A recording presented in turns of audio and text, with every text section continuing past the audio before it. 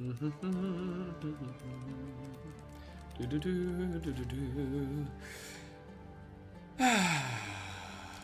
going on? Alright. We're back. We out here. We are back. And we are going to play some maps. And we are hopefully going to ascend. Let's settle in here first though. Have a little look at what the atlas is saying. Gonna have to come.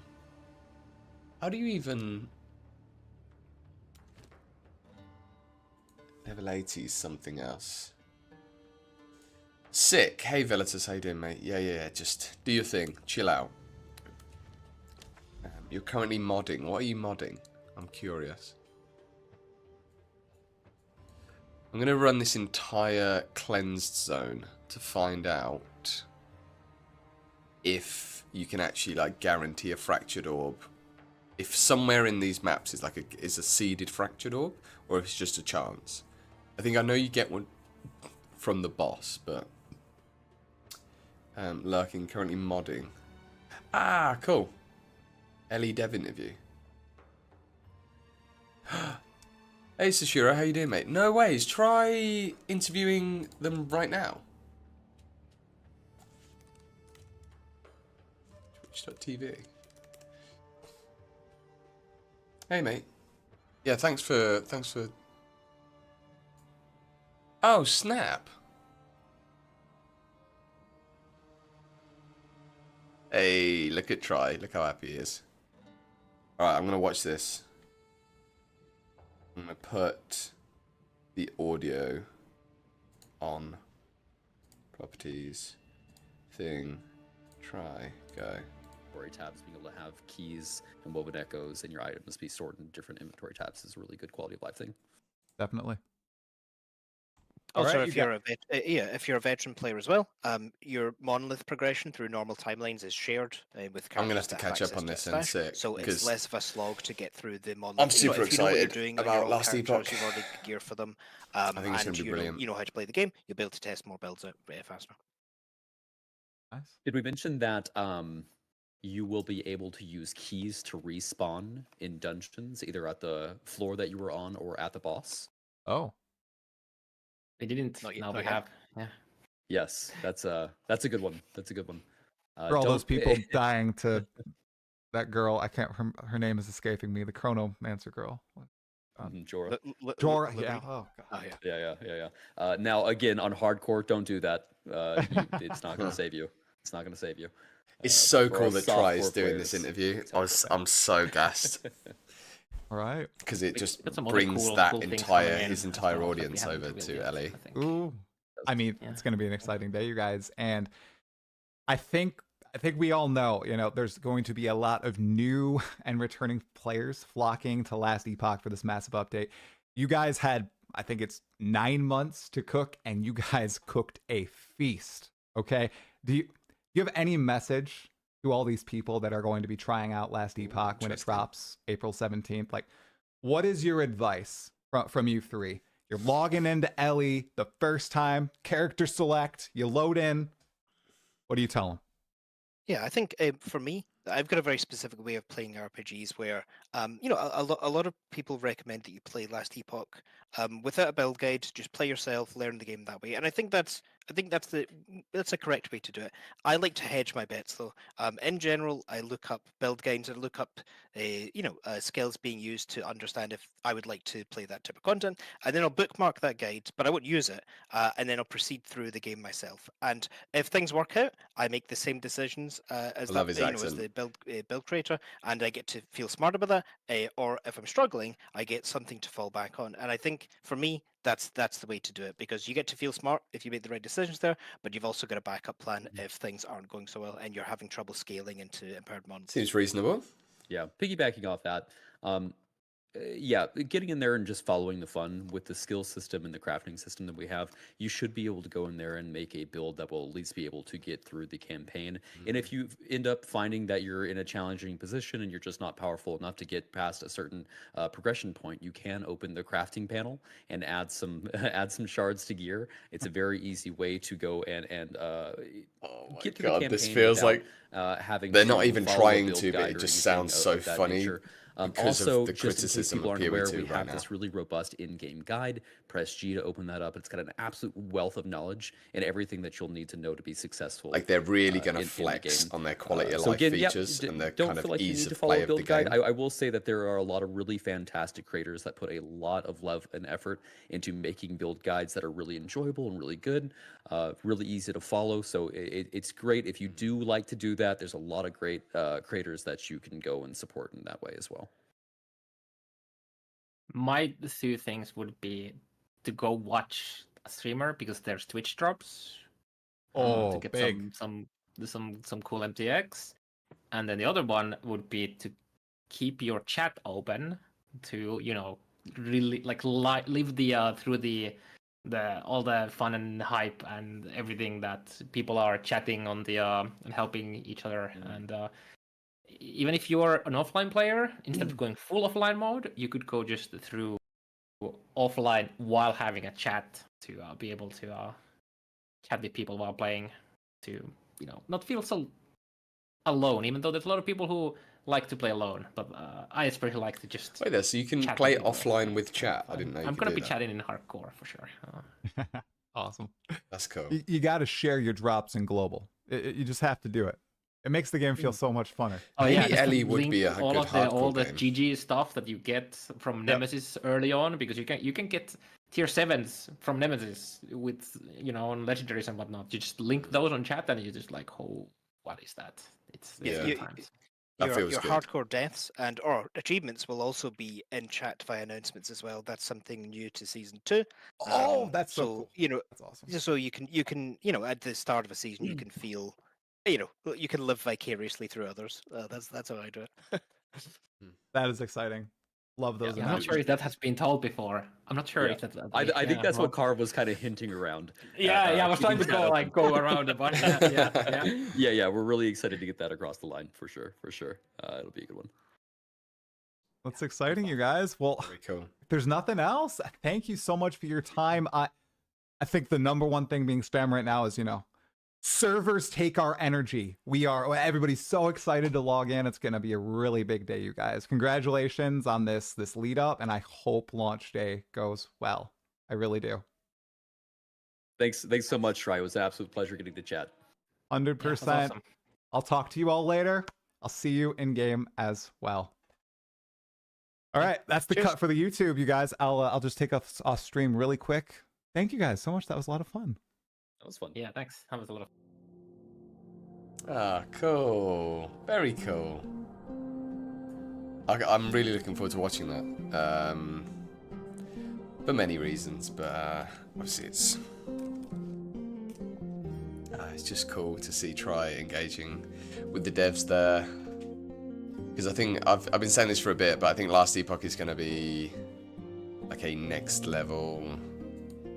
It's going to be, I think it's going to fill in the gap that clearly PoE2 is like going in a different direction, and I just hope that we get both of them and it's wicked. Right. Let's switch over to. Alright. Here we go. I'm going to turn this off, mute that, and then we can check it out later. Yeah, I just need to. Ellie has some great ideas and a lot of ARPG issues. Yeah, exactly. I just think the devs. I said this I think on the stream last night or the night before. The devs are clearly incredibly talented and have a fantastic mind for solving the actual issues. They've solved the set problem. They've solved the uniques being level dependent kind of problem or useless later on. They've kind of solved forging potential. I think is a genius system. It's not just the shard system. It's the forging potential system is really smart because of the way it interacts with runes as well. And they've just created such an amazing base for the game. So yeah, very, very, very cool. Very, very cool. Yeah, clearly they are next level smart. And it's gonna pay, you know, it's gonna pay dividends, obviously, because I think they're gonna make a lot of money. Like, basically, they've obviously worked really hard. They've taken their time. They've really thought about, because they changed their direction as well, which I think says a lot, right? Like, they had this idea of what they were gonna make, and then they changed that, right? And that obviously is like a very player-first mentality. And that's not me throwing shade at GGG or anything like that, but I just, because I know that's been like a critique recently. Oh, let me know if the in-game volume's too high, by the way. It's actually a little bit high for me.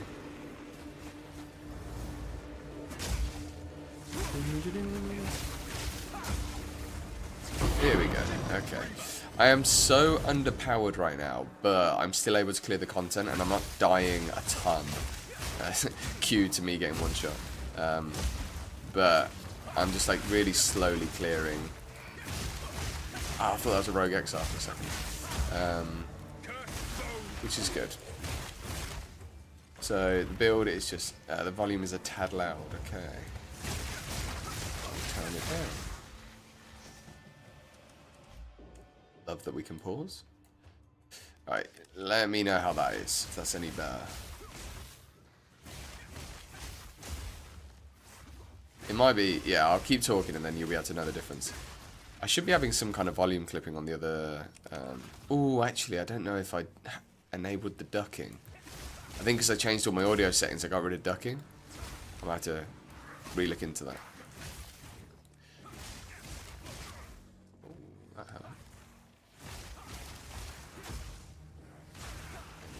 Yeah, so my lightning, like my falling thunder, is doing an absolute ton of damage, but all the end game mechanics they're introducing with item interactions, yeah, legendary potential, exactly. Yeah, the Weaver's potential on idols thing, like I'm not, to be honest, I don't really know exactly how that's gonna work. I guess it's just gonna work exactly as we think it would, right? Which is that. That you, just the same that Weaver's Will works normally, but then you can reset the Weaver's Will, right? Like by going back into the things. Did they go into all this in the podcast, I'm guessing? Because I'm actually really keen to find out more about that stuff. I hope they showed some of the actual affixes that you're gonna like be able to get on your idols. Did they go into the idol stuff? So that seems super interesting. That's just like pure power. Like additional power that I think is going to offer us loads, like hopefully loads of flexibility.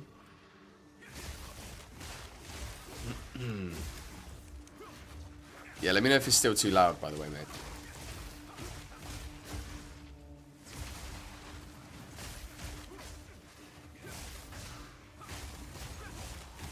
Alright, do I just swap out my gloves? I think I might.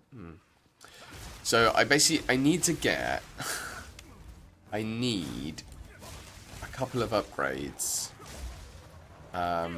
so I can just do my third ascendancy, and then I'm gonna find out if this like bug, if we can figure out a way around this bug, and if we can't, then I'm gonna start a new character. That is the plan for today's stream. So we're gonna see how buggy the bug is. It seems like quite a few other people have raised it on the forums. I went on and raised it, so I'm hoping. I don't really want to make a video just about this. I think it's like a pretty boring video. Like, hey, there's this bug with Chaola Monk. Like, cool. So, yeah, I just jumped on the forums and put a post out. And, come on.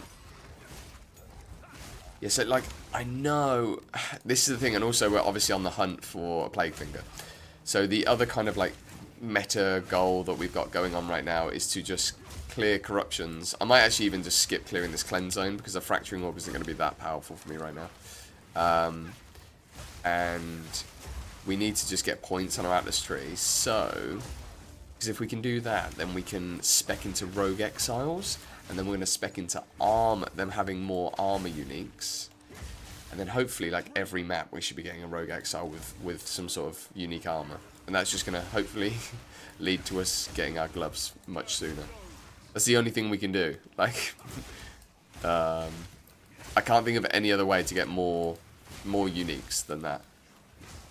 Obviously, we can chance. Like, so, yeah, so, sorry, those bases then, obviously, I will then be able to break down for chance shards. And... Hey Maple, how you doing, mate? Sup. Is the bug you mentioned about the ES leech not working? So I haven't even done my third ascendancy yet, so I can't tell you, but that's what we're going to test. So once we get an upgrade, we'll be able to run the Trial of Sekimas, and then once we've done that, we'll be able to test. And if it's not working, and we can't find a way to spend our mana quickly, like, for example, we could use Indigon, right? And like, but it would give us no benefit. The only reason it would be a massive downside. We'd lose so much defenses just to spend our mana. So if we can't find a way to spend our mana quickly and the bug still exists, we're just gonna have to, we'll start a new character. And I've got some ideas of what I want to start. I think I might start like a Lightning Spear, like Javazon, do like, you know, Lightning Spear Javazon build. They've kind of buffed it and seems kind of cool. Seems like there's some cool stuff with like Primal Strikes going on and oh my days, he's a thick boy. Greater Storm Room. Cool.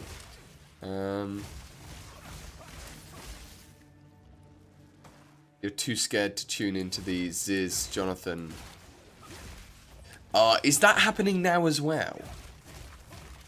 Why are all these interviews happening I didn't know about it? So usually I'm so hot on this stuff. Like I scrape every morsel. I just didn't realise the time clearly. Alright, we're gonna go after this map, we're gonna go watch that. When did it start? Or is it like near the end? I forget they blow up those things. Give me that freaking shrine, bro.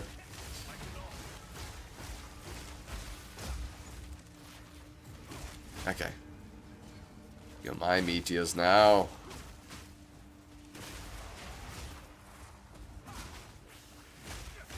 Oh, Breach.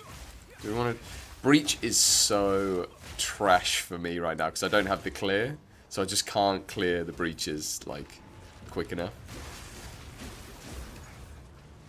And, like, our lightning... When the lightning strike actually goes off, it's great.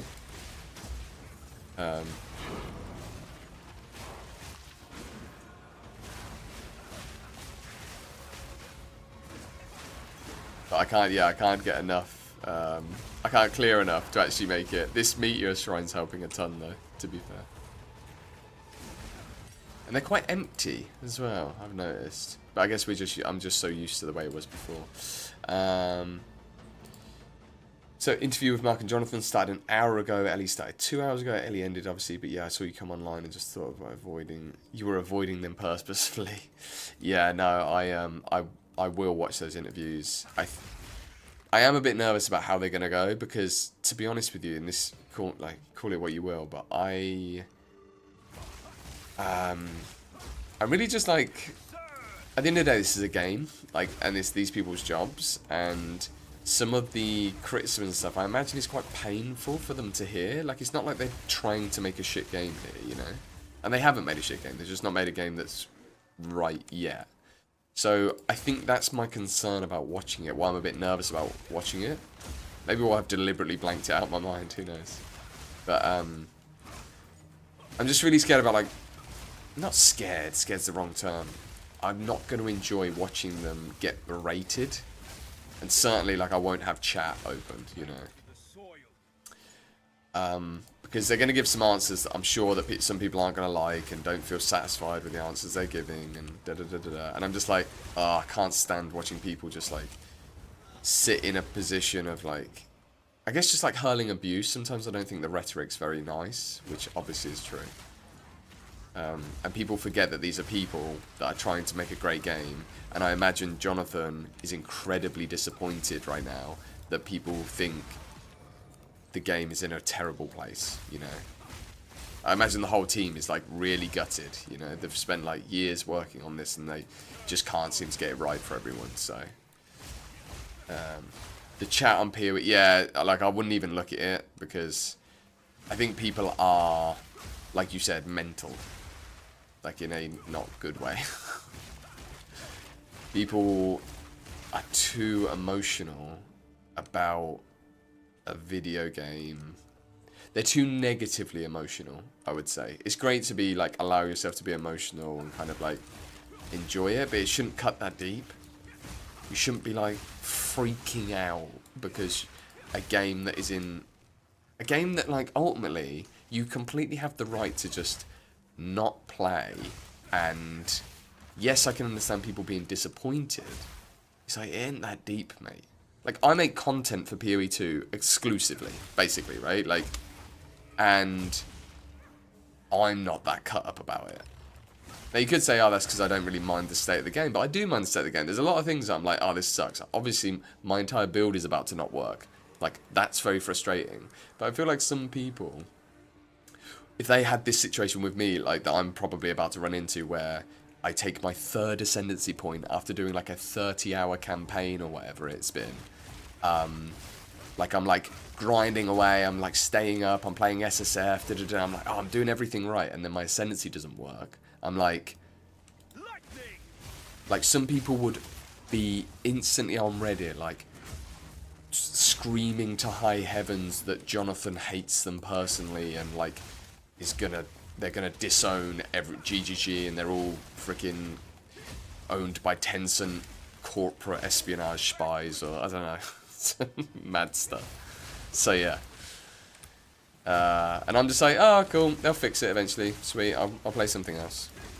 Do you know what I mean? Like, I think I'm a content creator. Like, I know I'm not a big channel, and my career doesn't rely on this or whatever, but like, still, I put a lot of hours into this game.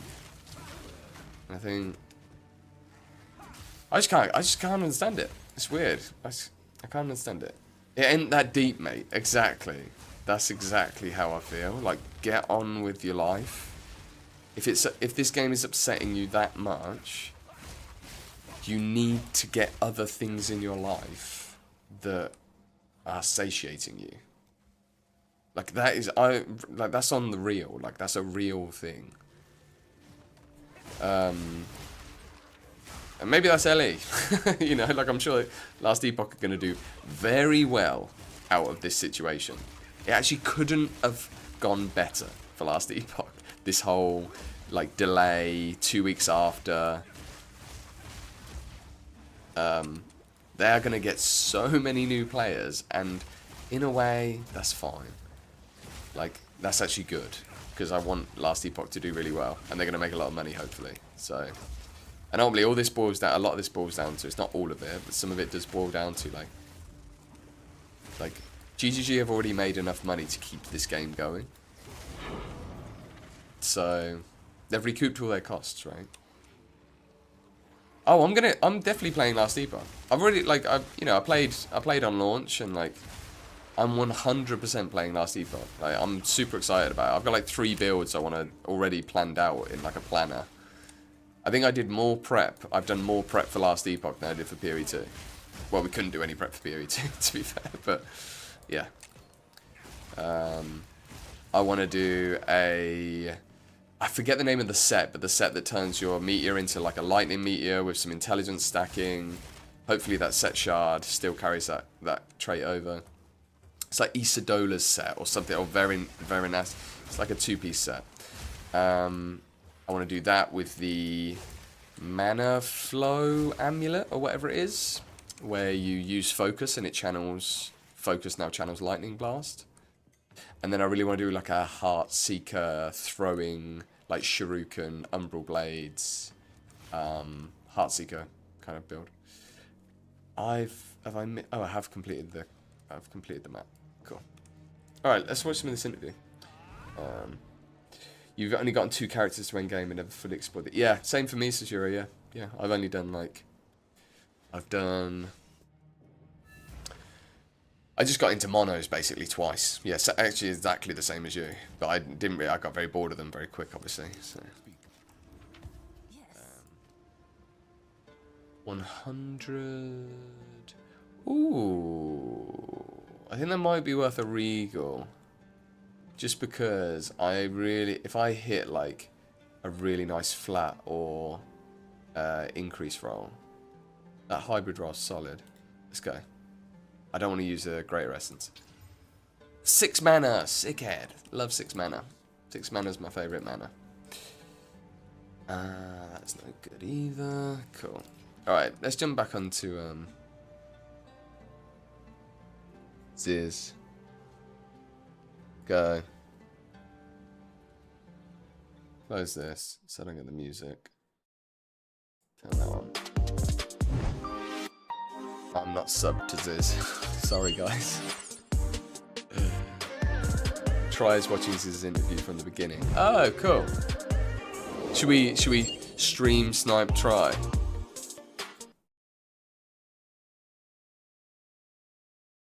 Watching blind. All right, there we go. I'm still louder than them. Yeah, maybe turn yourselves up a little bit. Okay. Hey, Jen, are you able to Screw get it. the, This is the stream now. We're doing this. This is like, we don't need to play.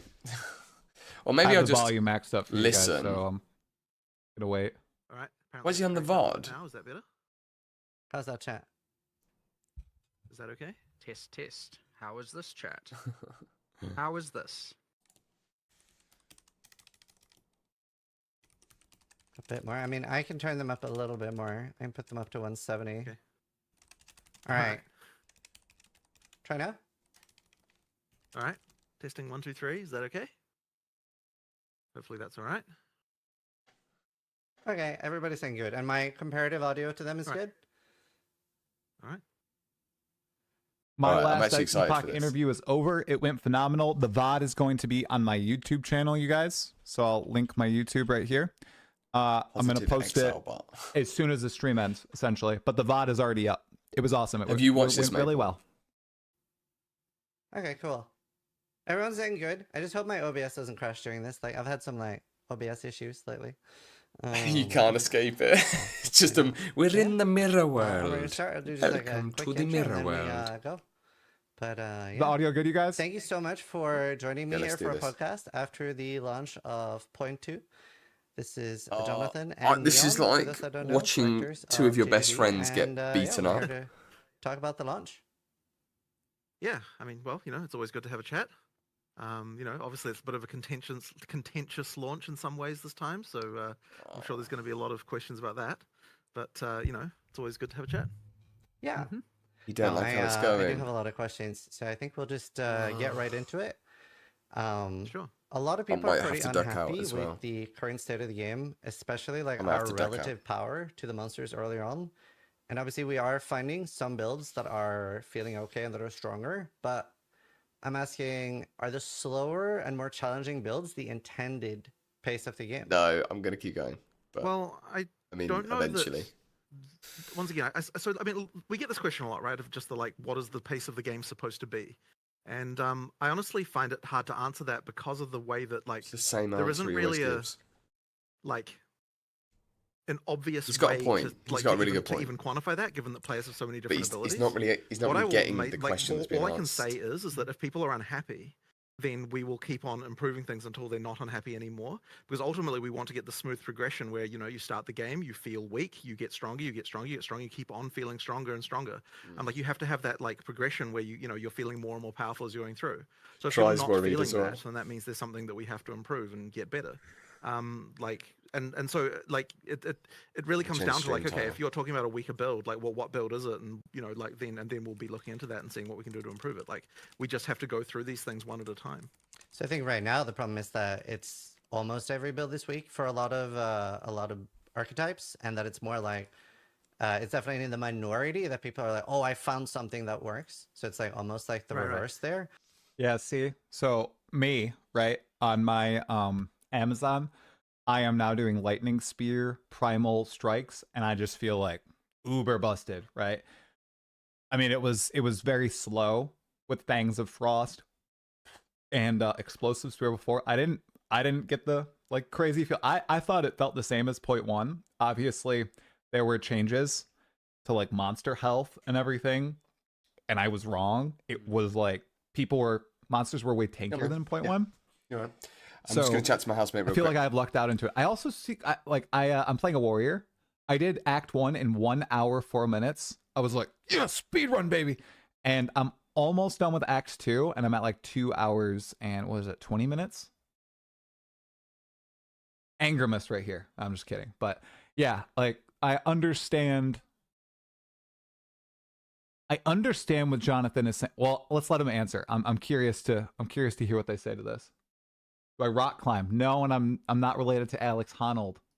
And I guess I'm curious, like, what amount of time are you expecting people to take going through the entire campaign, or on your own test run, or like when you're doing test runs, how long do you take on a first campaign run?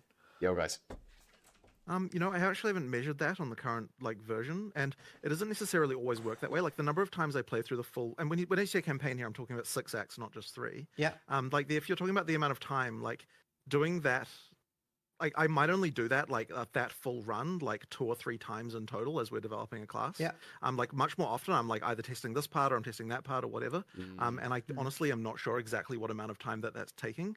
But like as I said, I don't know that like the time. Like the thing is, the presupposition with this question is that like that we have a goal in mind for the amount of time for the campaign. Oh, that sounds out of touch. This is wild. I think this is man. kind of what I was saying on Twitter. I was kind of talking with people, you know. Jonathaning. If you'll remember, see people, I think, okay, back at ExileCon, was it 2019? You know, I think Quinn asked a question to Chris. You know, oh well, how long is the campaign? I'm not sure. I'm gonna be able to watch Try do this because I'm not gonna be able to get through the interview. Well, okay, like if you removed all sources. How do I watch this? Is this on? Do I go YouTube and then I can watch it from the beginning of the stream? Yeah. Okay.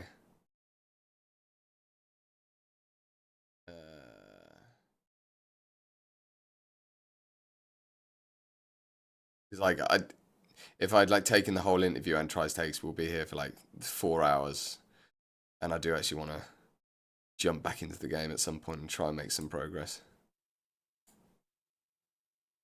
A bit more. I mean, I can turn them up a little bit more. So I mean, we get this question a lot, right? Of just the like, what is the pace of the game supposed to be? And I honestly find it hard to answer that because of the way that like there isn't really a like an obvious way to even quantify that, given that players have so many different abilities. What I will make all I can say is that if people are unhappy, then we will keep on improving things until they're not unhappy anymore. Because ultimately, we want to get the smooth progression where you start the game, you feel weak, you get stronger, you get stronger, you get stronger, you keep on feeling stronger and stronger. Like you have to have that like progression.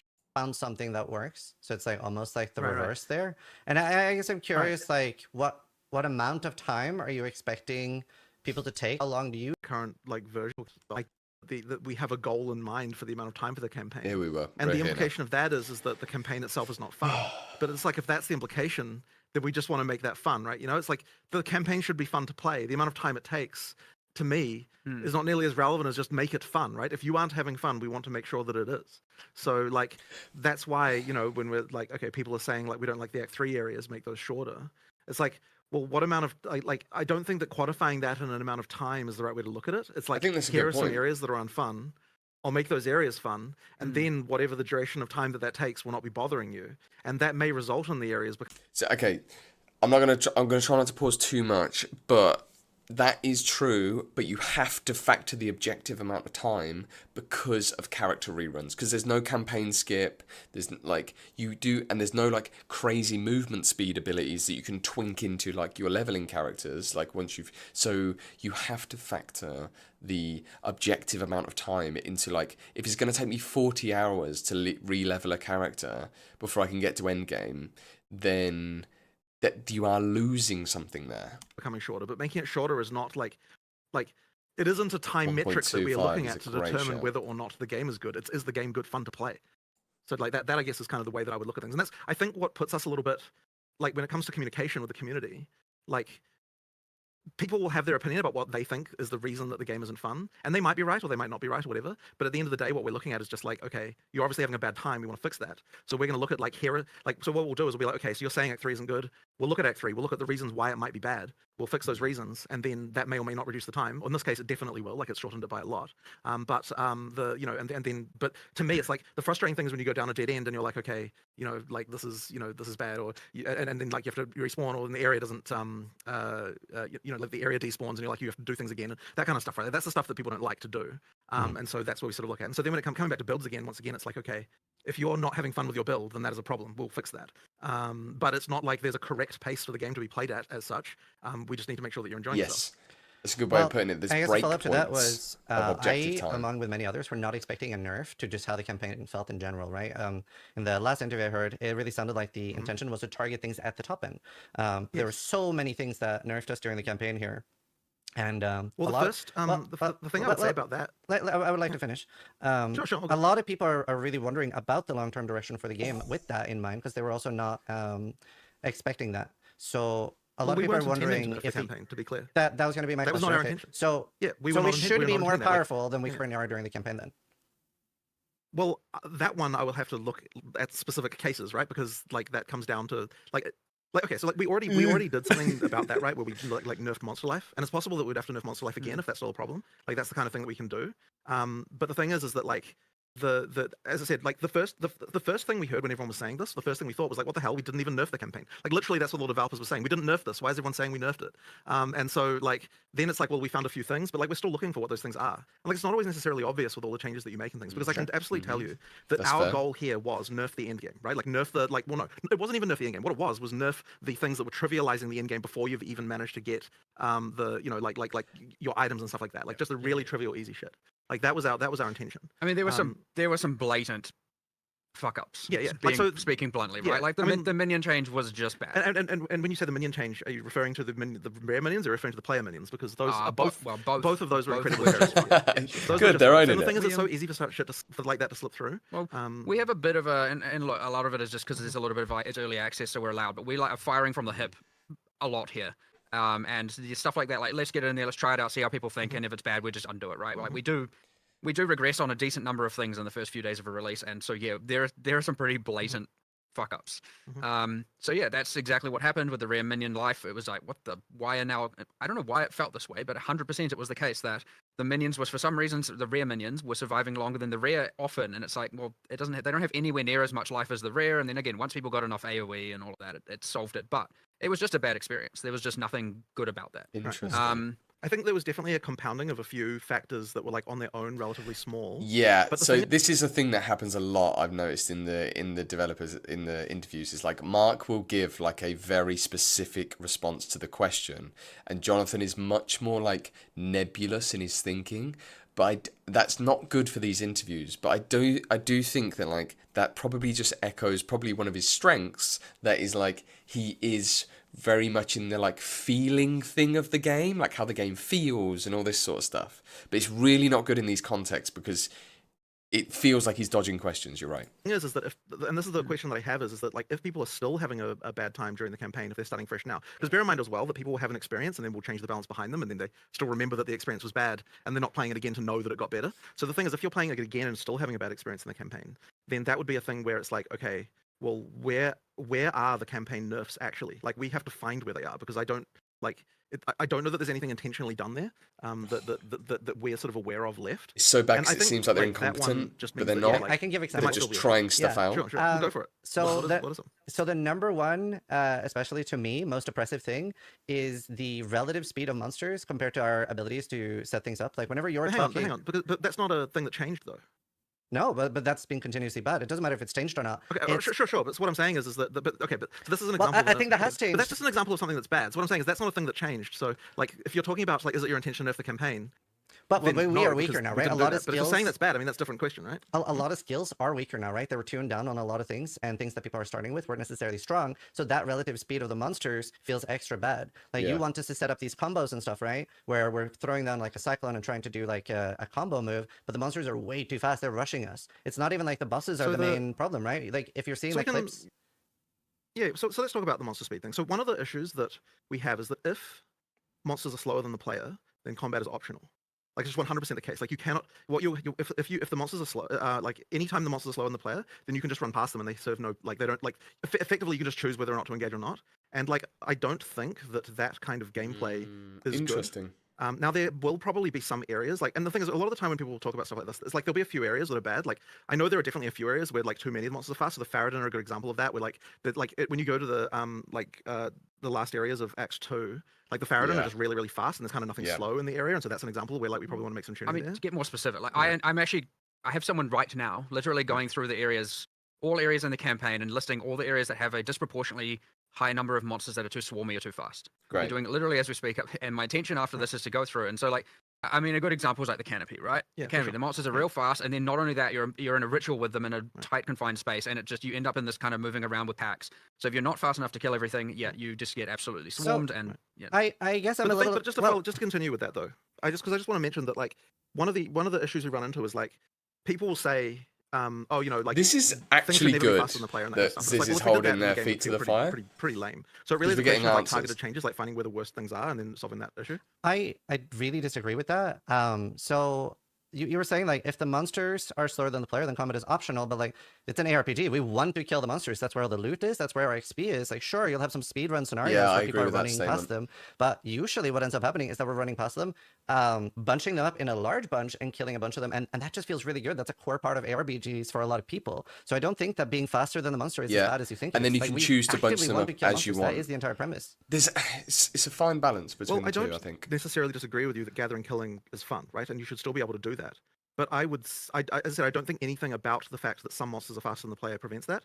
I don't think you can have areas where everything is slower than the player. Like it really isn't that great. In PoE 1, in the distant past, we had that problem, and it just meant that running past monsters was the thing you did all the time. And then there were some changes, like I don't know how many years ago it was, like what was it, 4 years or something like that? When was the Act 1? I Like don't remember. we made changes, we made a lot of monsters faster than the player, and at the time, and that wasn't negatively perceived at the time. It just made the monsters feel better that we had there. So like you absolutely can have monsters faster than the player, and I do think it's important to have those kinds of situations. Well, Like If you're it talking just shouldn't about be that it's it's just that like you need to make sure you're getting the balance right. And I think that that's like a running theme with PoE 2 in general is that the target to hit is smaller. Like because Yeah. if we want the combat to be more engaging, then that means there's a Yeah. smaller target that it puts more pressure on the balance to be right. And so I think that's the main issue that we're running into is just that it's okay if everything if okay, so this is sort of a larger topic, right? But effectively it's like in PoE 1 there are so many tools that the knowledge ceiling is absolutely astronomical. And so you have a situation where a good player can completely dominate everything to like the absolute nth degree, right? Now what that means is that's you've got a okay. scenario where This is the thing. Like this is actually exactly what we needed. I think we need like, and this is where I hate the sensationalism of like just freaking internet culture or whatever you want to call it, Reddit culture, blah blah blah blah. The like PoE community, yada yada, because this is how you make a good product. You have people who are passionate, who have very different perspectives from the player's side, from the dev side, getting together, hashing stuff out, getting a bit dicey, being willing to upset one another, disagreeing, da-da-da-da-da-da. And that's how you chisel away to something wicked. That is how a good product is made in any product development. Like, you can't just have like a vision and then like not... Like, for example, take the iPhone, right? People always like talk about how there was this vision from Steve Jobs and he had all this thing, right? But I have no doubt that during that process, like he had Wozniak, right? Like he was like constantly, there's like frustration between those two from the stories I've seen. And there would have been lots of people in the team that were like, this and that. And then, you know, and you've got to remember like the iPhone when it came out, it didn't have copy and paste or whatever it was. There was like all these issues. And you have to get like, you have to go through this. So I think this is good. And I just wish people aren't like, make this, because the more you scream about this, the less possible you make this kind of rhetoric, the more you make people turn away. So it's like, this should just be touted as like, this was good. This is good. So the game far, I'm seems like an enjoying this. impenetrable mountain to a new player because like if you don't know what you're doing, the game is just like impossible to understand. And it's like there's all these tools that you can use to improve yourself, but the existence of everything like that and like having such a huge skill ceiling means that you can just trivialize the game right at the start. And so like what that also means though is that like if we get balanced numbers wrong, like if a monster has like double life by accident in PoE 1, it like doesn't even really matter Whereas if a monster has double life in PoE 2, it matters a lot. And so what I'm saying is that the threshold for what is right is like way tighter in PoE 2, and so that means it will just take longer to balance and get it all correct. But it really is the case, I Fair. think, that it's getting all those numbers right that kind of makes it like that will make the combat ultimately fun at the end of the day. And like Yesterday if we're we doing our job said- correctly, then we'll still have this situation where a good player feels like they dominate and a bad Sense. player feels like they have a good time. But we won't have a situation where if you're a good player, the combat is so trivialized that you literally never have a moment where you're in any danger or have any kind of like level of like sort of interest going on. And I think that's the worry that we have when we're looking at things is like, if we get to the point where like a good player never has to face a single challenge ever, then I don't think that that's going to be a game that will ultimately Yeah. be fun in the long term. And so that's kind of like, and like, Because they look slightly out of touch, it becomes a bit of an issue. But I think that's just like really a challenging communication problem that I think Mark does well. Jonathan doesn't do quite as well. But it doesn't mean he's wrong. like so that is to me the reason, like what I fear happening if we just like say, okay, we're just going to like lower everything and make it easy. And that, once again, that isn't to say that we shouldn't necessarily, like maybe Monster Life does have to come down. Like if we're in the wrong band, we just need to lower it and that's fine. Like we will get to the point where that is fun. Thanks, Ashira. But we'll do that by while still making sure that we have a good experience for, like ideally for everyone, right? Like it should be the case that is balanceable to that way. It's just a lot harder in PoE2 context. Well, I think a large portion want like bosses to be is the challenging content, whereas right now it's almost the reverse, where there's so many clips of like people like dodge rolling away from like packs, right, and they're getting chased down, maybe not having a counterplay, and they're like, oh my god, I'm just being chased down. So, and also I sort of disagree on the Act 1 changes in PoE 1 not being negatively received. I do remember there was quite a lot of people that really didn't like that, because of what you mentioned with like the faster monsters is generally a bad thing. So I definitely do disagree with that. Just because I'm a like to have things to actually go and start to address. Like, can I get a gauge on what you think is like where in the game it starts to become a problem, or do you think it's like just straight out of the gate? Straight out of the again, gate. Like even the second zone, like the first zone might be okay, but the second zone with the wolves, it's like pretty like instant, where I don't feel like I'm getting that like ARPG playstyle. But won't we be hurting more players than we're helping with that? By making like, won't monsters that slower? immediately make it? Yeah, won't that immediately mean that like a ton of players who actually enjoy the game because the combat is engaging immediately, like, what doesn't it kill the game for them? Like what I'm saying is like it's easy to say like, oh, you make the game easier and everyone's happy, but it isn't the case. Like a lot This of is people where we're prefer the getting game into it. to like actually have some challenge in it. Like for example, right? Okay, so here's the thing, right? So every night I Yeah. go home, I play. This is where we're getting into it, because I'm so glad this is getting brought up, because it's kind of like at some point you can't have it both ways. You can't support two football teams, like who are in the Premiership together, because they have to play each other one day. It's like, this is good. This is good. And I like do test runs of everything, right? And it's like if we made it so that there wasn't any challenge for me in Act 1, I wouldn't play the game anymore. But that isn't helping anyone, right? Like I need to keep playing the game every night to actually enjoy myself. It's like if I'm not enjoying myself, then it's like how can I even develop the game correctly? So on some level, it's like it has to be fun for me. And I know that if you People are going to clip that. if you get to the point of having like Like everything just be Jonathan's trivial, making it's his like, well, game, okay, not like, why am I anyone even playing else's. this anymore? So that there has to be some level of challenge. Now, There's just a lot. I just thinking more on this specific. There's a Yeah, big I spectrum agree. here. Like This is for true. example, I know I have seen the feedback of Act 1 minus canopy and mana. Mhm. Feel generally good on the pacing, the speed of monsters. You Right. feel like you can almost do no-hit runs, is like kind of what people have said. Mhm. And then you get to Act 2, and it's not too bad at the very start. And then you get to the like Halani gates, and it's like, okay, now everything's gone off the yeah, reservation. the Farah didn't have a problem. And then you And get there's the so Titan Valley I've as seen well, I've seen yeah. a decent spectrum like that, and I 100% want to fix that. Like, right. Yeah. so that's why I was asking you for your example, because there's just a lot of people on the different spectrums here that want different Right. things, and so I'm trying to understand what Yeah. how much we would need to change things for the discussion with you as opposed to with other players. Right. So that's all I was asking there, because I do intend on slowing down those extreme zones, and I think there are like 10 of them. And I think that is at least something hopefully a lot of viewers are going to be happy to hear, which is like, okay, cool, they are going to address those. So the Dreadnought, Right. Utsal, you've got Canopy. We're going to start. Those are the most egregious I'm listing. I'm not saying those are the only problematic ones. Yeah. And then you got areas like Titan Valley, which is just like riddled with annoying monsters that are just like out of control. 100%. And you've got heaps of this. We start there. We keep working backwards until Yeah. we catch as much as we can. Great. It's Cool. going to be a lot of different changes. So one could be, okay, like why is it that there are 6 different varieties, of which all are just, as you've heard people mentioning, and I think I saw something that you thing, which is they're playing PoE 1. I think, which I thought was a funny comparison. Yeah. Which That I, is good. yeah, That's okay, good. fair It's enough. finding that funny. They need to, not every monster needs Very to slow down, human. but like, for example, some of them can be fast, and maybe the answer is, okay, they should be weaker. So sure, they engage you, but they die quick. Yeah. Or maybe the answer is like, there's too many of them. And then in a lot of the cases, it's going to be like, okay, here's 6 different types of packs.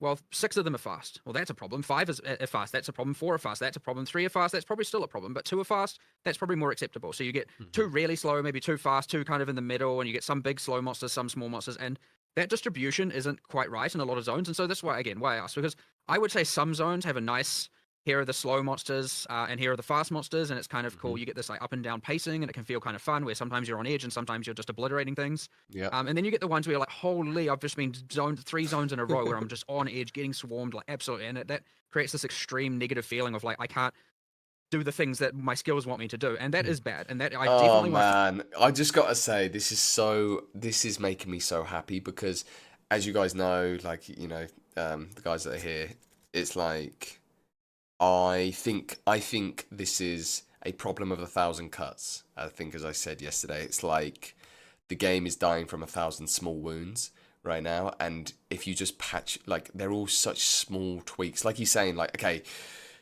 we need to change up like these 3 monsters in this area. They're all like actually quite precise tweaks. And I love that he's asking these questions, because it gives me complete faith that they are so on the ball with this stuff. Whereas when you listen to Jonathan, you're like, does he even know? Does he even know what the problems are in the game?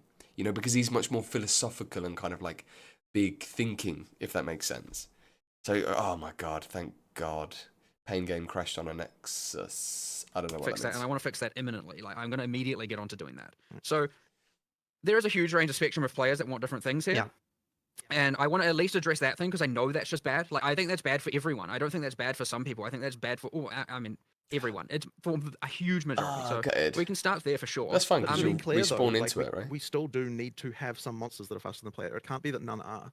And like things like the wolves in this in the second area, like if we didn't have that, then I think that you wouldn't even, like, once again, you wouldn't get the feeling of like you would immediately out of the gate have the game as just trivial. And like I think that really Yeah. would hurt the game a lot. I Like, think that's that good. that would be a big problem. I agree. So it's really just 2 a question things of, can like, be true, guys. if there are parts that are frustrating, we'll address them. But like it isn't the case that just everything needs to be slower. It really would hurt. So I think There's another thing. I was just gonna say, I think there's almost like 2 different player bases, where there are a lot of people that just want to blast and maybe have challenging bosses, and then there are people that want like the entire gameplay, every second to second moment, to be like very engaging. So it's I guess like I don't know that I don't know that I agree with that either, because I don't think it's so binary as you say. Like there is a middle ground that will work. Like I'm almost certain that there is. Cool. And the He's way going that for you it. get there is by just looking at the individual cases and just fixing every one of them until like the rough edges are all sawed off, you know, sanded off, and then and then He's it kind of going works. ambitious. Like you'll get to a point where like you just don't get frustrating experiences anymore, because we've managed to sort of fix all of those cases, and that point won't Yep. be in a situation where just everything is slow. Like we really will still have a level of engagement there. I guess the problem with everything being so fast, and part of why I pointed out like everything almost, is because it's such a heavy focus on combo gameplay right now, but it feels like the speed of the monsters are heavily incentivizing like 1-button builds. Like as soon as I could, I was like, the less I can do, the better everything will feel, just because I don't have time to set up combos. We're getting completely overwhelmed. That's why I pointed out Well- everything is a bit of an issue. Well, Mhm. it isn't necessarily the case that you have to use a combo on every monster. Like if you've got stuff that's fast, you don't use combos on that, and because it's disrupting you.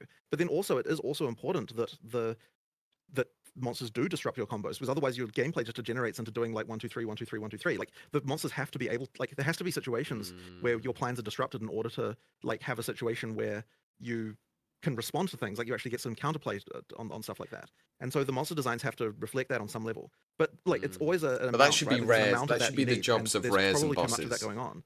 But not you still white need an mobs. amount of that, or you know, it just becomes all flat. We've I mean, we've been talking about like, look, the last few days we've been talking about some like pretty extreme considerations and things, and like, you know, talking about the monster life is the main thing, because which you could argue is player damage, right? They're obviously Well, monster proportionate life to is the some easiest way. degree. If everything is too weak, then monster life is the way to solve it. Oh yeah, if there's a few outliers of builds that are find the tricks to do good, then yes, it is. It is. I bring all players up or bring all monsters down. They're the same thing. Mhm.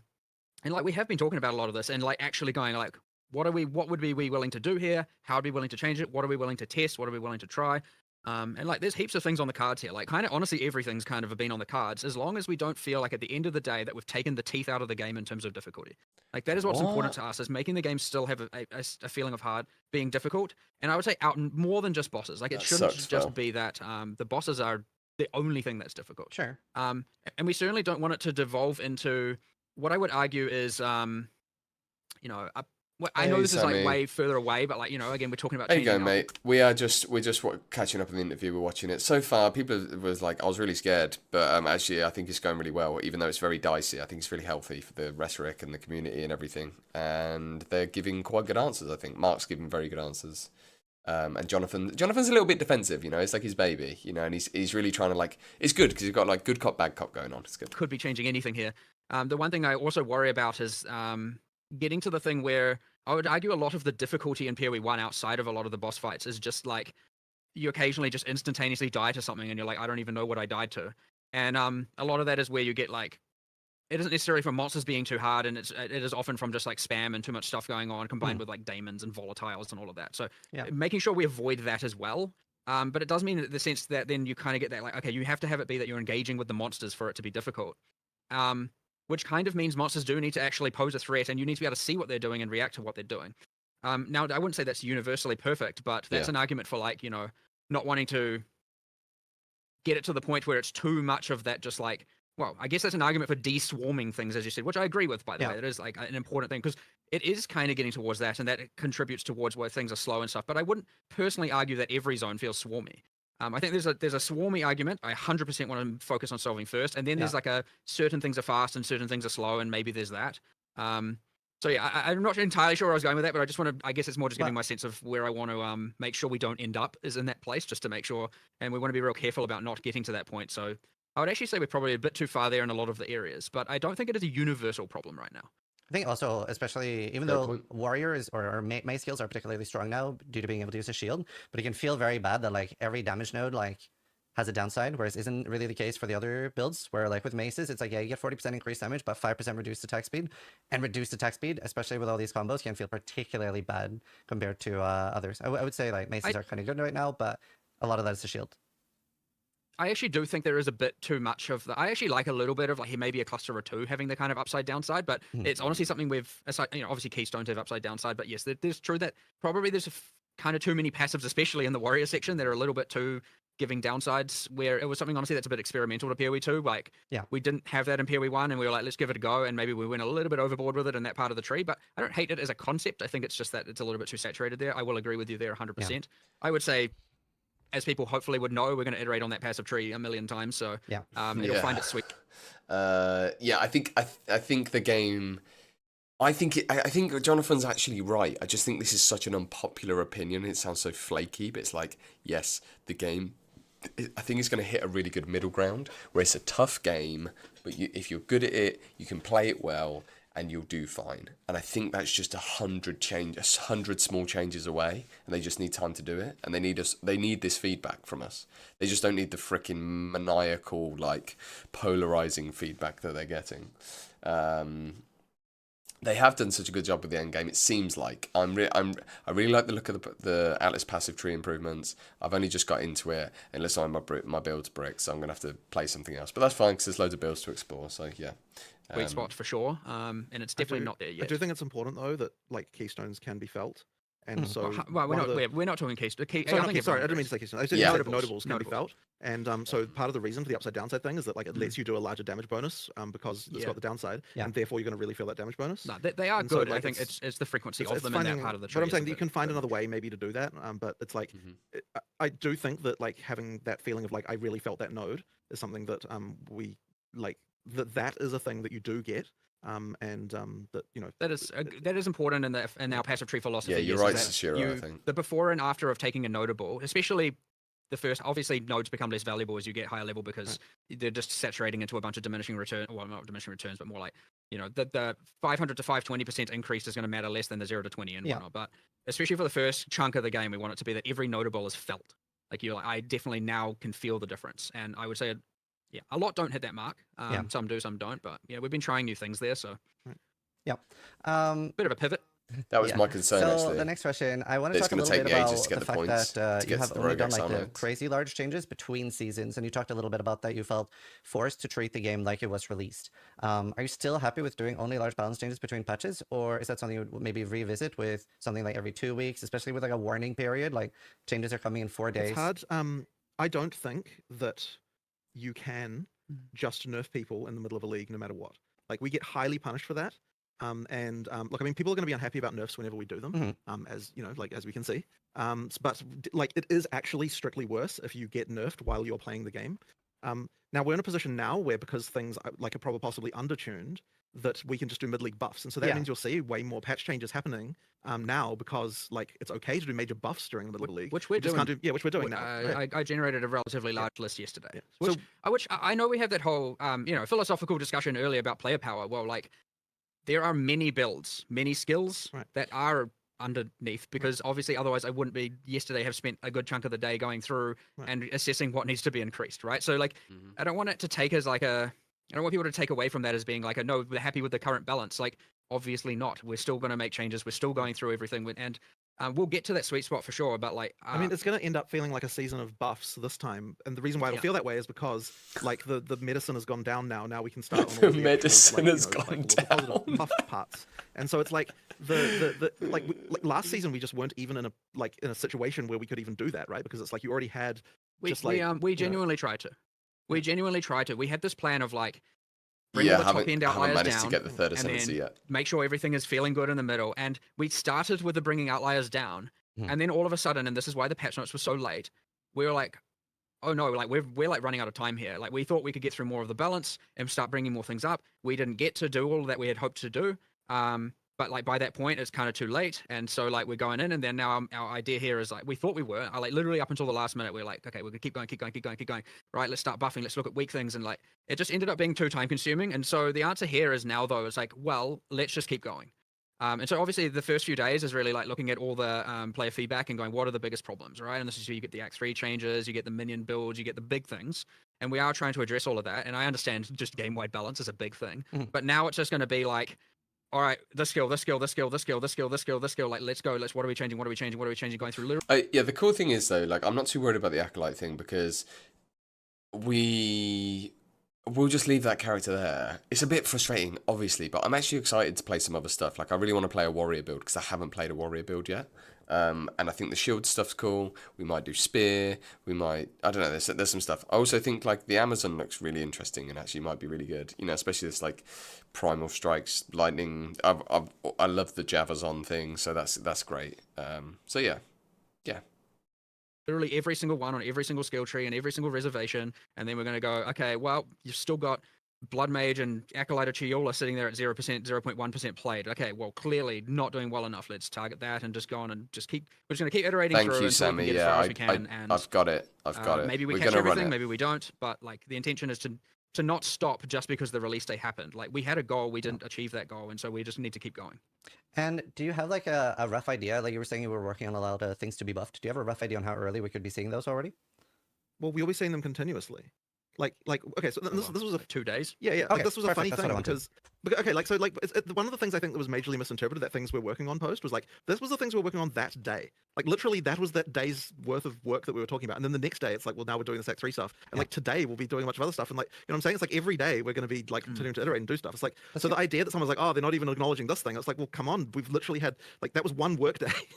You know, like there's more stuff coming, right? Like which you know, we need to be more clear about. Sure. We'll try to be good point. more specific about that. But yes, I mean, the one that I found the most funny with that is it's like I'm like, okay, we're going to look into all this Act 3 stuff, but in the meantime we'll just add some checkpoints, and it's like the reason I put that in there is because like that's literally a thing we already noticed was bad, and it's like it's not like hurting anyone to add some more. So it's like the idea that we're like, oh, we're just going to solve the whole thing by adding checkpoints was like ridiculous. Like obviously you that just was need to bad. communicate Like, that better here's though, just then the thing guys. that I can just tell someone, hey, go do this while I'm looking at this. You know, and so they did that. That So is then where I the will next say version that of it's it. your Like, job it's like, to communicate then that. it's like the next like 4 hours after that, Make I'm like that sitting there really going through clear. areas and trying to work out what's you know like what needs to improve about them. This is stuff we are working on today.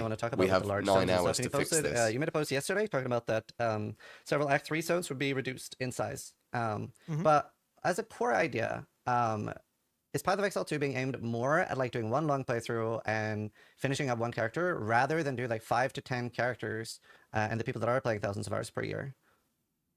I mean, I don't. That's once again, it's not like I'm not targeting one or the other. Like your second. I mean, like if you're doing multiple playthroughs, the game is a lot faster just due to the like items and stuff that you have. Like that is definitely the case. You know, like well, a big thing that's missing. Like, making multiple characters in a league is certainly something that I expect and want you to be able to do. Well, a big thing that's missing comparatively to PoE 1 is our ability to speed ourselves up, right, on our second characters. In PoE 1, you have things like 7 League Step and stuff like that, and at least so far, we don't have that many alternatives for that, and our movement abilities are completely different. No Quicksilver, so even though like we can kill the bosses faster, but since the zones are so large, we can't get like the same amount of speed on our second and third character onwards that we would be expecting PoE 1. Well, is the zone Yeah. largeness issue like I mean, Act 3 was the one I would say that was like pretty obvious as far as like things like that go. But if it comes to other zones, it's just a question of what are those zones and which are the issues. And like also the other thing is that like usually I'm generally glad they're speaking, taking a scalpel approach like to once this. you know how the zone works, there are ways then to like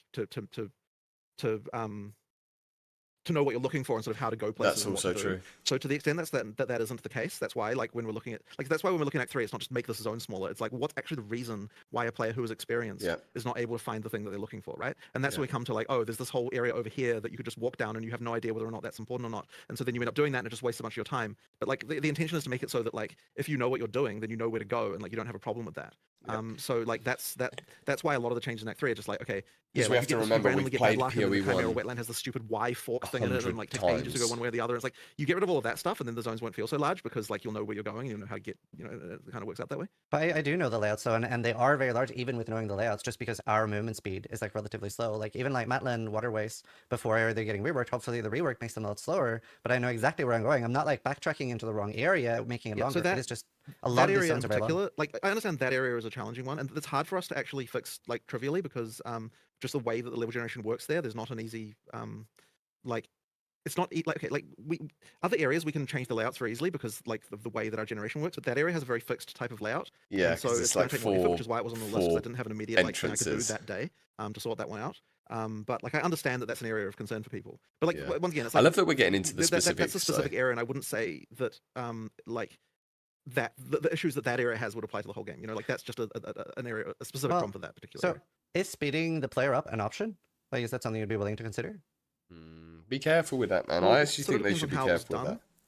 that. Like we've discussed some things in that area like before. I'm not necessarily against that, but it would have to be done in a way that didn't compromise the combat or Yeah, compromise because like in waterways the- you just the- do a big the- circle, right? And you find um, everything you need, and you can always checkpoint to the like, other it shouldn't thing. be the You get the case that you- waypoint. because okay, It's good. because this is the issue with this, right? Is that speeding up the player is if you speed up the player to the point where they're once again faster, then always faster than the monsters, then you get back to the like combat doesn't work anymore, like your combat is optional kind of like situation again. So like we would have to find a way to do that wasn't going to like break that as well. So there might be something we can do there, and we've kind of been discussing that. I had never thought about it as that thing. That like that's a really interesting way. I'd never thought about their perspective on this. That they want you to basically not be able to escape the monsters, so therefore you are forced to deal with them. I think that's actually interesting because I do think there's a potential problem, and other ARPGs this is really fun, like PoE 1 and Last Epoch and stuff. But I think in PoE 2 what they're trying to offer and what I hope they continue to try and offer and figure out is like that, yeah, you're not just like grouping up things and then doing big slam, right? Because that always just incentivizes like a certain type of build. It like kind of like homogenizes the way to play the game. So yeah. Because I'm not exactly wanting to subject people to like, you know, running when Yeah, they're not it's doing really anything, hard to right? get back to But endgame. it's just a question of finding I a way might to do even that wait that's a not couple of gonna- days. It's hard to say anything specific because like there's a little bit of like the moment we say a specific solution, Yeah. people might hold us accountable to that in a degree, and And it's like we why haven't tried it yet, so we but can't. we like, commit have to been something. talking Yeah, about yeah. it. We do have some options we want to try. We just don't want to talk about them before we try them. Right. Okay. But like, yes, I agree. Now you mentioned one other thing there, just because I don't want to gloss over things too much, which is you mentioned the Twink unique problem. Yeah. Which is 7 league steps. There are many more items in PoE 1 that you can use to streamline the efficiency on reroll. That is still very deficient. Yes, it will come in time, I assure you. It's just a matter of we did higher level uniques this time. Obviously, they're not going to have low level item requirements. Maybe next time there's a more even split. I don't know. We just need to keep going with the uniques, and we'll eventually get there. We do have some designs that achieve specifically the low-level high movement speed boots. We do have that as a thing that I definitely already have designed. I think it's just waiting on the art, and then it's going to go in. But yeah, there's going to be a lot more of those coming over time as well. Like that will solve itself in due time for sure. And But is that like the question is okay? So is for damage, the twinking situation is not bad right now, right? It's like not for as bad. damage. It's not as bad. Again, you can kill stuff fast. It's the movement speed specifically that we're. And the fact that we don't have movement abilities, like in the same way, like there's only so much speed you get with shield charge. Like if I'm doing like a third or fourth character, I can definitely get enough damage, right? It's rough on my first character, But you at don't least have to use movement abilities as the solution to this, and I would prefer that wasn't the solution because then you end up with a kind of like pretty lame sort of gameplay thing going on. Like there's going to be a better way Leap to slam improve spam. that without having the ability As to be a said, solution. we Leap have some slam things on the spam. cards. Yeah. We just need to test them out and try them and be able to actually have a good argument as to why they work, Oh, why yeah. they are good, and we convince ourselves. Right. "Damn, Yeah, we should so have done sure, this like that before," would be or they're bad, and we're a like, dream, here's why they're bad, I and we can think, explain what we tried to and why work it's on a bad. product But, like this. yeah, again, Yeah. it's we're think always a that's bit on something that- discussing.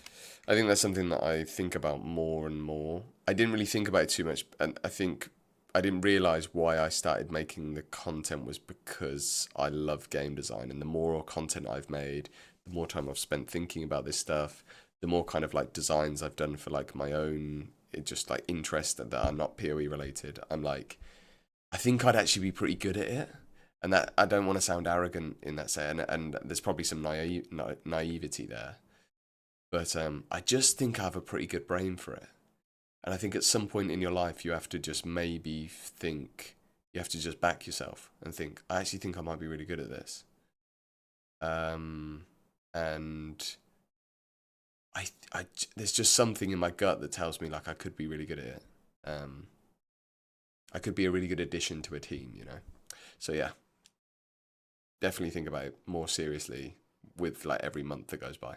What those will be, because yes, again, they're being held accountable. People get their hopes up for it, and then we have to say it doesn't work. So like, there's a little bit of like, let us just try these things, and then we'll see what we come up with, and we'll tell people at the moment that we have it. But again, it's not a piece of it certainly is something that's come up, and will come up every single repeat of the league, and so it's not like off our radar by any means. Okay, that's good. So obviously a bit of a different question, but on console, debuffs have the option to be at the bottom of the screen. Could that be a toggleable option for PC? Just can be rough to like I'll look move into your that. eyes. It wasn't on my radar. We might be able to do something. We like have a full buff UI rework going on at some point soon.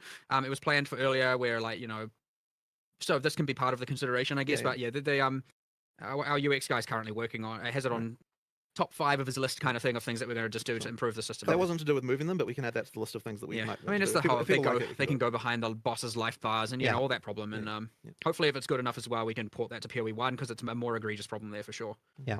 The next question is about in PoE1 we have a lot of player agency over how we solve early problems. Like the skill tree has a lot of temporary fixes for a build early on, where if your gear isn't up to scratch, you can get 30 to like strength dex int, you can get leech, you can get resists, even like specific ones like fire, cold, lightning, etc. You can get very easy access to fixing mana and stuff like that. And a lot of things that are like temporary fixes that you later on fix with gear.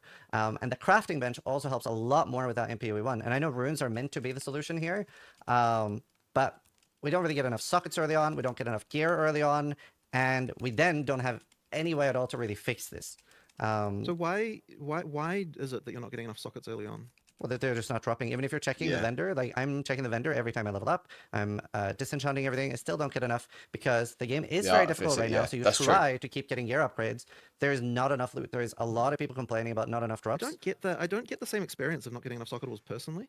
Like I would say that Probably- I think that's off. 80% of the gear I'd be wearing pretty much through the whole campaign would have sockets like in there.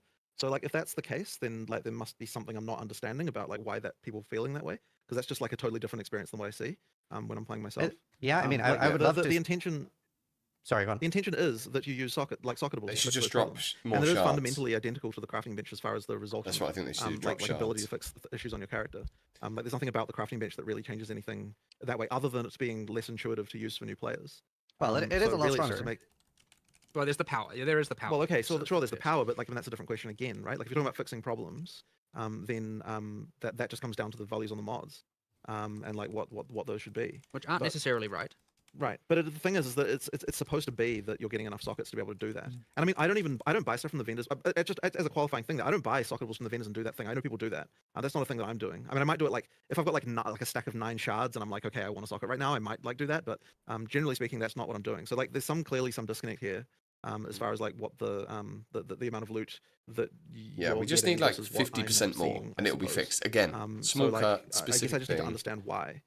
Like, why does it feel so different? For It might be people like it might have a relatively high swinginess or something that we need to find a way, like adding more. Like I know something that was suggested was adding more artificers orbs to fixed quest rewards through the game to minimize the RNG outcome. Right. Yeah. Because we That added those quite late. We yeah, didn't yeah, end up putting them in That's true. any. So that's something that we could definitely yeah. do, which would mean you just get more of them Exactly. during campaign, and I'd be totally open to that. Like that's totally reasonable. A second thing I'd Yeah, like to none do of my soon gear is have explore. I sockets know, I either. mean, sort of unrelated, but is that well, casters don't have Yep. their weapon crafting Yep. bench, And we do need to. and We so do we need. want to We add do need to sockets to fix. caster We have to add weapons. sockets to caster weapons. That needs to come as well. Now there is one slight concern that I have seen echoed in a decent bit of feedback, which is that the runes are, which is mitigated with more artificers orbs for sure, but the runes are creating a bit of a sense of making it like the thing that the PoE1 sockets created, which is like replacing items becoming slightly harder. Yep. So there's a little bit of just making sure we're careful about that as well. But being Yeah. able to have more artificers orbs and thus socket more gear will mitigate that, so that when you get your upgrade, you're able to add a socket to it. But I would say that it's definitely the hard-coded drops that would be the thing that because if Yeah. it's not happening to everyone, then it is a thing that will that would be better off solving that way. But yeah, the caster weapons getting rune sockets and obviously runes for them, and need adding more more artificer orbs. deterministic artificers orbs to the campaign is certainly two things on my immediate radar to help at least Yeah. mitigate some of this. Well- I might do a quick review on the power pass of the runes as well. I just don't want them to be too much about giving damage, but it might be a lot of the more utility and defensive ones are just on the weak side, and those can certainly come up immediately. That'd be cool. Well, the problem that you That'd be have really once good, again actually. is that like so I sort of mentioned this earlier, but if the tools that you have are too powerful, then the people who know to use them Yeah. are benefited to a larger degree compared to the people who don't. And what But you're that doing feels there good. is then you end up in a situation where content Oh, well, true. Yeah, that's a will, good point. you know, be Then you can then like, trivialize content. right? it's just a new player goes into this and it's like, well, I didn't know about this, and then like you get screwed over. And so like things like even nodes on the passive tree can be this way, where it's like, okay, well, you had to know to pick this, and if you didn't know to do that, then you're screwed, right? Like that's the kind of thing that's like a bit of a problem. And so that we just have to be really careful about that. And like that's actually one of the reasons there's an by the element way, of like why lesser learn the game. runes exist, because if if you knew to put a lightning damage rune in your weapon, then you would just like completely like ridiculous compared to anyone who didn't know that.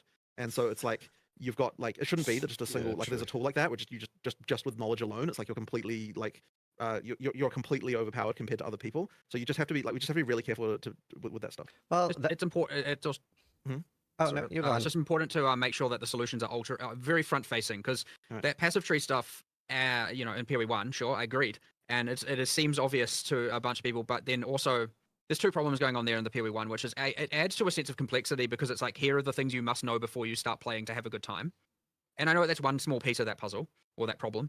And the second thing is looking at PoE1 from that crafting bench is that the crafting bench is in your hideout and not in any town, which I agree is a downside. Ideally, it would be more in your face. And so, like, a lot of people just forget to use it and forget that it exists. And that is a thing where, like, again, if you know, and you have a good time, and if you don't know, you don't know, and you like, Look after suffering. your nails, So whatever guys. the solutions end up being, we definitely need to make sure are like very front facing in your face and are like, here's clearly the very intuitive way to solve these problems. So that's just an important piece of like philosophy we need to make sure Yeah. we maintain. A lot of that can be solved by through quests, though, right? You can have an NPC early giving one of those like runes and even telling you like, "Hey, chuck this in your weapon for more damage if you're using a bow." Well, I mean, surely, if the runes are there to solve problems, then ideally we're not telling you exactly which one to use, right? Because it should be dependent on what your problem is. But we do need to make sure that people have got enough artificers orb to make sure they can do that. Yeah. That's the main thing that I would say. Yeah, 100%. Yeah, but you were talking about the problem that you're rewarded for knowledge, which I don't think necessarily is a bad thing. I think that is a good thing. No, And- you 100% should be rewarded for knowledge. The question is, was the degree of the reward? Mm. Because if it is as high as like the point where just knowing this doubles your DPS, then like that means that oh you my know, god, yeah, besties. like the way about it means that the balance has to be like surely like monsters would have to be harder. I don't think you guys can hear this. And so it's like hopefully. I don't think that I that can think be I've got my something that noise like we don't want to have to cancelling make the monsters harder.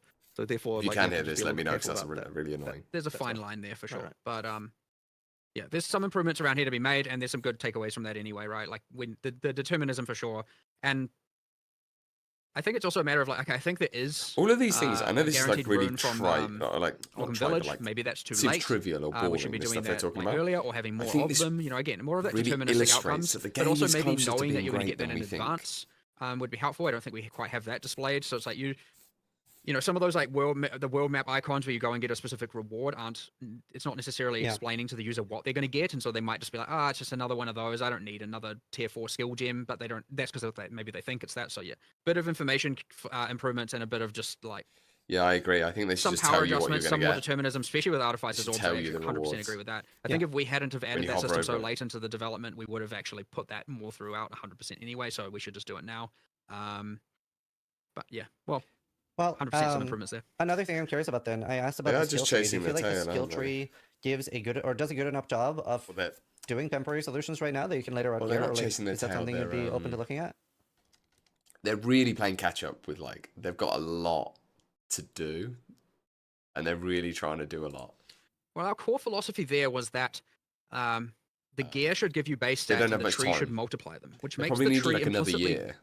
worse at then solving the problem. So the intention there is that now whether or not I would say I'm we haven't glad really they just rediscussed released it it, since it's a then. I bit still naff. believe that's a great thing to have. There aren't the other thing that, just as a side note, is that there aren't runes that give you attributes, right? Mm-hmm, correct. And So- so that means that you can't solve attribute requirements with runes, which is something that I brought up a bit ago, but like we didn't have time to look at what the implications of that were. My sole fear with that is that it means that it is even harder now to replace an item with Right, another that item. is the concern. Yeah, it is. That's why Um, like something like 30 dex, 30 strength, etc. was obviously very nice in PoE 1. And it does feel a little bit like, oof, I wish I didn't have to take that, but that gives you like incentive to fix that through gear later. And obviously we have so Yeah, much resist that's on what skill they tree in were PoE 1 so well too. I designed, those remember, like, nodes. 'cause the first time I Because you played would PoE buffer 2, yourself with we didn't them. know anything about the skill tree and stuff like that. And I remember thinking I was in like Act 2 somewhere, and I hadn't pre-planned my day. I hadn't like looked at the data mines or anything like that. So I was like, okay, let's go look at the skill tree where the resists are, because I'm like 10%, 15% on the different res, so I'll pick up 15 on the skill tree. And there was just like that one in like warrior left star, and I was very surprised for that. So like, what's the reason for not having that much resist on the tree? Because Yes. once again, as Mark said, the tree is the theory of it is that the tree enhances what your items are doing, in order to make the in order to make the items. But I mean, look, there's something to think about again. Like Yeah, there 100%. might be something to that we should be reconsidering. Yeah. Like We'll 100% go have a discussion about this afterwards Right. for sure. Like, I certainly have a whole bunch of thoughts on this real quick, and I definitely want to go over it and just reevaluate this, because like we did make a lot of these philosophical decisions, right? We're like tree should multiply, obviously aside from attributes, and gear should give the base, and like, you know, because an alternate solution might just be that the resistances given by the runes are like way too low as well, right? Like that certainly, because if you think of like the tree for one on obviously PoE 1, and you combine that with the crafting bench on PoE 1, like the amount of resistances you're getting there, even from the lowest tier crafts and the tree, is enough to certainly be able to solve any problem. So there's a little bit of just like making sure we don't want to make it too trivial. So well, the other thing as well is that the monsters are balanced, assuming a different amount of resist than they were in PoE 1. Yeah, that is so So clear. that like changes things a little You bit. need as well. nowhere near You the know, like, level of expectation is not that resistances. you have like high Like, resistance. I'm in to the game endgame necessarily. with like Like, the 30 expectation resists is, on each okay, well, the expectation element, is that you should be able to get through and I'm fine. from merely overcoming the negative resistances you get from going through the acts. Like if you're Yeah. at 0%, you should be like that should be enough, and then any improvement you have over that is supposed to be just like something that's making your character better. Which is- that's like a but if the thing monster that we life need to get our or head monster around. damage is not calibrated correctly, then it won't feel that way to the player. But like that was kind of like balancing around 0 was like another idea that we had to try and make it so that you always knew the amount of resistances you were supposed to have. Like being that like if the number is red, you need more, and if the number is not red, then you have enough. Like that was kind of the theory in order to make it more obvious. Like to like what people are supposed to do there. the other thing about the tree that can be a bit tricky here is that when you have that problem, like you probably have that problem immediately where you're like, oh, I'm dying to all this fire damage. I don't do this boss. I don't have enough fire resistance. The answer can't be like, okay, I need to look at my tree and get some fire resist, because that's too late, right? Like you need to solve this problem more immediately. Right. So having a more immediate solution is ideally what it would be. So ideally there you'd be like, okay, I'm going to swap this item for this item, or maybe Yeah. put this rune in, and now Pop I this might have rune another in. go and have a good time. Where Exactly. if the answer is like, okay, there's resistance nodes over here, I just I think this is like an unnecessary. This is obviously the conversations they have to show that they think about this from all angles. But I think ultimately they just need to give us some more artificer orbs. Maybe buff some of the defensive utility elements of the runes, like reduce crit damage or extra energy shield, like or whatever. I don't know, whatever the freaking thing is, and resistances, because this is fine. Like the actual solution is fine. It's just like, cool, you're struggling with this. It's actually better than PoE 1, right? Like, because like they're saying, it's actually not the best solution to be able to like just be grabbing resistances on your thing, because it's like harder to respec, and you can't even respec easily in PoE 1. The attribute thing, I do think we should get the 30 nodes back, or like 25s or whatever. They should be dotted around, or 20s maybe, or whatever it is. Yeah, because that's like effectively 4 nodes, maybe 15s. But yeah, Just need to get 6 more levels so I can Exactly. get them to then go and fight the boss. Like, I understand there's a level of like, obviously they're good at forward thinking problem solving, but like when you're like in the moment, you're like, damn, I'm struggling right now. What am I going to do right now? It needs to be a more immediate solution. And And that's why a rune can that's be a where the bit passive rough. tree solves it in one regard, but doesn't solve it in another regard. And it's important that, yes, the runes are there to solve that problem and certain items are there. And sure, it's easy. It is not necessarily incorrect to say that those tools aren't as readily available as they should be. Yeah. Yeah, I also think part of it is that we're definitely not dropping enough gear. Like the state of my gear, it's quite rough. Like a lot of the things I've Well, found throughout the campaign ends up being 1 or 2 stat items, if that. But isn't that just the, but like okay, but this is the thing I would say about that is like, okay, when you're saying your gear isn't good enough, you're also just saying the monsters are too powerful. Like it can just be the monsters. Like I don't think that it needs like ooh, good point. there's an element here of like you might just be conditioned to wearing rares in every slot all the time, which doesn't have to be the case. Well- Like the gear power is entirely relative to monster power. So Great if you're point. saying your gear isn't good enough, it doesn't have to be the gear needs to get But better, then you it got can to just be the communicate that, monsters guys. Sure, if you're talking about also like damage and like I said bead, but okay, Yeah. can you give me an idea then? No, on, like, when that's do you important though, think because the one of player... the things that PoE 2 has gotten us is that you're not just saturating on rares like halfway through Act 1 anymore. Like you actually do, and what that actually means is that you have situations where you change from a rare to a magic. In some cases, you're like changing around your gear through the campaign, and it results in way more like gear upgrades as you go through the campaign. Like there's way more does. often because you'll downgrade to a right. blue, but then you'll find a regal, and you'll upgrade it, and then you'll I have some actually more mods and so on. agree Like with you're just the amount of gear changes that are happening through the campaign is very very high. And so if we just dropped more gear, then we would lose out on that. And whereas if we lower monster power, then you're improving the like we wouldn't need to do that. Um, Once again, that doesn't necessarily say that the It's gear a is in exactly the balance right thing. place. But what I am saying is Yeah. that like it isn't just buff item. Like So- it is a question Could of be a bit of a player power PoE relative one to pilled But thing. the thing is, like, we aren't switching out gear a lot, though. I think a lot of us feel like we're like finally finding, let's say, like a glove with 60 life and 15 fire, and then we end up keeping that all the way until maps because we aren't really finding anything else. We have very little currency to craft with and stuff, and a lot of people. But then, also like reported you're finding, saying, like if a large chunk of their you majority can get of 3 their maps currency with in those Act items, 1, what's the or issue? maybe people find as much as like 3 to 10 exalts in Act 1, and then find 0 in Act 2 and 3. So it seems like very I early can't- heavy.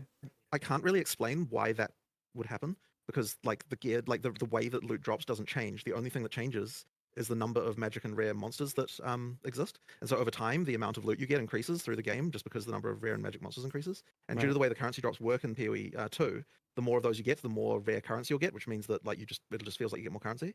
So like that isn't a phenomenon that I understand for sure. Like you should be getting more currency as you go through the acts for sure.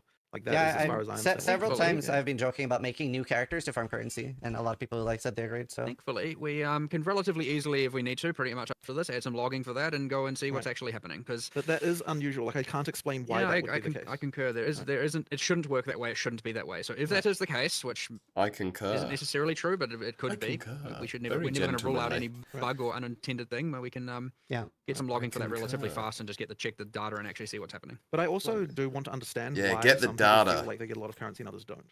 Like I don't. Once again, I just don't understand what can be the responsible for that. Because like it's like I wouldn't say that every time I want 6 mods I can get them, but I would say that I'm using exalts like all through the campaign. I'm using regals all through the campaign. I'm like rolling like from up from whites to rares like pretty continuously. I as we're just going through. think So, we like, don't there's have something odd enough. about that Again, I that I think need it's to like understand. 50% more. yeah. I mean, even like I'd Give say us myself, I 50% got more. very like few regals and stuff to use. Like definitely was not on the rich end during the campaign. Well, how many is a few? I'd say through the campaign I dropped probably 4 regals. Well, hang on, but we're not talking about dropping only. We're talking about disenchanting too, right? So because of crafting being so RNG, I will generally have opted in. I've tried both, obviously, between like disenchanting, but I find that I benefit more from gambling than More from actually trying to predictable. crafting. My experience with crafting is picking Well, up if every you're- blue, looking for 1 stat, regaling, and then that missing, and the item not being usable. So If you're not disenchanting rares, then you certainly won't get a lot of regals. Like sure, that but is I've the tried case. both. Right. Yeah, I Well, don't think that's in the I right can't spot. say much as to that, but like that is the reason you don't have regals if you're if you know like that is where like the primary source of regals through the campaign would be disenchanting. Mhm. Like that isn't to say that rare gambling isn't better, maybe it is, but Right. you know like that it does explain that particular one currency item at least. It's also quite a few alchemies and stuff as well. Yeah, alchemies are kind of not really intended to be that common anymore because the intended way to go through to rare is more via regaling. So like alchemies are like relative, like the alchemies are the kind of like, oh awesome, I got an alchemy. That's like a kind of that's the uncommon thing that you do occasionally, not the like kind of common workaday crafting that you're doing all the time. So like yeah, it should be that the regals are the primary source of crafted rares. Yeah. In that regard. Well, the good benefit here is we have so many players right now that we can just get some data and get some analytics very, very quickly about what this actually is. Yeah. And you might find that it's just very sensitive to, there's always just going to be a portion of unlucky players and a portion of lucky players. Like I Yeah. definitely know that there's a lot of swinginess, of course, and that can happen. And again, that it might just be that. And Yeah, I know you've probably played more than most, so they might need arguably to you should have target the fix that for the early you should campaign. have the most amount of data from a purely anecdotal perspective. So, you probably have the best average going on, the most accurate average, I should say. But that being said, like we have the capacity to look into this very quickly, and we can Yeah. just do so probably even today and figure out what's Awesome. going on and whether or not it meets our expectations. So the next thing I want to ask you about is the ailment thresholds. You have like how easy it is for the player to be stunned, player to be frozen and stuff. And I would say that feels a little bit overly punishing when we don't have as many solutions or tools, right? Because we have one charm slot, and it is quite difficult to get a second or third. And that's competing for freeze immune, stun immune, poison immune, ignite immune, and chaos immune. Chaos resist and bleed. Now, I would say poison, ignite, and bleed from the monsters don't actually do that much right now. But if it did, like this would be a very, very heavily competed for, like singular solution to doing anything with that. Evening peeps. And as an addendum to the question, I wonder, would you consider letting belts get more implicit charm slots based on item level? Yeah, no, it's all like maybe good. at like 50 plus, they have 2, and at 81, We're late they get 3. to the party. I mean, we probably will increase the number of charm slots. Like that's something that we like kind of were intending to do and never got to yet.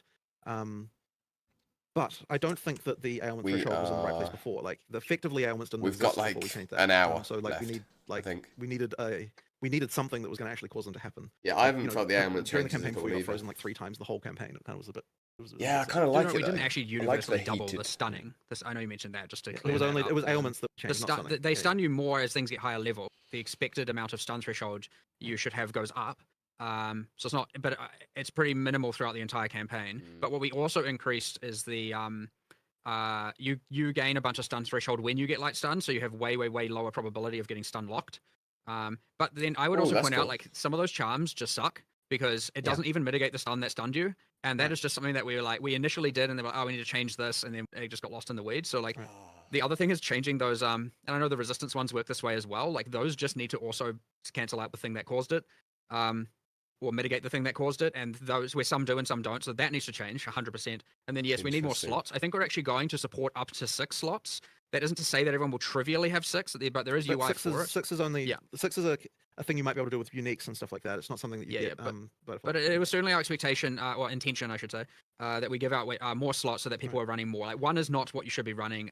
Like 2 certainly at high end minimum, and like probably 3 and like sometimes 4 wouldn't be unreasonable. Okay. But it's interesting that even the ailment threshold change we made has not really affected most of the ailments that you just said. Like you just were saying that that bleed, poison, and stuff are not really doing much yet. And it's like, yeah, like that wasn't even like even halving that number apparently wasn't enough to make those be a thing that you need to care about. Like only frozen is the one that really kind of changed, I think, and like for the most part you actually notice. The stun thing is separate; it's not part of the ailment threshold change. Yeah, I mean, that is if also they because did do a that's lot of damage, that'd be very only overwhelming stuff right now, and things we can you deal with. notice. Well, but I mean, yeah, like it's not like we want it to be overwhelming. It's a but bit of a we want it different. to It's a bit of a different game, Right, Like but when we- you get the mod and modifiers and map mods and everything Right. involved. Sure, Yeah. sure.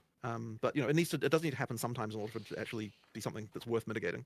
It does So happen. now it's we just need the to look at damage the isn't actual, the charm super stuff as well. high. And do you think I the mean- implicit will be tied to item level at all? So it'll be something that you don't necessarily have to do a crazy investment or I a path don't. on the tree? I don't know what the answer to that is. I have Okay. to think about how we want to introduce that. Like that is a one way. I mean, but there might be other ways. I just have to look at that. Yeah. The other thing is like charm. There's a level of like reviewing charms in general is just how aside from how many you have and not just their implicit like their base value. There's also just like I'd say a lot of the modifiers on them are just absolutely like nonsense. It's like, recover 4 mana when it procs. It's like, okay, thanks. That's not a useful thing to happen. So there's a bunch of affixes there we just need to make better as well. and I'm we may as so well probably- glad. Honestly, Mark is just like saving the freaking PR of this company because he just nails these, like, he nails it with these little comments. Like that is so, because you really need to understand why that's so stupid in the context of the game. So it inherently shows that he understands the game.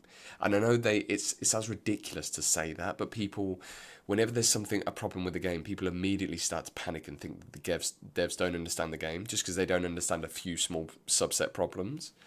But yeah, I love that, because anytime that mod rolls, it actually makes me laugh.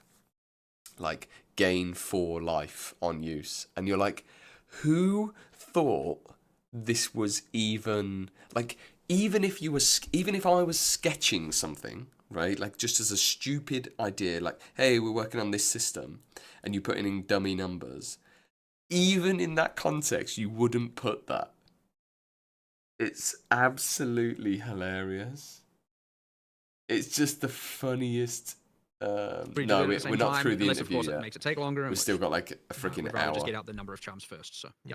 Yeah. Might be on 1.5. In PoE1, we have masteries. I'm a huge fan of those, especially for temporary solutions. Is that Right, give me 1 second. I'm just gonna get a drink because I'm chatting away and my mouth's getting all dry. Bear with me.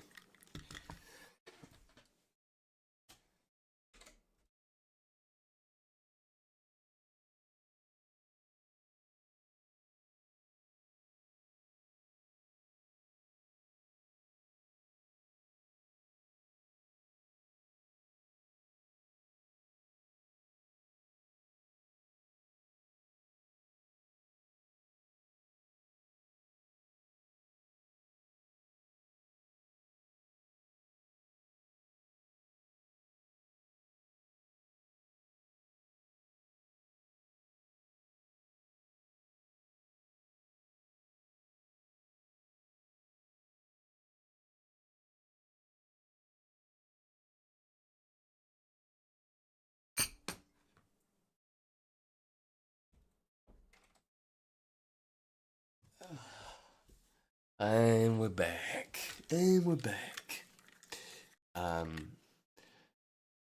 TLG, what are you saying, mate? My only wish was that John would be better about acknowledging player sentiment instead of falling back on his own experience. Yes, I think that is a good note that Jonathan should take on board. I actually agree with that massively. He falls into... It's a communication problem when you're prioritizing your idea of something, or like you're prioritizing the thing that you wish them to understand over trying to understand their current understanding, if that makes sense. It like applies to almost any situation in life. that something you're open to bringing back in PoE2? I'm not a huge fan of them because they ended up devaluing the notables a lot. Like the notables became really bland when masteries were introduced, and and it also means that like where you are on the tree didn't matter as much either, which like kind of wasn't amazing. So I think that we like prefer to have it be a situation where the notables are more interesting. I do think that in PoE2 the notables are very interesting. Like it's something that like I think that is notably good. So More work like, to do there. yeah, though, but there is sure. more work to do. But I don't like the definitely way more that the work to masteries do. kind of like blandified the notables, and so yeah, I think we can. That's probably I think I prefer it. Just putting the power in the notables rather than the masteries. But Yeah. I don't feel like they're directly competing at each other, right? You can still have like really interesting masteries and notables. Like those notables can still be super interesting. I mean, there's only so many stats that can exist, but I mean, look, fundamentally everything competes with every other thing because of the way that due to mod dilution. So like you have to, you. And I would argue that's what jewels are for. Jewels are there to add mods that you can deterministically choose. Deterministically if you're in trade, and just hope and pray if you're in SSF. You have to budget that in some level. Otherwise, you just get a situation where you've got so many effects on your character that like everything, like nothing, no one thing matters at all. So like that's just. I'm a bit more torn about this one personally because I do agree there are downsides, but on the other hand, it's the one that added it to PoE1. So like I'm a little bit like. Well, I don't think it was obvious at the time. Yeah. What downside that would have. I mean, that was certainly not something that I would be against. There's at all, also but, just like the passive tree is like overwhelmingly complicated to people, Right. and so having this extra layer on it was probably my biggest thing of like, Right. oh no, we made the thing that scares people the most more scary, Right. because there's this extra layer that they have to, an extra keyword they have to know Fair, about, and that was my TLG. main thing of like, maybe we should just simplify the thing that is like the scariest thing. Like that was a big argument to me, but there are there's intermediary grounds there as well, but yeah, there's like downsides to it for sure. Like I agree. There's also maybe a way to make them work. I don't know. But I mean, what's the goal of it, right? Like, if the goal is to give you temporary solutions, then we don't necessarily have to solve it there. We could just solve it in a different place, and then it wouldn't be necessarily something That is also true. that's going to give you the downsides that we see that those ones having. Yeah, It's also and the same. so the temporary solution thing, I don't think that's right. This is sometimes where it's like, I'm sure Ziz is probably about to pick this up because he's very hot on this stuff. But it's like, it's not really a temporary solution. It's about offering more essentially less pathing restriction to gaining certain stats on the tree. So you can gain access to certain things regardless of where you are. And that is obviously a balance that they can choose to be ultra restrictive or super flexible, like PoE1 is much more flexible, let's say. And that's the point. That's the only thing that they're offering. That is the thing that system would offer. Because you've got duels that can do it through itemization and RNG. You've got pathing, which is ultra deterministic. And then you've got this like mastery thing, which is like, you know, it's like nice bonus if you just want to solve a few little problems or something. It's not necessarily about it being temporary. It's about it offering more universal access. As a player, it is just very fun. Like I absolutely enjoy it. And definitely, I can tell you, it does not make me feel like notables are devalued. I was get even more exciting because you get It's it hard when to you get the identify notable. it's hard to identify that in the moment because like you don't That's notice the lack of interesting, something like you what don't Rue's notice the lack saying. of something what something could have I been in haven't- the same I way that haven't you thought about that. notice, you know, like the thing that's in front of you that you're enjoying. You know what I mean? Like it's hard to appreciate the fact that the notables are less cool in PoE1 Sure. because you're not thinking about that. You're thinking I want the I mean, you can at least rest assured that we're going to think about why they were important and what we could do to solve them, whether it be that means Yeah. or not. Like, Yeah. The good thing about these is all of the things almost everything you bring up is going to result in some sort of multi-hour discussion between us over the next week. So, That's good. yeah, Well, which is the huge benefit of these things for sure. Yeah, yeah, I think that's fair. Again, thank you for Good time. doing it. But the next think one's it's something I cool. care a lot about, especially. But it's one of those things that like they can just add. Like I think again, like they just haven't had. I repeat myself so much, but I'm like the game's going to be sick in like a year. They just need loads of time. Especially as a hardcore player, defenses seem very undertuned compared to offense. And just like anecdotally, if the two options, right, if we look at it in a bit of hyperbole, where I get to watch like tankiness be out of hand or offense be out of hand. So like literally somebody walking off the boss and one-shotting it, or looking at somebody standing there be immortal, right? I always think like if one should be out of hand, it's more interesting when the defensive one is out of hand. You still get to see the possibilities and stuff like that. It seems so much easier always, and I think most patches have been like this, where it's always easier to scale offense rather than defense. And I wonder a little bit how you feel about that. Well, Great you're not wrong. questions, That Ziz. often the best defense is stacking all of the damage. Yeah. I mean, we've suffered from this for a long while. It is ultimately a consequence of just having the game be, like, again, talking about the hip firing and things be a bit unregulated with respect to the levels of uniques and builds and stuff going everywhere and hard to think of it all. And like, but it is generally true that we have more offensive. I guess people find damage in general to be more fun as an investment avenue. that for is sure. the real thing is that most people would prefer to invest in offense generally. I Like, agree is with that, mostly the case. but then shouldn't defense be even more encouraged then for the people that want to? Because even as a hardcore player, I almost feel like it's the opposite. Like anecdotally, for example, for point one, and full disclosure, I've not been able to get to Arbiter yet, right? We're very early in the league, so I don't know if you made them do less damage. But in point one, other people were doing some testing, and I asked software players to try a little bit, and there were people that were getting one-shot by Arbiter moves with 15k life, some that are like kind of hard. So as a hardcore player, what I felt like then, I was like, well, and since I can't really tank, like there are multiple moves here that I can tank, not just like one big telegraph one shot, but there are multiple here that I can't tank. So what I did to prepare instead was I went in with so much damage that I just one shot the boss, which is a little bit deflating for me. I would say Arbiter was one of the least fun bosses, whereas I would way rather go in and be so tanky that I can make a few mistakes, and then end up leaving. It's quite hard to split the difference between being tanky and being immortal. Like surprisingly hard to get that right. And when I say that, it's because you can regenerate life very quickly. And so if you don't die, like, okay, and the other thing as well is that boss abilities that do those big hits take a long time, right? And like the bosses often can't hit you again immediately afterwards. It's like they'll do their big ability and it's not like it's going to just immediately follow up with something that's going to chip you down either. So Yeah, like, but if we you can't fail, tank them.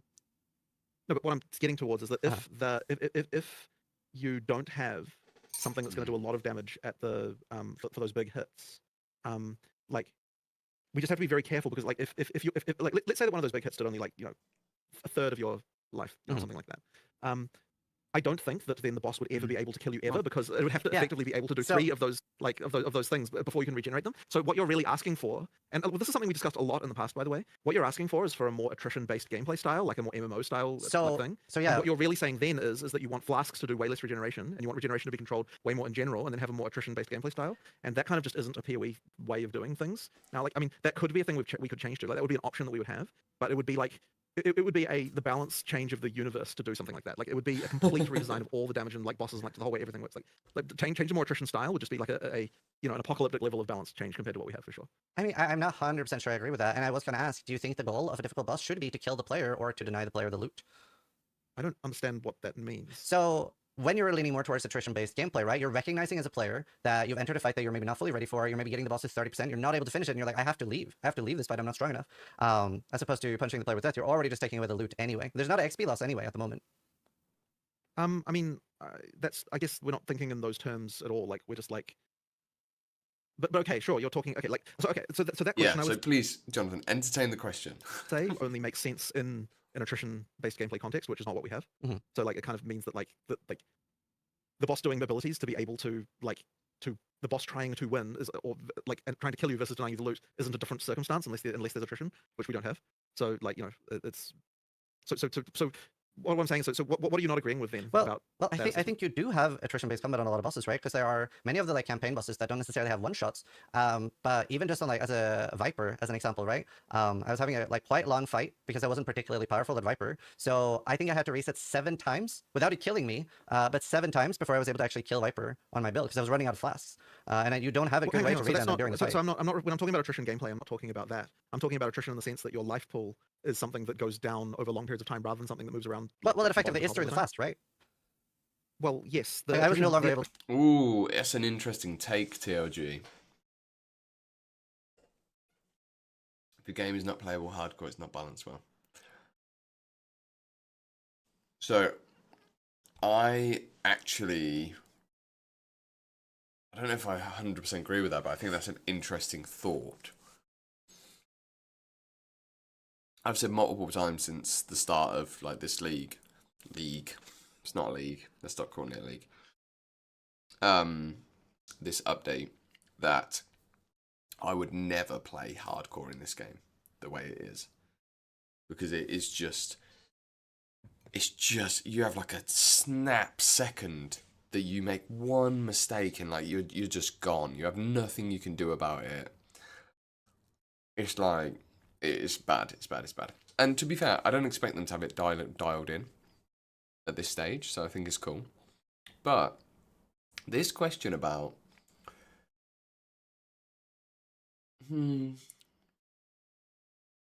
So Guitar, I hear what you're saying, but from like a general player's point of view, right now it feels like you are insane. Like you're kind of like the most insane player. Actually, no, that's right now it seems like the only way you can play hardcore is with like certain builds. Really, and that's obviously more restrictive anyway, but it's not really. It's so ridiculous to beat the game in hardcore right now that like I think you could lower that bar significantly and it still be something that not everyone would play and would be seen as an achievement, like in PoE 1. Like in PoE 1, hardcore is kind of like not trivial, obviously, but like because you still lose everything, but it's kind of trivialized to a degree. You know, like a lot of experienced players could go get really far in the game hardcore because you have so many tools. Yeah, I think this is a really interesting.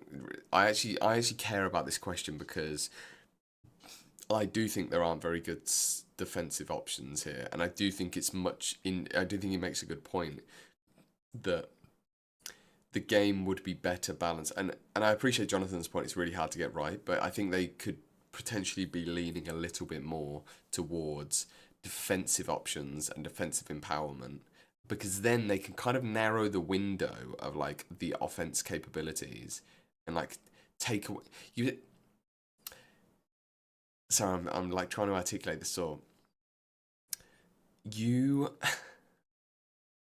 I never look at like clips of the game and think, oh, that person can't be killed.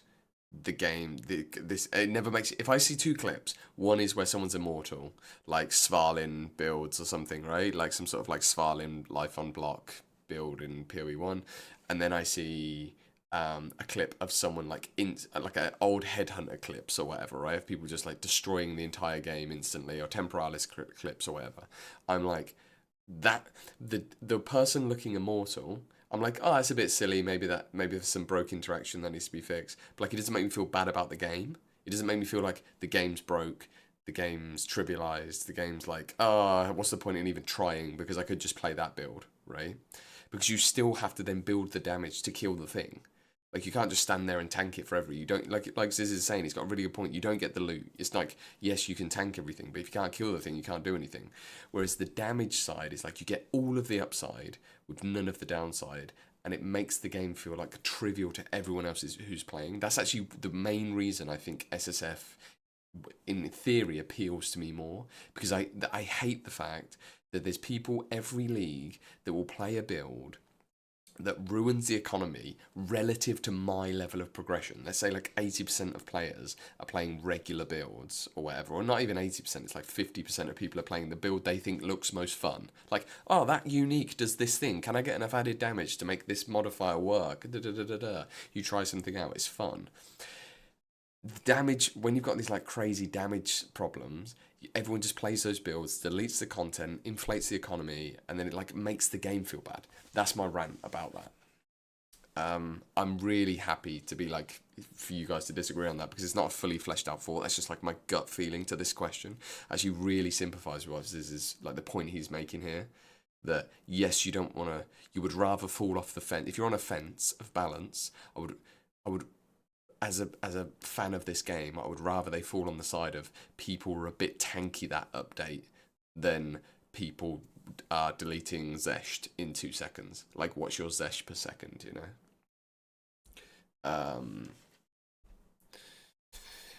Let me see what you're saying. Yeah, I disagree with his complaint with bosses. I think he should have focused more on the white mods, chunking 34%. Yeah. It's actually a good point as well. Like, it's I think your general gaming experience, because he's talking from a hardcore point of view with the bosses, right? Like, whereas like for us, we're like, oh, I messed it up this attempt, I'll try again. So yeah, I think I take that point really well. I think that would have been a better way to frame the question. Absolutely agree. It's too much of a sun. When a priest of the sun can essentially die beam me from off screen, that's a hardcore balance issue. Not you missed the arbiter telegraphing. Yeah.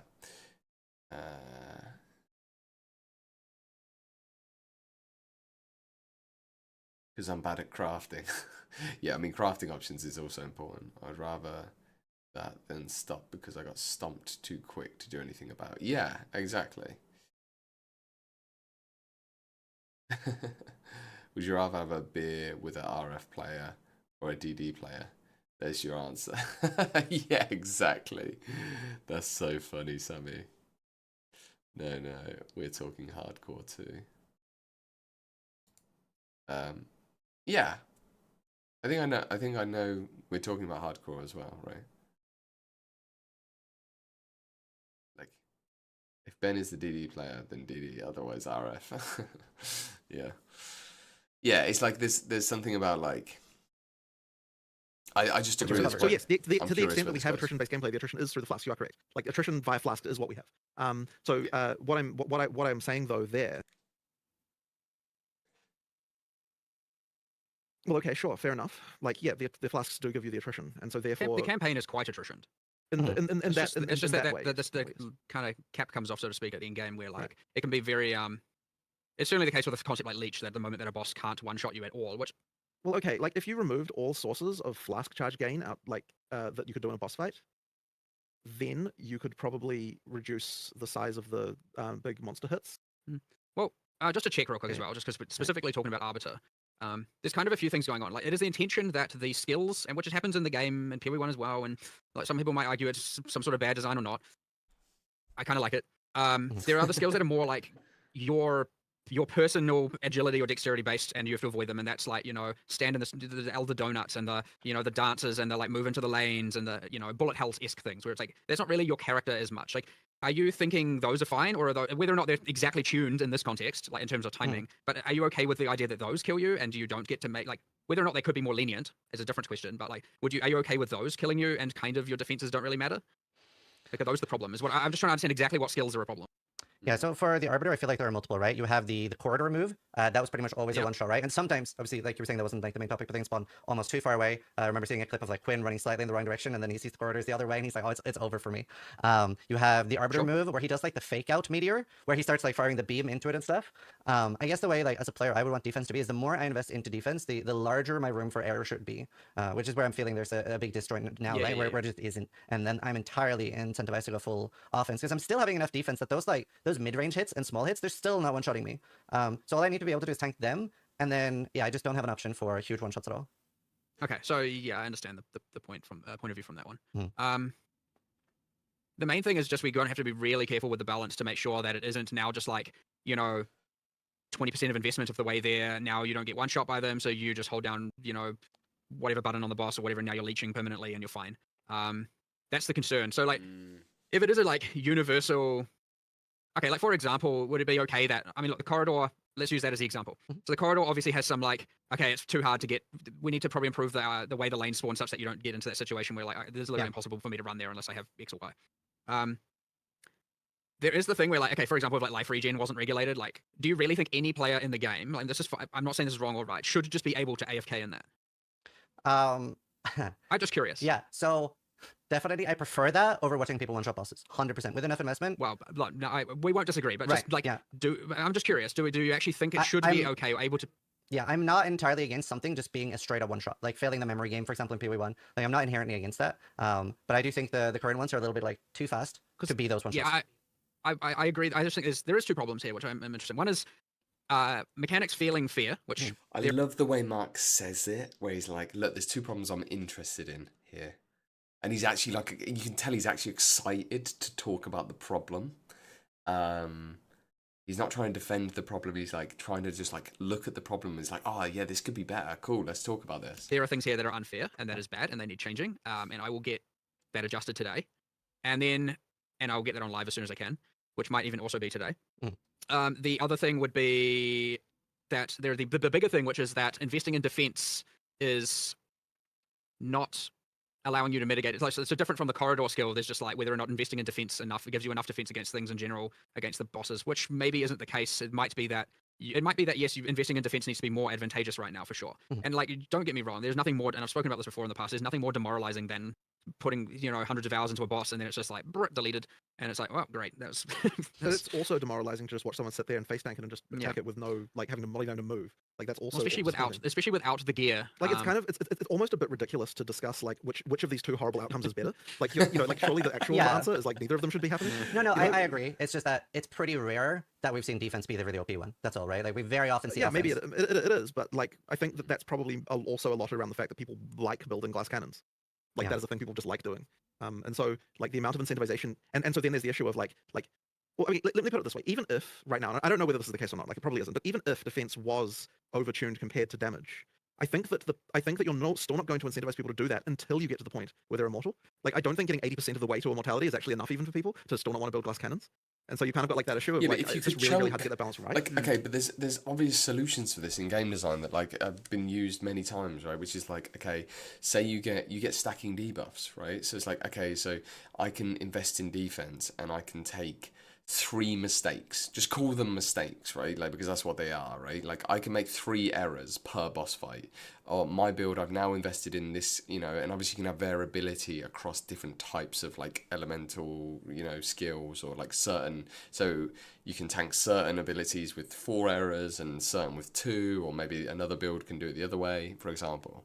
But like, yeah, the core principle of like, okay, so I can.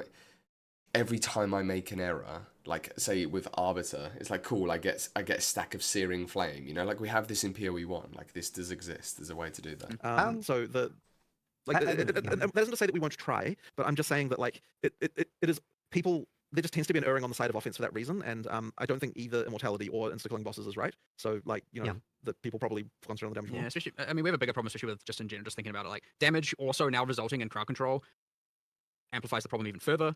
Because that having the boss be heavy stunned and or frozen or whatever, like majority of the fight is just even more of a reason to just go ballistic on damage. Yeah, there are problems here, 100%. I'm just thinking of random other things that. Well, yeah, People I still have help other mitigate it. questions about defense as well. So armor break, I would say like effectively disables armor, right, as a defense for hardcore. It's sort of like when it comes around, it kind of like shuts down your main form of defense. You're feeling like very tanky if you do invest into armor. Well, ideally, I do still armor needs a buff. But I guess the problem I have with armor break and fizz overwhelm in PoE 1 is that it's just so crazy to me to have something effectively shut down your defense from time to time. So yeah, I are you happy with armor break and fizz overwhelm being in the game? Well, in PoE 2 context, I'm not happy with the current state of monster armor break. No, that is also on my change today list. So I need to. There's a few things. It got a was lot meant of to things be to that they're change breaking today. flat amounts of armor, and that isn't. So the more you stack, the less significant the armor break becomes from the enemy. I suspect there might be some sources of percentage based in there, which are just like it disincentivizes. I mean, it just means that the more you have, the more punish. The more you're relying on armor, the more punish it's going to be. So Yeah. I just need to do a quick audit. There's not that many sources, thankfully, so it won't take long, and I just need to make sure that it's working. And then there are possibly cases where it is just doing too much, and yeah, it's just like. Yeah, it acts as an insane weakness, but yeah, I know 100% Interesting. agreed it is not in the right spot, and also on the today list. So I need to make sure that we go back, Yeah. get the community team to go back through this afterwards and make sure I don't forget about all these things. But no, that one I already have. There's that in the speed and a bunch of these other and arbiter. Yeah, and because a he whole bunch of says stuff. but obviously he's not necessarily going to do this. He'll actually he will oversee the change, but he might obviously hand this off to like a team. You're right. We've gone over a lot already. Do you think in the short term we could see just like a straight up number buff to armor while you're trying to work out a long term solution? Oh no, but I'm not talking about a long-term solution for the armor break thing. I'm talking about it'll be solved. No, today. I know, but like that's what I mean for armor Oh, too. I Is see that- what you're saying. Sorry, misunderstood. Yeah, sure. I can't In order to be change- able to immediately say that. In order really. to change armor, we'd need to be able to understand why it's bad. And I don't think just changing the number right now is right for that. Okay, that's fair. Like I don't think we're fully understood We the did issue a there. few things. Like we there was some overwhelm on some bosses and we removed it, and there were too many skills converting too much into element. And I think we pushed back a lot of that. So like it obviously makes the armor more effective against those abilities, and like there's a lot more of that we probably need to reevaluate as well, just across the board. Yeah. But that stuff's really fast to change. As well, just a global number shift. But that's an example right there of why just changing the number wouldn't have even helped, right? Like if the problem is elemental damage, then making armor stronger wouldn't have done anything for that. So like it's so important to understand the reason before we just make changes. Obviously, the danger there by moving more fizz is it then makes it worse for. Yeah, I guess. Yeah, I mean, and that's amazing. Like, obviously, if he is actually doing this stuff, but it would obviously be good if he had like other people that he can delegate this to, because then, by definition, you could just get more stuff done, right? Not necessarily having middle people, but like there's people directly reporting to him. Say in a team of 5 marks, that's better than having 1 mark, right? And he can just kind of like double check their work or whatever. Yeah, it's like you were saying, like there's someone going through this right now as we speak, and like they will report to him and say, okay, like this is the issue with this. Non-armor build as well, but that increases the power of armor differential to the others, and so there's you've got to be careful with that. Yeah. But well, maybe Because maybe there's something we can do more imminently. anecdotally, I would definitely love more access to different forms of defense, and I know that is definitely an EA problem where just not everything's in yet. But just to like anecdotally running through my experience, I am a Smith of Kitava, so I have like the shared res and the shared max stress. So I'm 89, 90, 90, and for a long time I was like 85, 86, 87, so very high alley res. And on top of that, I was wearing a Which cloak means yes, currently moving more into fizz is probably going to be to your detriment. Yeah, sure. But even with that, and a Cloak of Flames, and I can't remember the name, Hollow something, but there's the unique helmet with like 15% fizz reduction. Even with all of that mitigation, I was like, at the start of today's stream, I was very rough until I got my 4th lab. Like I was able to like improve it a little bit, but it felt a little bit weird to me as a player that I've like, my entire ascendancy was defense based. I picked up every defense I could on the tree, and I was trying so hard to get really good gear too, and it was very rough on defense. I mean, what I immediately probably will do after is I'm just going to grab your character, put it locally, and then just kind of have a look at that, just so I can get a better exact understanding. But like, sure, I can give you a That's stuff cool. before I because now That's with Regen, such a and- flex where he's like, I'm just gonna grab your character. Just make an instance of your character. I love that. It's like the Soul Reaper of PoE. We have it all. Don't worry. Perfect. We can take anyone's character from live and just play with it. It's not a Perfect. Yeah. The regen did make a big difference, but I'm still seeing a lot of issues there. Another thing that has been brought up a lot, and I thought was a really good point, was we see chaos damage very early in PoE 2. In PoE 1, it was like generally something we'd see a lot later. Would you be open to considering something like the Chaos Soul Core being a rune instead, something that we can like get early? It's definitely a big part of what makes Viper so scary. Is it's almost impossible to get Chaos Res early on. Yeah. It sounds like a sort of more of a hardcore related concern, because in standard you wouldn't like it's just balanced to be okay, but in hardcore where you're wanting to definitely not die, it's like a concern. I would have thought about it in that way previously. It is sort of a medium Well, core cool. concern, because like Well, if you cool. can't get past the boss, you're just stuck there. Oh, sure, but like I mean, the damage, like it's balanced assuming 0 chaos resist, right? So like, Well, Viper's hard. it is hard. It is a hard I fight. think That's it's just a the side hardest boss in note the that's separate. But Yeah. like in terms of just the fact that it's chaos damage, I don't think is as relevant in standard play because like we're balanced assuming you have no chaos Well, resistance, and so game. What does she therefore, do that's chaos? Obviously, the big Yeah. purple meteor storm that Yeah. I want to make some changes to because it just creates too much mess on the ground. It's a little bit lacking Alright. clarity or that fairness Well, one. And then the how many scare of the things, skills? right? I'm assuming. So the way it works is aside from poison itself dealing chaos damage, the only other things that are chaos damage are anything that is purple. Yeah. Right. So So all of just- her green stabs and slashes, none of that is chaos, and none of it So should it's be physical, chaos, it's I guess. physical hits, and then the poison. If it poisons you, then it Yep. is chaos damage. But because the poison damage is based on the hit, your armor effectively mitigates the chaos damage because it reduces the hit size. Right. Yep. So yeah. So Oh man. yeah, the- what a great the meteor thing is- response. a problem, but it's like more of a fairness problem because ideally Great you should be able to dodge response. that pretty reliably every time. Right now, a bit of a mess. It is hard to Um, dodge that. Yes, but aside from that, it would only be the poison of I'm which glad yes, they've your said that because that is really true. other defenses would. Oh, I mean, armor in particular, and evasion would mitigate. I struggled Um, with Viper a lot. But yes, I do. It is the case, by the way, that if a thing like any snake spitter that's spitting at you with some green poison thing, that aside from the poison debuff, which I believe you said kind of wasn't that dangerous earlier in general, and maybe there are certain cases where it is. It's definitely dangerous Um, if you're playing an evasion character. Like that poison but feels that- lethal, but that's one thing because the armor didn't. The hit is Yeah. never chaos damage, Yeah. just to be Okay. clear. Which I, in Theory 1 it is. It's like Oh, half chaos, half interesting. fizz. yeah, no, I did not know that. I fully thought the spares from the side, which a lot of people say is the most dangerous attack. I thought that was chaos, because it's very heavy. Just hit. fizz. That's probably just more of a Viper's too hard problem. Makes sense. I wanted to ask you a little She bit is about. hard. She's very hard. I wanted to ask you a little bit about pushing. As a player, I experience that sometimes. Like as like it almost seems like desync to me, if I'm being frank.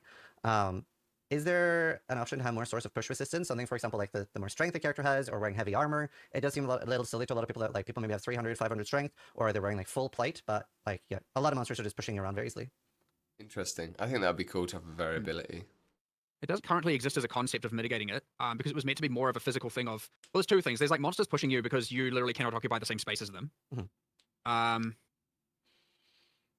So here, are we talking right now about monster charge abilities, or are we talking about like a That's like sword, what like a they- sword swing? The number one thing that has been noticeable for me is that like little, I think it's called an antline maybe or something. It's like the little like yellow beast that like rolls on you. That still does take you for a Okay, ride. sure.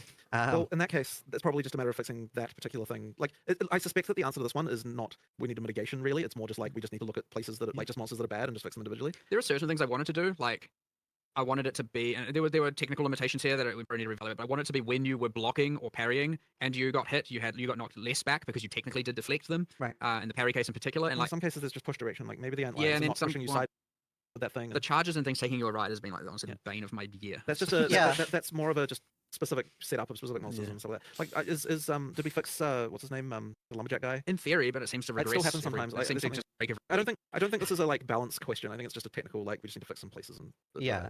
I just wondered. There is also some desync we need to fix. yeah, sure. There's also that. too. annoying. Yeah. Is pushing something you would consider temporarily removing until you have fixed the issue? Not at all. No, it will make the game feel like dog shit if we do that. Like there's just lots of things that you need to have. You need to have some pushing in order to make work.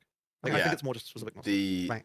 Okay. I really like Sashira again. Yeah, it's like I just think so many of these things are like little targeted tweaks that they couldn't have really figured out without letting everyone play it and go, this sucks, this is good, that's good, da da da da. Like they're constantly changing the game. We can't in one hand ask them to make big sweeping changes and like be experimental and stuff, and then on the other hand, like punish them for like breaking a few eggs. I do think the way that they should completely change the way they're marketing this whole early access thing though, and just be like we're going to make loads of changes. It's not going to be every 4 months. We'll do big content ads every 4 months, but we're just going to do like balances constantly adding things because it's so exciting. Like even on League Start, like I don't know about you guys, it's annoying that they have to do this, but it's an early access thing, so I get that they have to do this. But it's actually really exciting when they're like, we're just going to change this zone in Act 3 because you guys said it's better, and that's going to be like this is not a political point. I'm not in support or against Trump. I don't know enough to really have an opinion on this. But it's the just first example that's come to my head, which is like one of the things that like the news cycle, at least it seems from the stuff I pick up, are really picking up on is like it seems like every day something's happening, right? And that's why the news cycle is like constantly like trying to feed me Trump stuff, and I'm like I don't really care. But the point being that like it's like every day there's like some new newsworthy thing that he's doing, it seems. Whether that's good or bad, I have no idea. Regardless, it's irrelevant. My point is, it's like it feels exciting, and that's why it's newsworthy, because it's interesting. And I think they would do really well to just like every day be like hot on this. Like they're not doing anything else, right? Like, you know, obviously they've got future content to overlook, but they've got teams working on that. It's like maybe it's like Mark's job, you know, it's like he should just be every day doing this thing, whilst Jonathan is like more fugazi looking at the philosophy and the future arc and the grand vision of the game, you know, which it seems like his brain is like much more in. Yeah. I'm not saying like I don't want Mark's brain on it, but it's just like it would be really interesting if Mark did like a 2-day report every day, you know, or whatever, or like at the end of the week he did like a right, this is where we're at, state of the game. Like here's a state of the game report, just like Mike does at EHG, kind of with his live streams. Like if Mark did a thing where it's like every Friday he played the game and like talked about all the stuff they've achieved that week, I think players would like all of a sudden feel very different about. Basically, it's like this psychology thing, right? Where if you can't see the progress that's being made, you don't feel like any progress is being made often until something is like complete, and therefore you don't feel like anything good is happening. Um, yeah, yeah, Sashiro, you're right. Yeah, it's probably a community manager's job, maybe. Like, maybe they need to just hire someone who's willing to take a load of flack. But the problem is that person needs to be respected within the team, obviously, internally. They need to have authority to kind of, like, really, like, be able to say certain things and kind of, like, it can't just be like a, hi, I'm, like, giving you the updates I've been given on a sheet of paper. And it also needs to come from someone, especially at this like tensious like point. You know, there's a lot of point of tension in the game's development, and it also needs to come from someone that you really know knows the game. Which I'm not saying that has to be Mark, but yeah.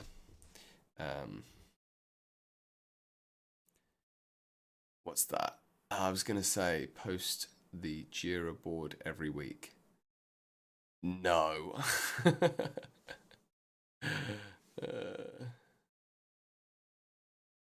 With the company, unfortunately, it's not going to happen. What's not going to happen? I don't understand what's not going to happen. Of what is going to be done today, this week, I'm running it by Neon. I don't know. They obviously have like internal. Oh, a new Bex is not going to happen. Yeah, cool. Maybe not. I think Mark's probably the best person to do it. Probably. Just at this phase in the game, I think that would be a really like. If I was at the company, I would be like asking. You know, I'd be like, when I was at that level of making those more executive decisions, I would like 100% be putting that to my partners and be like, are you open to doing this? Like, because he is phenomenally good at. He has like a really good natural ability. Like he's very, very good at answering these questions head on. It just comes easy to him, you know. Hey, cheers for the follow, Lolafels. Lolafels. Is that right? Have I got that? I agree, but Mark needs to be doing other stuff instead of writing posts and talking. So yeah. To be clear, Mark should not be writing posts. I don't think that's the idea. I guess it's more. There should be someone doing that, and Mark should be the buck stop for it, right? Like whether or not he delivers like an update or something personally at the end of every week, and like but every day, you know, just like they have already, someone's like giving information about what they're working on that day or whatever. I don't think that's good long term, but I just think right now people just need to know, and they are doing this, like they're constantly putting posts out, but they just need to make sure they're communicating it like really like, okay, this is what we're working on, these are the things, da da da. If we think we need to change it, da-da. That's why this interview is actually really important, I think.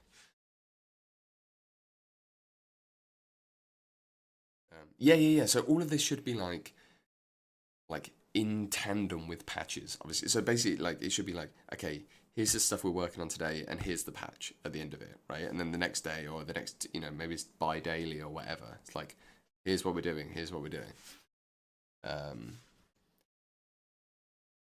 And Jonathan is better at showcasing trailers. Yeah, I'd agree with that, TLG. I think that sounds about right. Opt-in or out, just get player data. We say did surveys at the end of each act after your first 10, 50, 100. Oh, that's what you're saying. Yeah, the thing is, yeah, that would probably be quite good if they did random sampling, so that you're not just getting the extreme views that like crop up on Reddit. I actually don't know. I'd have to like really do some research into like how feedback psychology actually works, because I think there would be some really unintuitive, weird ways that like maybe someone studied this and it actually turns out Reddit is the best way to find out this information, because it's like a natural hierarchical escalation of problems that like, you know, like I don't know, there's probably like research that's gone into this that I can't really say either way. What the best way, or whether random sampling is the best way to do it, because you might be asking players that have like, it's like, how do you gauge that player's you'd have to profile each player to understand their perspective so that the feedback they're giving can be contextualized, which is pretty freaking hard to do. Yeah. This is the thing. I actually don't like often. This is like what they say, right? It's like often this is where like things like Reddit or these like conversations. I think these conversations with representative figures like content creators are really good. Often very good representatives for the community, and so you can kind of get this representative feedback system going, which is actually incredibly efficient, hyper efficient for them. And might actually be the best way for them to do it. It might not be the best way, but it might be the most efficient / effective like way for them to do it. Yeah, okay. I'm not 100% sure I agree with that, but we'll move on. That's because you haven't seen it without it. Like yeah. That's fair. That's true. If Like, we there's turn a off lot all of sources of pushing, it would be a disaster. Right. I believe that. So during early access, we talked about like respec on the ring, respec costs and stuff. And I wanted to bring up the point that a lot of players are using a large amount of their gold on gambling, because a lot of people are falling behind or feeling behind on gear. So I wonder if you would consider further lowering costs and even like reopen the conversation on ascendancy respec during early access, especially since you've been talking about that you are going to be buffing things. So let's say somebody's like, oh wow, Flame Blast looks really cool. I would love to be able to try that, but maybe redoing the entire campaign again, which could be over 20 hours for a lot of people, feels very prohibitive. It is over 20 hours for most people, I think. I do find it to be maybe not. Oh, I do find it to be very fucking cheap right now. Is the thing. Exactly. Hmm. I can't say personally I've run into that as a problem. Like That I'll is respect my character all the time. so I funny. don't think twice about it. Like it's not been a concern really. I guess it depends how much you gamble or not. It probably Well, does. at that point, yeah. But even like I'm saying, even if you're just like early, so I don't think it takes that long to actually do a pretty substantial. I have to admit that I haven't been gambling in my playthroughs really. Mm. Like I was like probably about 6 months ago I was doing that all the time, and I just haven't really been doing it recently. When we did the like gold model and respect costs, we had assumptions of like here's how much people will spend on vendors Right. and here's how much, and there's Yeah. probably like those assumptions assume a perfect world of that person exactly doing that thing, and so yes, if anyone was to stray from that assumption, then now I'm not going to be able to afford one thing over the other. What I'm actually hearing right now, by the way, from this and Yeah. earlier conversation we had, is that I need to not be I need to do some disenchantless runs, because apparently I'm not testing something that players are actually doing. Like my runs are entirely like I disenchant every rare on my runs generally, and so if that's a different behavior, then I need to test that and see what the experience is like. Yeah, because that like is. the whole like there's not enough currency thing. There's You not, you know, stuff like- can't because you need to sell. You need the gold to be able to have the gold, because the game very early on teaches you need gold so that if something really good comes up in the vendor, you need to be able to afford it. And that curve, you don't escape that like curve for a while. that, and like, and if you're telling me that you're like selling your res and Yeah, buying I think capital that's all a the really time, good point and you're also about saying their- you have gold their respect, time. it's like, well, this is just Yeah, like a 100%. It can't be 25 hours to try out a new build every time. Like just to start trying the build. I agree. I think like we were saying this on stream. I think about 15 entirely hours is a different good playstyle. shout. I'm not currently testing myself. 10 so like I think that's what 15 we need to do to hours see, is what's going on with much it. better. And with Just the last point that's- I made, would you, especially with the fact that there are going to be buffs coming during this, would you I be? don't think 10 that to anything changes 15. between early access and not early access regard, by the way. Like, I think that if the argument is that it should, like, I think the argument is the same regardless of whether it's early access. Like, I don't think the early access is a part of this decision regardless. It's just, what is the price supposed to be? We should get it correctly. to that Well, point. sure, I but I'm think talking about otherwise ascendancy respect was what I wanted to. Yeah, otherwise sure. it depends a little bit on the severity of the change. Yeah, But, like- exactly. You're so right. Like, it depends partly also on just how much we change. Without knowing the you know how big those changes are, because I needed to get in there and actually do them first and then make that decision. We'll Really. listen to this whilst we play, because I actually just thought, well, I could just be freaking farming a little bit at least, whilst we whilst we're listening to the rest of this. Campaign should be designed to be skippable on 2+ characters in a league. Interesting. It should be skippable on 2+ characters. Oh, there's something that I hate about that. Alright, it's 2 a.m. Is it 2 a.m? Oh no, it's 2 a.m. where you are, sorry. I was going to say, it's too late for me too.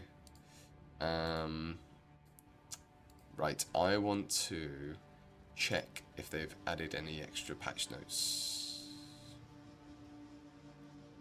Patch notes. Call of the week. No. Can we roll? That's fixed. The hot fix is this stuff. They have not fixed. Okay, cool. Hopefully we get some more patch notes later today. Good night, Sashiro. Thank you so much, mate. Thank you. Yeah, we're gonna hit up the trial of the Sekimas, but yeah, good night. I'll catch you soon. Okay, let me turn this down. That's really low now, and then we are gonna just listen. Where is it? Yeah. Like there are certainly options there.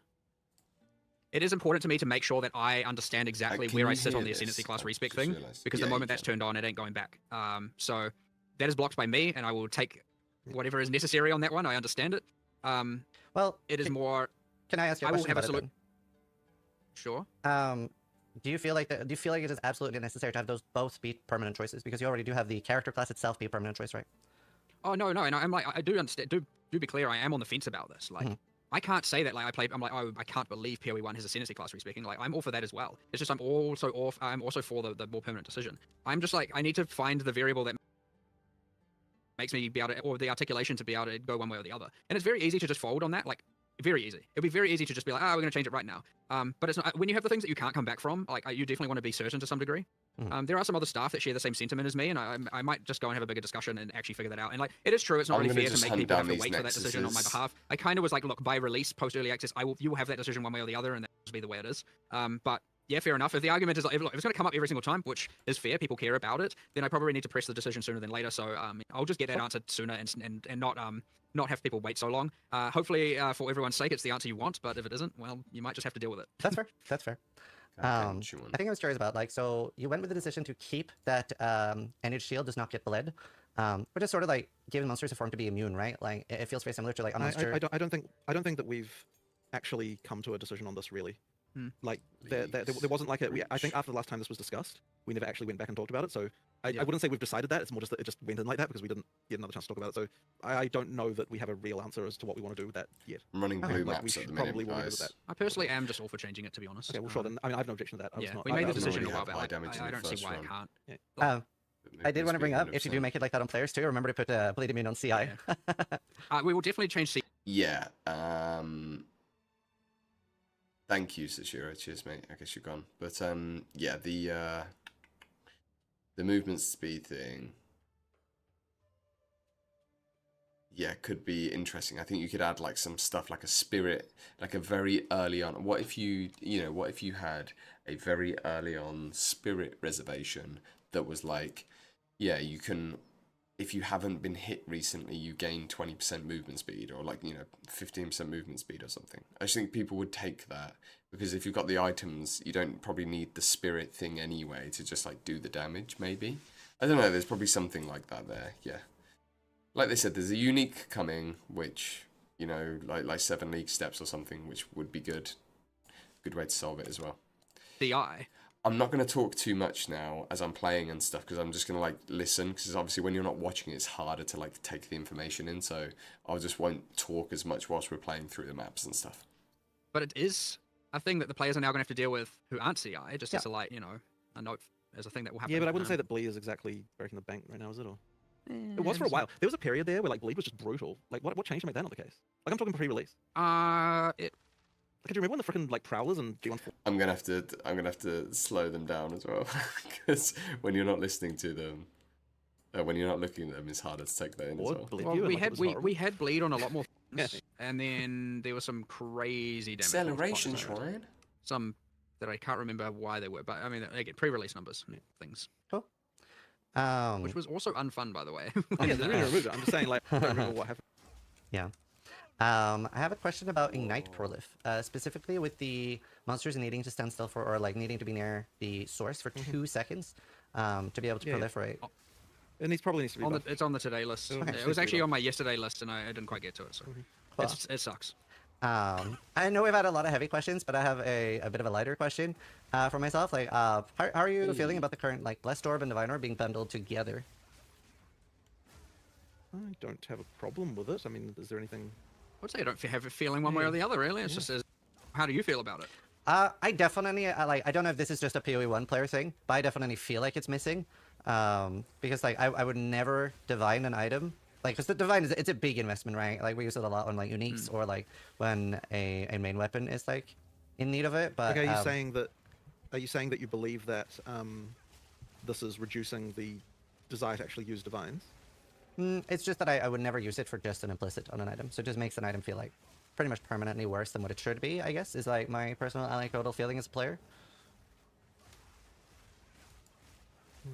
I mean, that's is that partly also just because the ranges and/or power of an implicit is just too weak as well?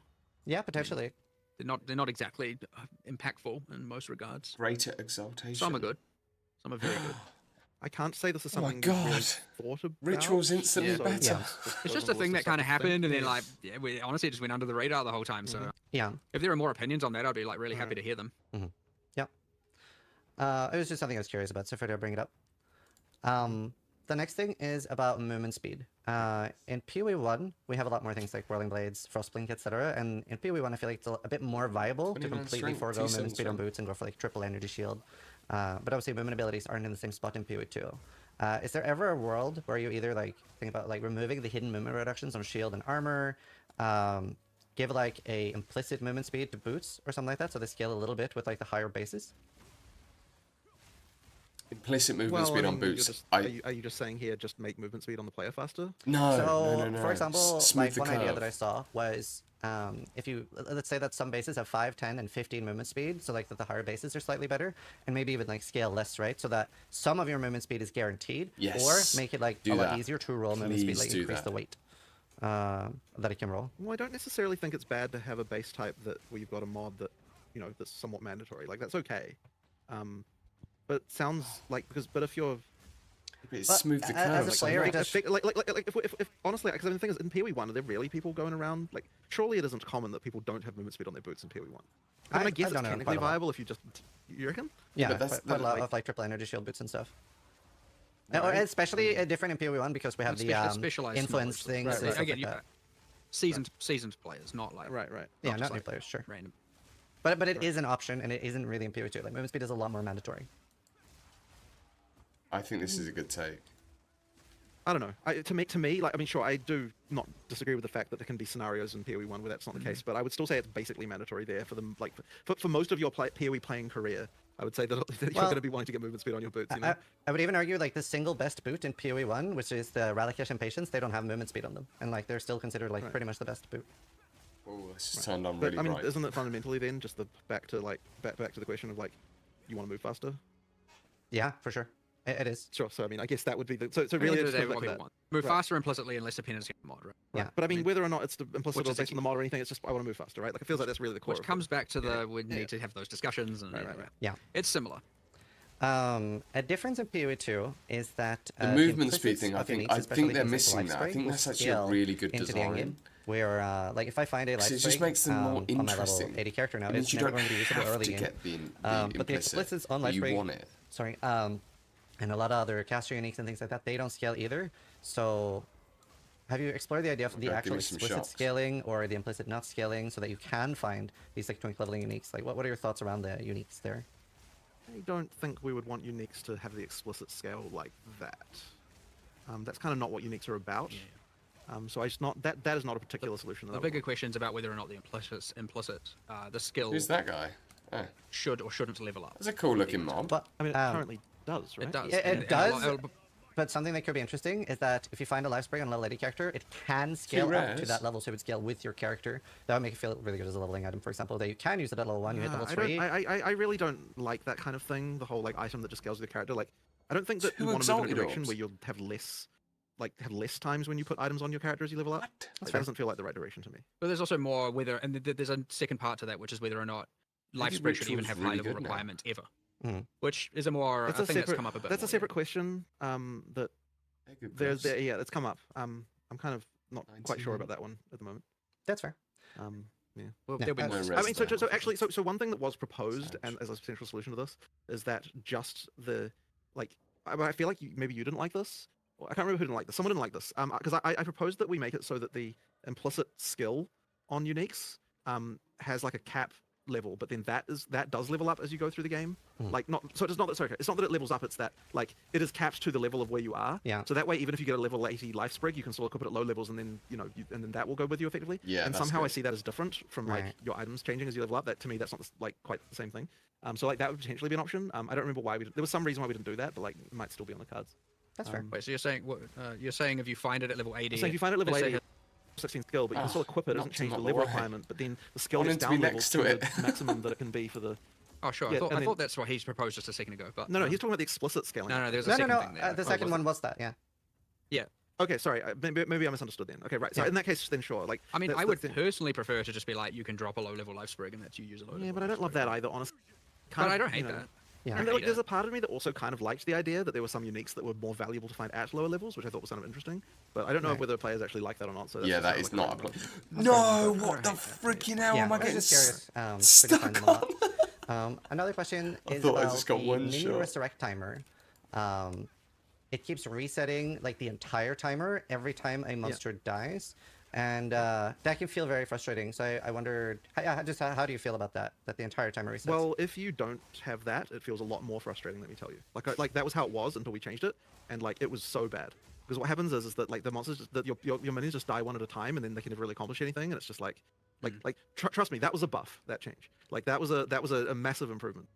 So yeah, like until you experience it the other way, you will understand if you play it the other way. It's There really might bad. be an intermediary there. I want to explore some options. Well, it's For also- example, like, instead of resetting the entire timer, it adds to the timer based on like the cost of Yeah, the minion or that's something like that. cool. We might be able Yeah. to do something like that. So But it I don't doesn't- know. But that's not going to fix the fundamental issue, which is that minions work best when there's lots of minions.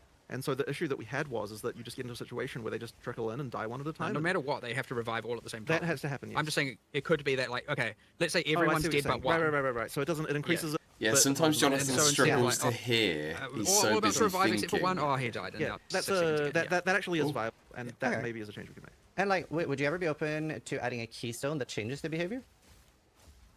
I was actually thinking about that earlier today, and I mostly, like the troll in me, was like, we should do this just so the players can see how bad it is. Yeah. That's such a funny, like, dev That was flex. probably a negative thought I shouldn't be having. No, that's Um, fair. but- I mean, I think a lot of people would like Yeah. to see it. Yeah, sure. Yeah, no, I think the thing Mark just said is much more reasonable. And, Yeah. so we should probably Oh stop. damn! Don't want those Convocation, exploded is that things something on the on table? It's like maybe me. a spirit skill or something?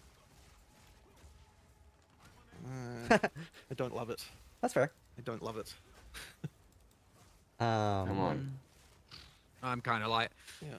I could see a world where reservation cooldown, or you have to earn it, or something like that. If, To go in, it would have to be different enough that players probably wouldn't see it as convocation anymore. Like, I suspect that's kind of the reality. Like, yeah, Right. like as Mark said, you'd have to add some kind of conditions, or you'd have to do something, and it's like at that point, it's not even doing the thing the players want it for anyway. So it's like, Yeah. like that being said, Yeah. it might still just be It's better, really and there good. might be some room for Is it. that open don't love it. prefix? Yeah. Well, yeah, I I don't know, love it. I know. Like, I would much rather find a better solution to that issue. Okay. When it comes That's so to map good. completion, obviously there's been some changes this patch. fire but isn't one thing that great, easily but feels it the doesn't worst really is when there matter is for the one monster poison. just like really far away, and the checkpoint system. It's really doesn't not good for cut the it there. for Would our you current consider iteration making of the the build. completion But of a map be like 90% that of was the rares lightning, instead I'd of 100? have Because the bad freaking feeling is very boner often right tied now. to just one monster, the other side of the map, and I have to like do so much backtracking. that is good. Well, That's I is good, yeah. want to solve this problem. I don't know that that's the answer, but I understand the issue.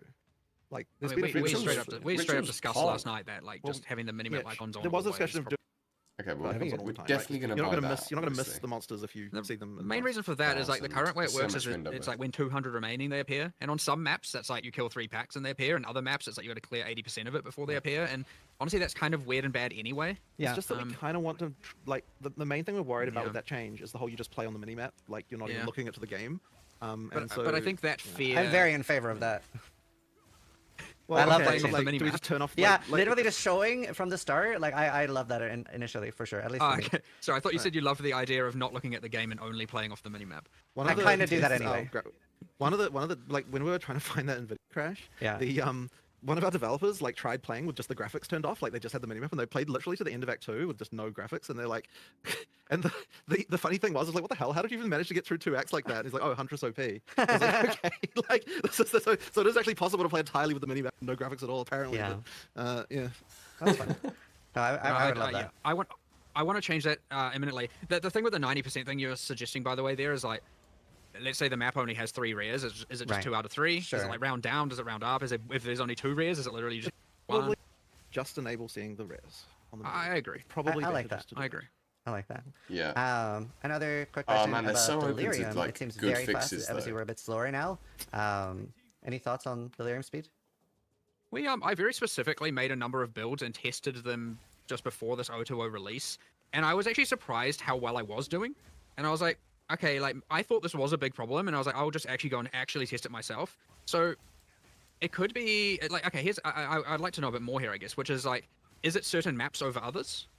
Yeah, Because 100%. Like, because it Okay, still so explains like a there's a donut, good- right? Yeah, which we do, and we do kind of have to balance it around probably the bottom. Maybe it's yeah, sure. There's probably a point where it's balanced around an assumption of like being No. more acceptable maps instead of the worst ones, and so I just need to shift that assumption and then change it. But yeah, I did specifically personally test this on a number of characters pre-020, and I was actually I was like, I expected it to be way worse than it was. That being said, I wasn't using like a massive range of maps for testing that. I was Yeah. like, probably 5 or 6 Yeah, different few things on ways, then on yeah. many different characters. I need to So, find this next ritual. I don't actually yeah, know sure. what the I will look at last that as well. ritual I'll is. add it to the today list. Yeah.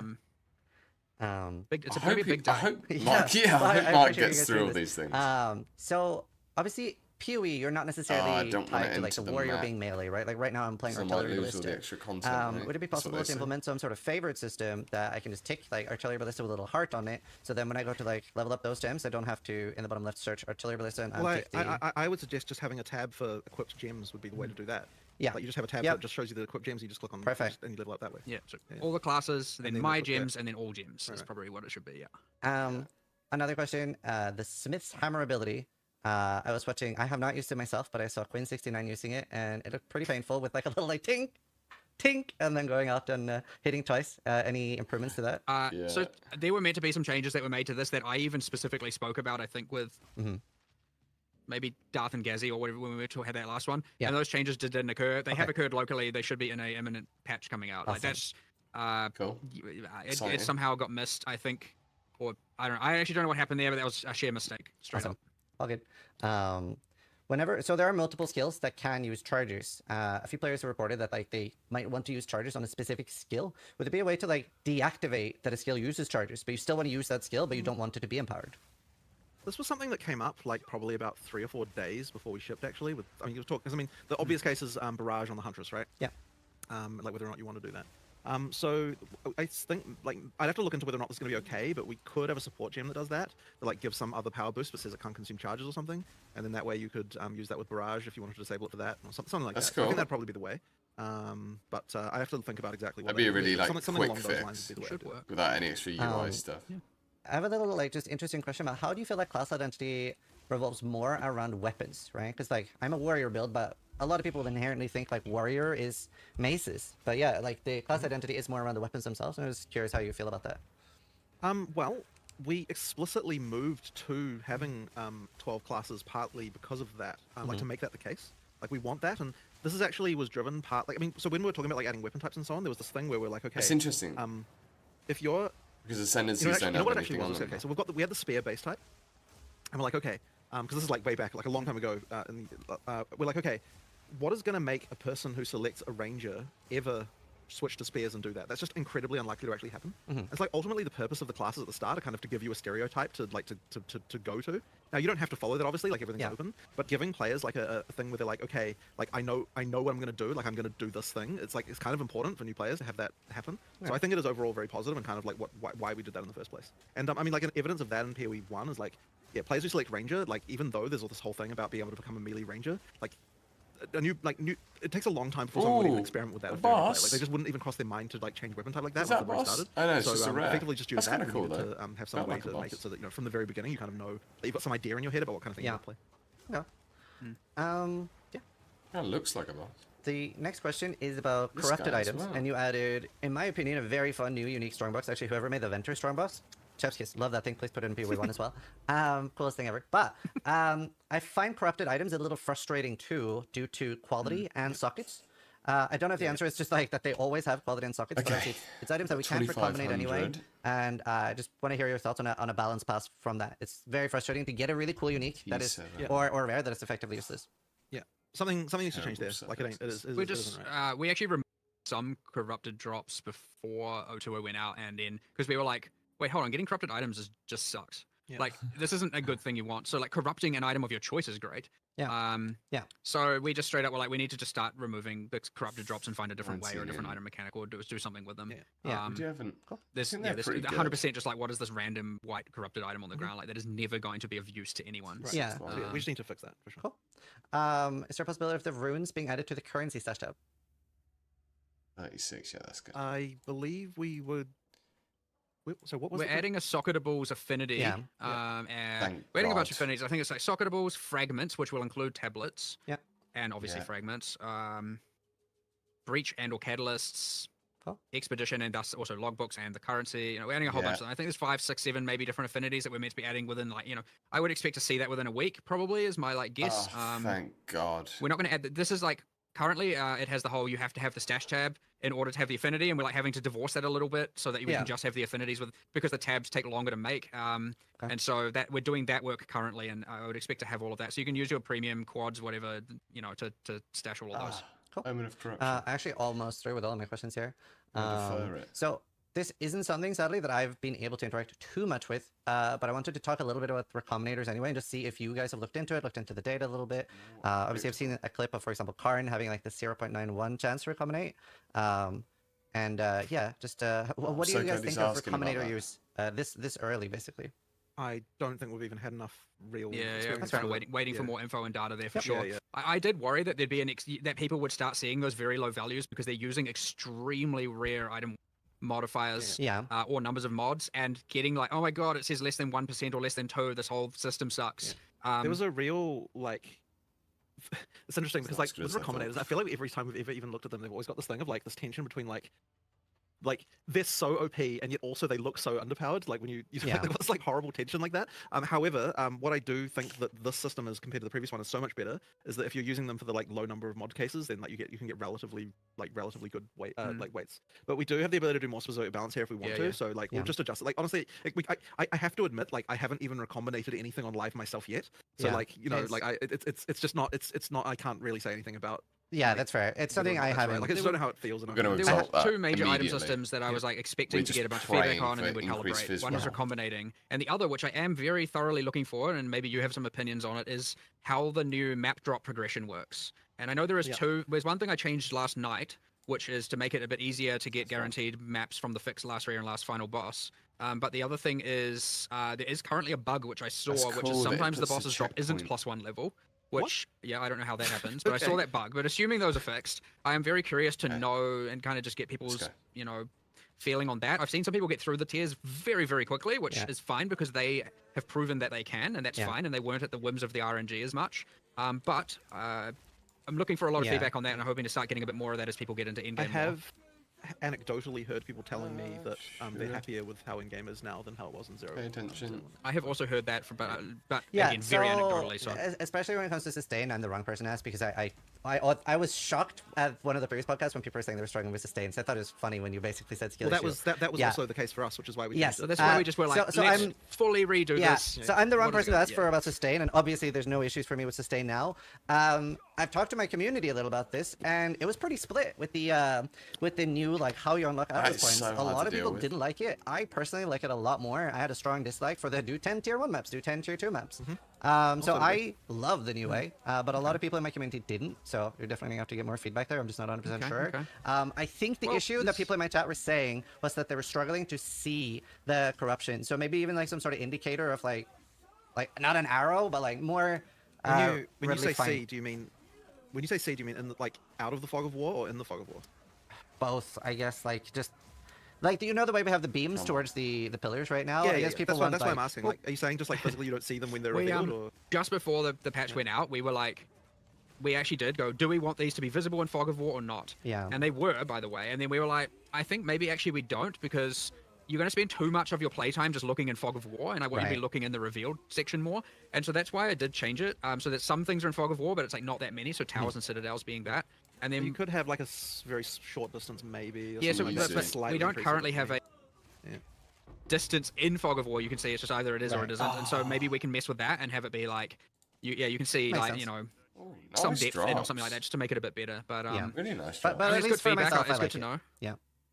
So that's about the Atlas points. If you do get any more, and of course, if you happen to get a collective from your community Yeah. in particular as well, and of course, people are going to post it. You have my Discord as well. Just tell me, because I'm very, very Yeah. curious about the map drops and how people feel about now that it's like way more deterministic for both sustaining and going up the tiers. Yeah.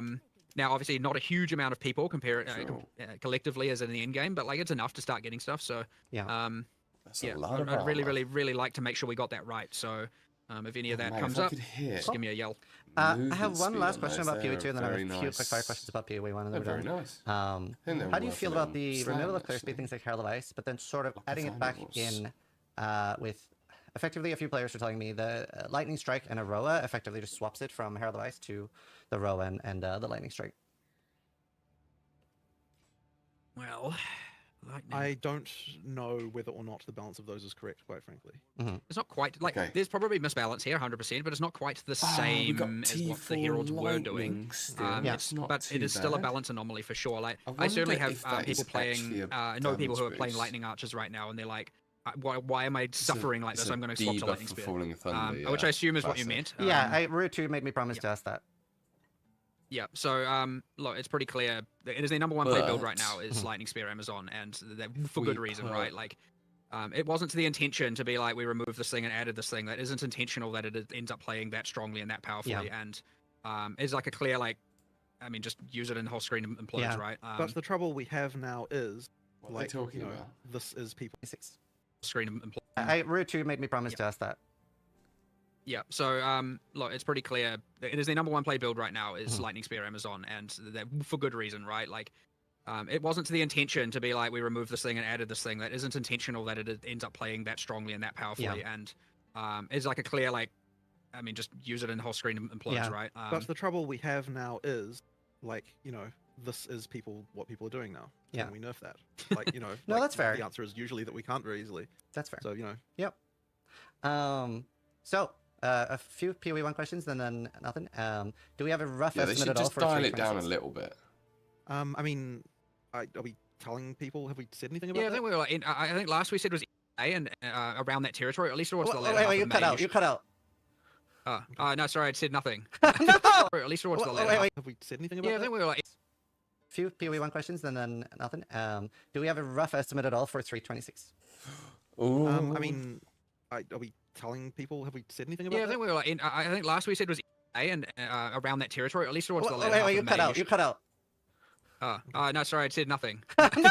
Um, I was just pretending. No, towards the end of May was what we Okay. last said, and the intention is still that is currently on track. Obviously, all these things are kind of like, you know, up to within a So- 2-week Yeah. kind of band because you know things happen. Let's That being said, if you're not add a hearing couple about of things by the end of May, or at least artifices then to I'd be this, very, and very then surprised. if I You get should be for sure. items Um, lightning, Yeah. Awesome. Yeah. Any chance of That's 1 WSD to and PoE1? Have you thought more 20. about it? 1 to 30. It's not really a question of thinking about it. It's a question of like, I do- mean, I would put it in tomorrow if we could. Yeah. The problem is that the do character rigs are just not set up for it. And so I will just mention like kind of like the long-term plan here. So once every microtransaction from PoE 1 works in PoE 2, at that point, it will mean that we could then port the character rigs from PoE 2 back to PoE 1 and rig the old character models and items onto them. And that would then mean that we would have access to the animation library and everything that we have in PoE 2 in PoE 1, which would then mean that we could put WASD in, basically. Okay. So what I'm saying is that like in the but this will take a while, right? But like in the long term, this can happen. But like That's it would so technically sick. yeah, we always sort of imagined that we would take the PoE 2 character rigs and put them back. I think there's such a cool future if they change. I think they should like. I don't know how they're gonna do it, but like they should probably rename PoE 1 and PoE 2 and just both like invest in both those games and just make them both very different. But I don't know if that's the future. I much more believe in a future where we get PoE 2 and we get Last Epoch, personally, right now. I'm just going to take a quick break and I will be back in 5 minutes, guys.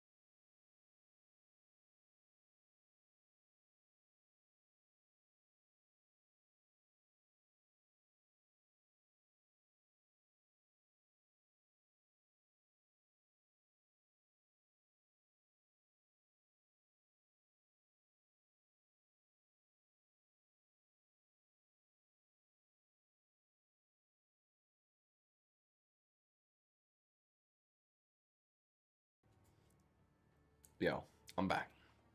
I'm back with a snack. Back to PoE 1 once the microtransaction had all been ported over. Yeah. But it requires 100%. Obviously, we can't turn a microtransaction off in PoE 1 you already bought. So, like, therefore, we have to wait until we've got full compatibility before we can do that. Another thing is like incentivize to make change. Yeah. And the reason for that is that we have to rig everything to all we the currently have stupid to- PoE 1 yeah, character we models have to every time. currently do Yeah. So the moment that we can finally get rid of those PoE 1 character models, like character rigs, that means that it just reduces our workload a crap ton. So and then at that point we could add WS. We've got a pretty large rigging department right now, and they are spending probably the majority of their life all rigging microtransactions to PoE 2 characters right now. That's what they're doing. So So I mean, eventually it will get to the point where that is the case. Cool. I have the same question, but with pausing. So for PoE 1. That one, I think that they even tried to do that. It was almost there. It was almost there, and then there was a couple of What was things. the So, problem? like, it is our intention to get that in. Awesome. That's so cool. Yeah. Another thing that I really love in PoE2, the highlight effect. Like when I right click a transmute and it shows like what items this works on. It's really nice quality Oh, of life. right. Well, I mean, there shouldn't be any reason we can't do that, right? Should be fine. I mean, I don't know why that would be a problem. Yeah. Yeah, it should be Sure. fine. Yeah, I we mean, can stuff probably like do that, 100%. Yeah, It's yeah, either, yeah. either way, just not going to. Just Yeah, yeah. won't. Yeah. You know, it won't just happen. Cool. Sure. Final question is, Val orbs in PoE2 can change the magnitude of unique items. Is that something we could ever see in PoE1? Well, the amount of work that it would take. So here's the thing, right? Like that for every unique, Yeah. we have manual work to do to work out what to do there. Yeah. And obviously in PoE2, given that there weren't all uniques made already, like we were able to do that. So like I'm not going to say never in PoE1, but just the amount of work it would take to like look at the balance of every single unique and do that work would be quite And then large. Like, most would take only like 2 seconds and would just be sure, fine. sure. But There's like implications it's for a lot of Yeah. like yeah. There's Makes just a sense. lot of uniques in PoE1, right? Like a lot. Awesome. That was all the questions I had. Thank you so much for taking time to do this. I know this was super welcome by me and the community. We really appreciate it. I know it was a bit combative today, but I promise it's from Sure. love for the game. Well, actually, and, so at the beginning, I obviously got out of bed on the wrong side of the bed this morning because I was feeling a little bit anxious, probably more than I should have done, and I apologize for that because that was It's all probably good. not great.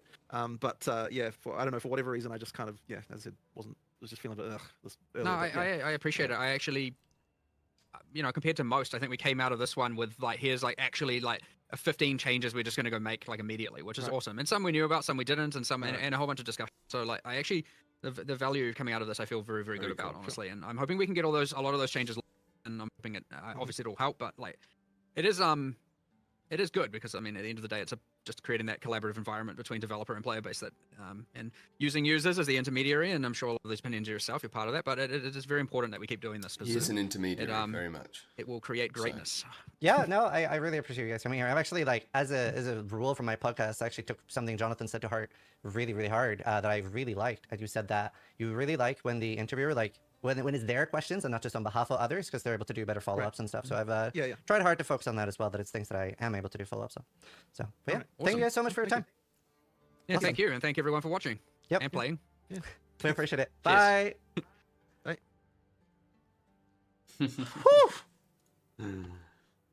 Try to die less than I do. Okay. I don't know how I did because I have not had chat open, I so I don't kinda- know if you guys hate I me kind of now. want to hear But I can promise you that I did my best. what he has to say about this. That was my best, at least.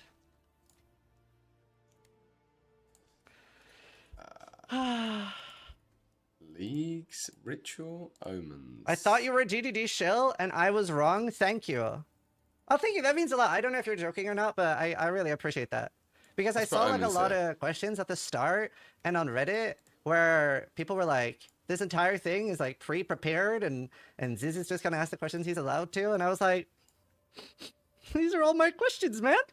I made these.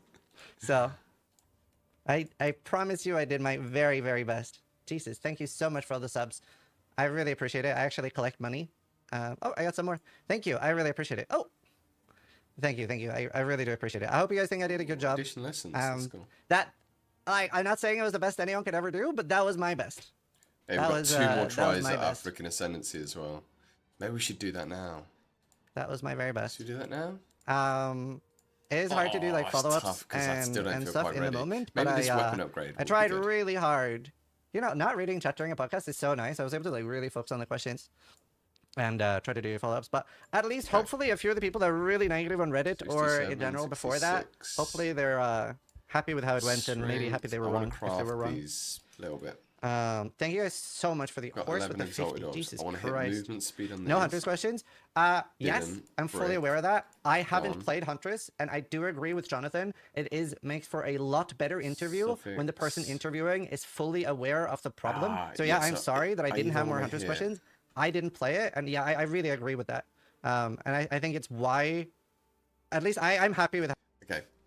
Ziz, great interview, mate. Fantastic. That was actually way better than I thought. Like, way better than I thought. To be honest. Yeah. Infinitely better than I thought it was going to be. Everyone's like, oh, this was terrible. I'm like, oh no, it feels good. Felt like really good, like sentiment. Felt like even Jonathan said he was like, I was a bit bummed out and a bit angry, and he sort of came out of it feeling better. So we have to now just do a quick calculation of what is the best rune to put in here, because we can get 15 damage, 15 lightning damage per rune. So that will be 30 additional damage, which is 45. Well, it doesn't matter because the attack speed's the same. So either 30 additional damage there, or if we put iron runes in, which are going to be like 20, we can put 2 iron runes in, and that will be 75 is our base there. 5, oh no, it's like 80. Let's say 80 is our base, and we get 20% of 80, which is 16 damage.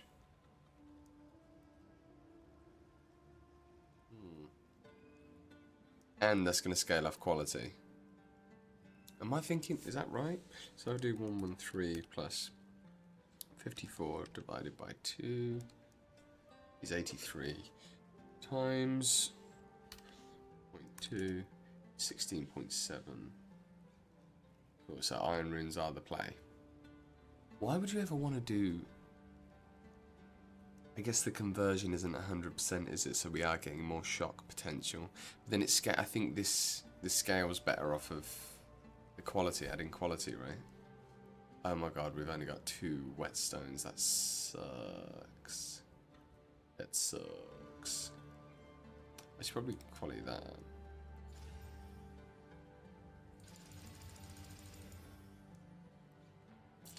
That seems like that's an okay helmet for now. I'm actually going to exalt this as well a couple of times, because it's not bad. What do we got? Int. Ah! Gorgeous. Bloody gorgeous. Int's really good for us. That was 2 fantastic slams. Oh my god. Oh my god. That's really good. I'm really happy with that. That's a nice item. Can I get another socket on that or not? No. You have to corrupt it. Should we corrupt it?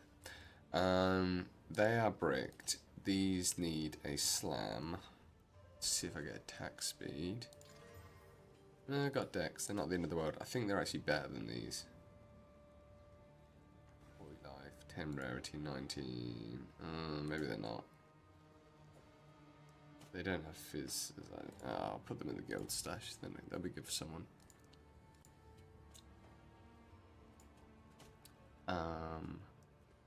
That is a solid weapon that can 100% go in the guild stash.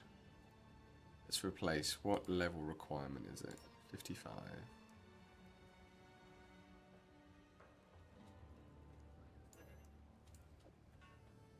Okay, we're gonna break that down. Break that down. Craft that. That's for the guild, that's why. 25 mana recovery rate. 89 mana. Big mana flask. Big mana. 20%. 16 strength. It's a 16 strength. Can I get rid of that? Oh, I can. Oh, it's 29 strength on this. This has no resistances, but it has life. That has mana. Mana flask recovery. I mean, I don't need any of the mana stuff, but the 20% instant is really solid. Screw it, I think that's just better. I'll put that in the stash as well. Belts. And then... what else is going on? Oh, I think I need to turn the master volume up in the game.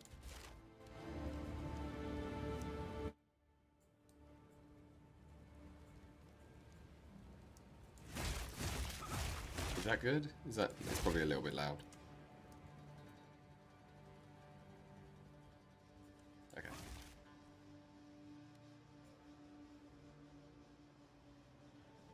Okay. Okay. Cool. Ah, I didn't freaking save it. There we go. I hate that it doesn't autosave. I find that so annoying. Yeah, they can both be vendored. And then, what was the last thing? Oh yeah, I need to put these runes in. So, items, iron. We need 3 greater irons, which is 25%. So this should... So we should be gaining, like, 20 from each of this. So 20 average damage. 10 on each... No, 20 on each end. Yeah, that's huge. Because now that should be way stronger.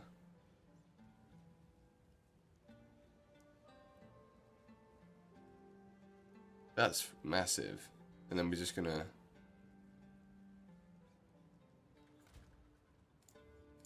I think that's a really good upgrade. Shocking.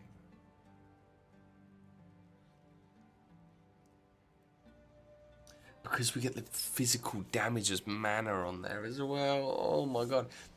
It's the attack speed though that we're losing out on. We have lost a bit of attack speed there. Ah well. Ah well. Yeah. Trash. Cool. I am curious though. I do want to pick this staff up again because I want to find out.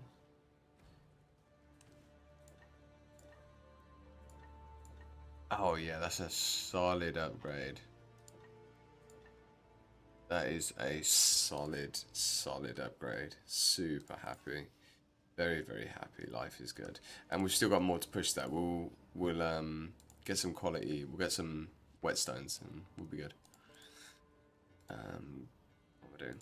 Put that in there. Has anyone left any whetstones in here for us? No. Arcanist chisels though.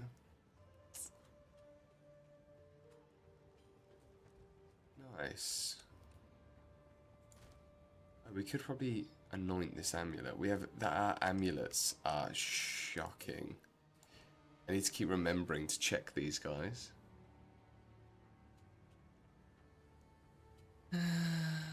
100% spell, 114 fire. Whoa.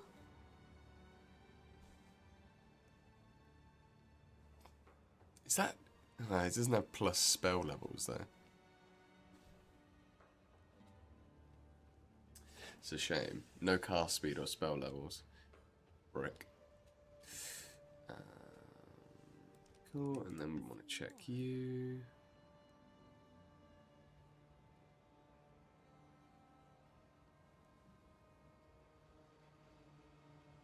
I'll probably just buy that to disenchant it. Oh, no. What an idiot. I meant to salvage it. Oh my god. What a donut. How can I help? What can you buy or sell me? I think I want to buy some ammies. I'm going to buy 10 amulets. They're all... I mean, the rarity is nice on that, but...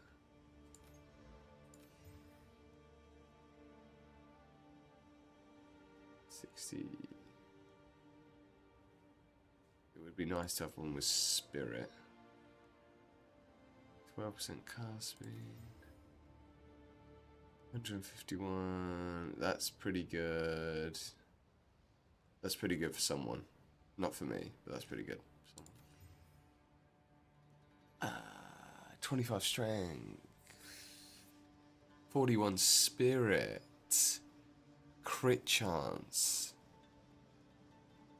Come on. That's good. I think we're happy. Don't need to spend any more. I think that is an upgrade. 25 strength. 20 cold res. We've got 40 spirit. We've got some rarity. We've got max energy shit. We lose a bit of evasion, but we gain crit. No, that's good. That's good. I'm really happy. Really happy. Super happy with that. What did we want to give away? This? No. That was good. Yes.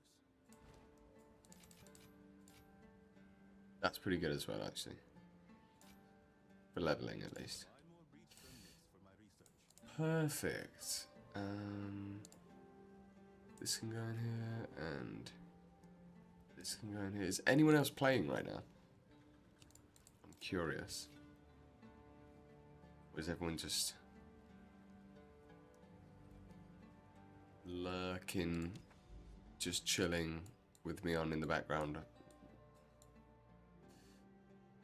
The hideout.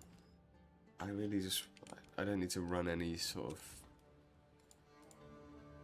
let's just run a T1, blue T1.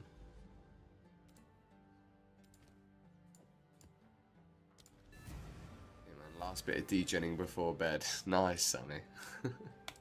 Yeah, I'm living that degen life. I've got about 10 minutes here. So we'll just run a couple of maps. Temp Chains. Probably a good job I ran this, actually.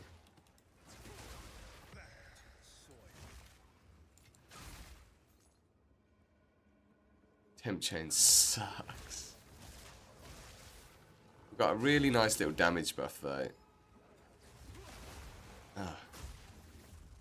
Temp Chains and Temporal Bubble is just too much.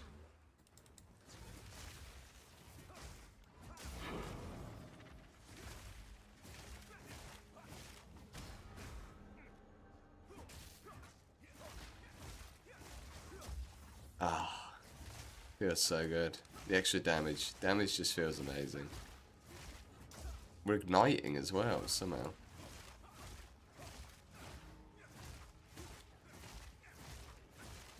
Oh my god. There we go.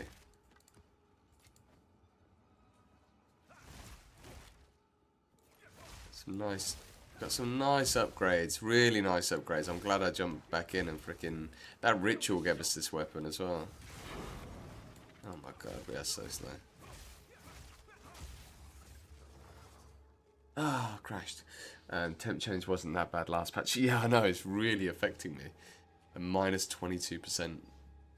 I need some curse resistance, probably. I lost my shot.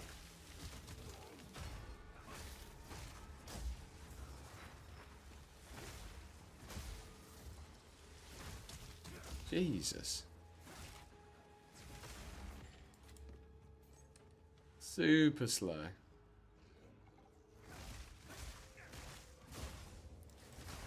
I did lose some attack speed on my weapon, which has obviously also multiplied the effect, so probably feels slower to me right now than it is. Is that it?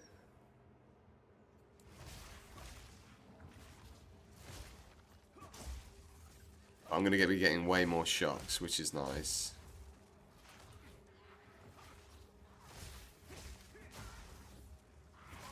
Hey, we did it. Right, we can move on now.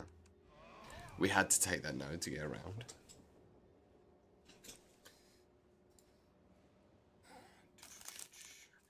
I'm so peckish, it's so annoying being hungry at this time of night.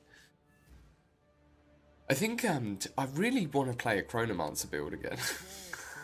Like, I want to check out the new Chronomancer, like the Unleash thing. That's so funny. Why is it bugged out? They were rowing the wrong way. Oh, that's so funny. Look at that bug. Like, not sitting in the thing properly. Anyway. 82 cold, freeze build up. Mana regen, freezing shards. Nah, low tiers. Too low tiers. Too low T. Cool. Disenchant those bad boys.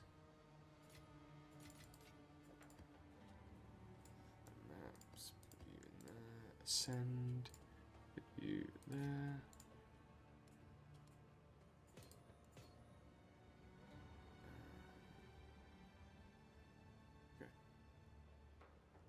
I can't wait for the affinities to come in. That's going to be such a big deal.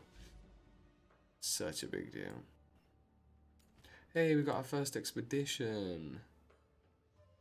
22 added is cold. Yeah, that's a pretty brutal one, actually, but we'll do it. So I'm just going to hunt down as many corruptions as possible to try, because I need to get rogue exiles. I think that's the only way that we get enough chance shards or uniques. Ah, it feels so much better.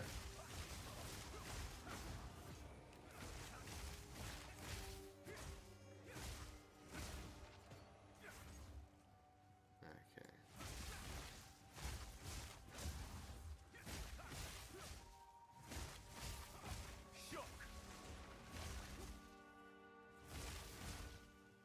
Is this a corrupted area?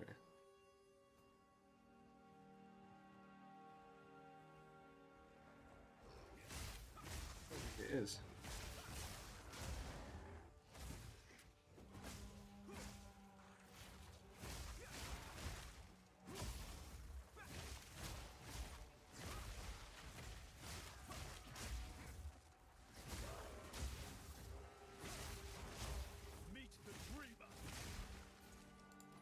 Wide belt. Belts are like, if you get a triple res belt, it's like, ugh, gorgeous. Such a, I do like kind of, one of the nice things about the simplicity of the like item mod pools right now is like, it's really clear to know what is a good item for each slot. It kind of makes it a bit boring, but, and I do, you know, I'd prefer it another way, but that's one of the silver linings at least. Our belts are the most boring item in the game, for sure. I think we might end up getting Wastegate if we can find enough resistances elsewhere.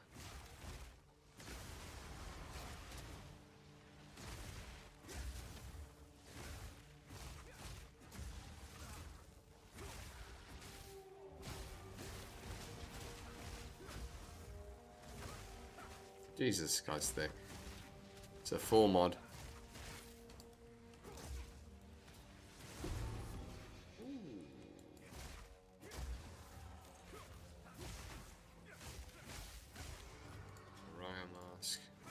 That's that, it's not the crit one, I don't know why it is. I've got 3 chance orbs you can have if you're still going for Plague Finger. Oh my god, yes! Like 100%. How have you got so many chance orbs? Infusion.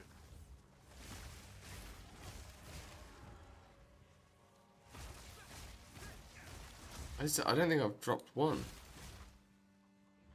I need Gore's wraps. I'm gonna have to go back to Act 1 or something to probably get them. I wonder how that works actually. I better double check that I can actually get them. Because I know like item levels sometimes, like I'm not really used to chancing stuff, to be honest. I never chance anything in Piri 1. Heavy belt, chance base.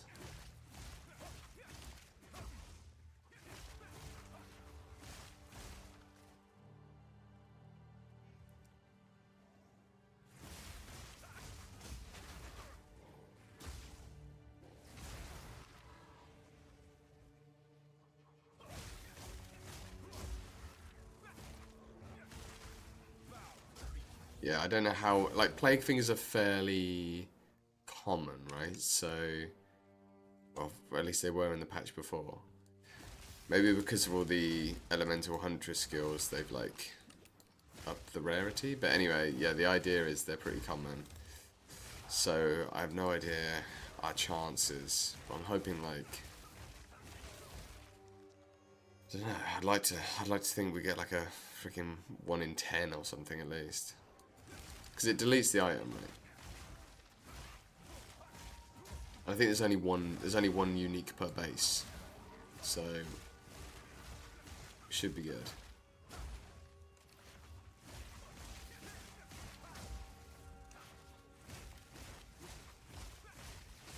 Blood Elemental's thick.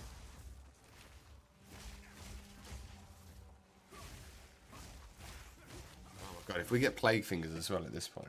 Dropped 1 and sold a few crappy uniques through the campaign. It must be pretty common. I'll stick them in the stash. Sick. Legend. Alright, and then we'll do it.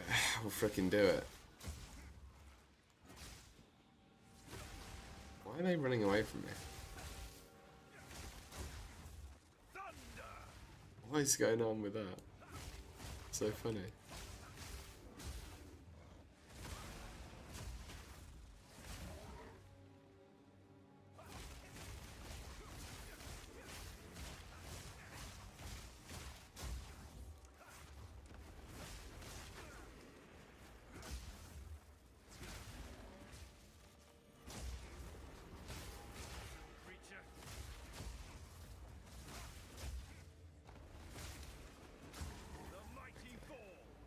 He's gone. Thanks so much, Sammy. Appreciate it, mate.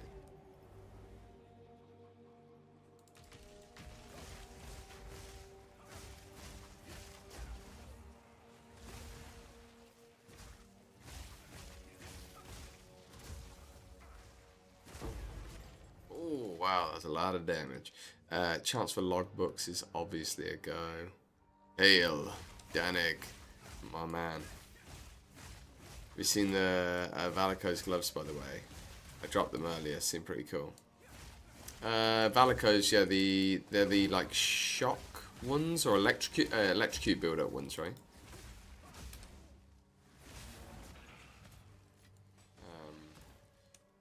Yeah, I would like. I think I would. Yeah, I'd 100% be looking at using those if I wasn't doing Plague Finger. Hello, hero. I knew I'd find you here. Clearly you must have some talent.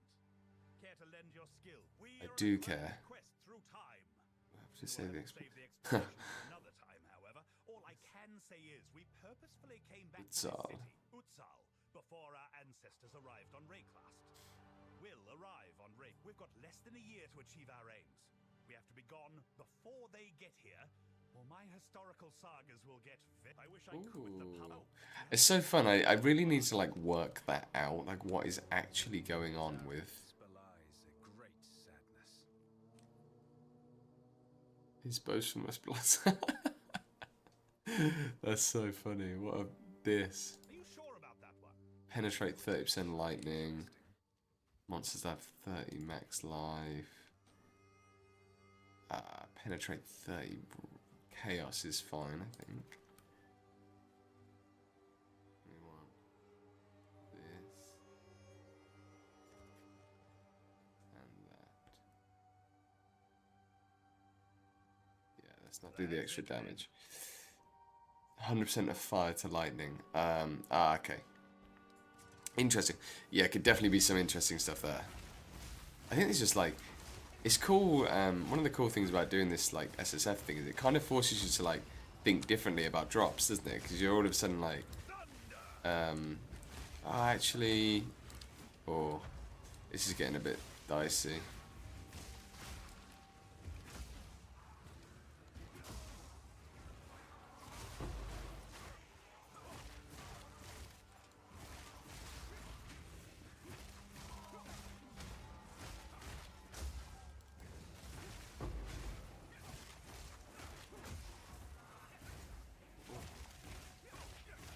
We're tanking it pretty well so far.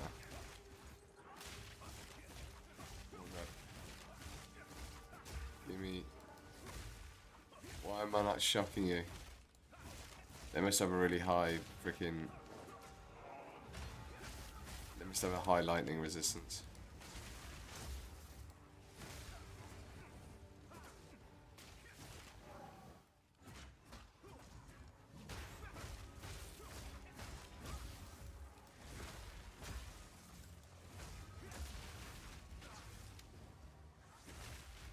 Oh, I missed him. Freaking hell. Oh, no. We're getting some lag.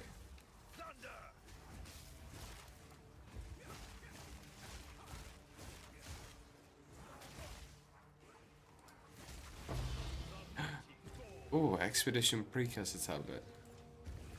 That's good, isn't it? Yeah, it's fun. It is fun. Like, yeah, thinking about like, okay, cool. Like, this, you know, we dropped this unique, so I might as well try that or whatever.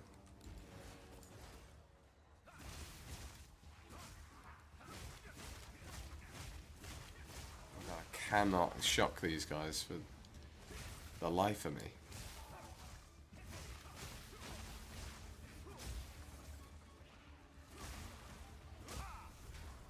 Hey, we did it. Nice. Coinage. Nice, nice, nice. Oh, that was fun. Expedition, tablet. Okay, here we go. Kill all the rares. We want to go down here and then up there. Cool. Fire to lightning. I wonder what you could do. Flame blast got nerfed, didn't it? But they might even rebuff it by the sounds of things. Flame. I don't know. Actually, there's nothing really super obvious to me off the bat.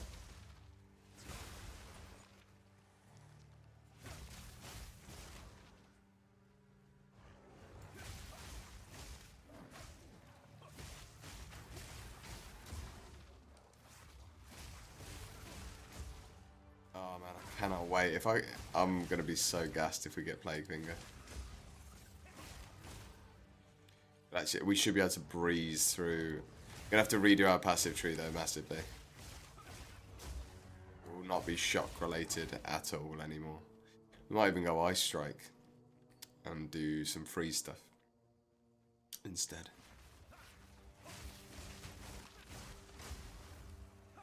No more Siphoning Strike. As much as I love Siphoning Strike, I would love to play it, but I just need the combo points. And Ice Strike might actually be fun. I can't remember. I can't even remember what it feels like to play, to be honest.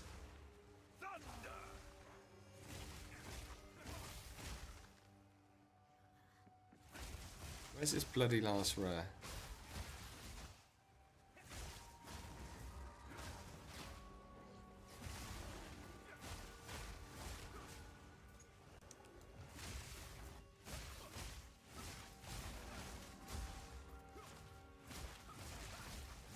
There was another thing.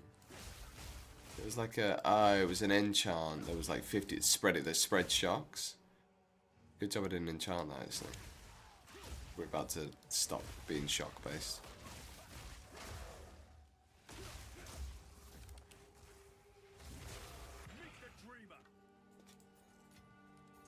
See how we have like no mana issues at all, just with that one stat on our weapon. We now don't need any mana regen off the leech, which is insane. Because it just makes me think like Energy Shield Leech is going to be ridiculous. Which is why it might actually be working as intended. Like, the fact that you can't use the leech when you don't have the mana feels like maybe that's intentional, but then the node's kind of pointless then, obviously, because you're always going to be at max mana with leech. Yeah, and then it's just going to rely on like using like Indigon or some other weird unique just to like burn all your mana all the time. Indigon's actually the perfect solution. If they had like a replica Indigon or something that worked for attack damage, it would be insane. It'd be the perfect item, but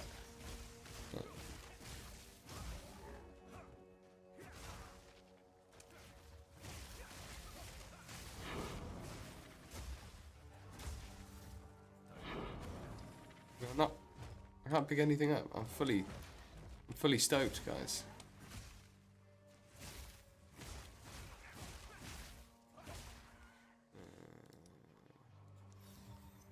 I can chance shard that. That can go. Nice.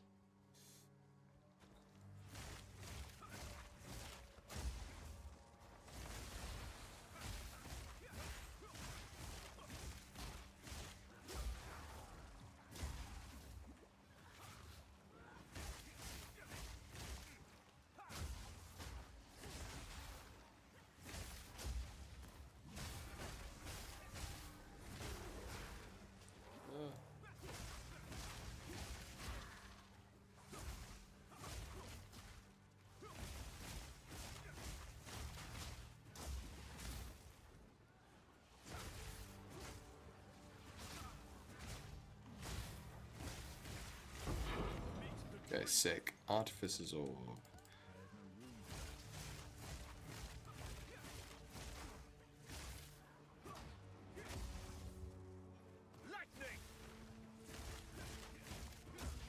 And this clearly does so much damage compared to our base.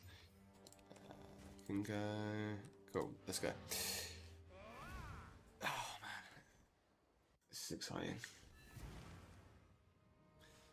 Okay, so the thing is, I've got to get the bases first, haven't I? I've got to find some Gauze Wraps.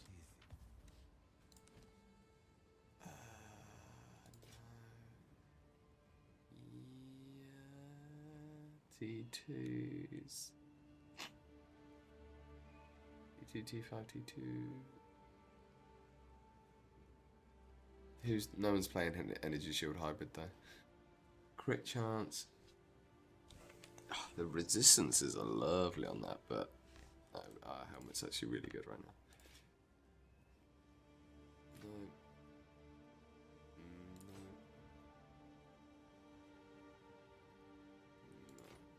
No. Ooh, big Thorns roll. Very big Thorns roll. And a big armor roll as well. I think we might keep that in case anyone wants to do a weird Thorns thing. Okay,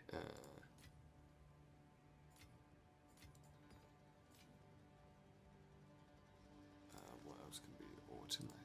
God, this affinity thing is going to be... I know it sounds like so silly, but it's going to be such a big deal. No. Yeah, the affinity thing is such a big deal. Tabs. 2 expedition tablets. One of those. Okay, cool. You can stay in here. You can go to the guild stash. I can destroy and then come. Guild. Group S.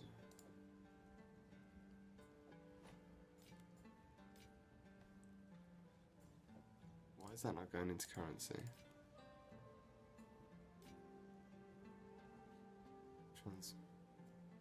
The affinity's on, right? Oh.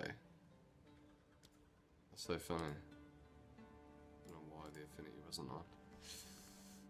Any emeralds? Any emeralds? Any emeralds for me? Parry damage. Mask evasion, quarterstaffs. No. Okay.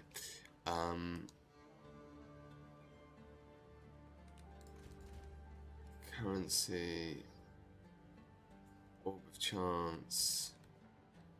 Let's just double check that this is right. Plague finger. It is Gauze Wraps, which are Gauze Wraps. Okay, let's go back to Act 1.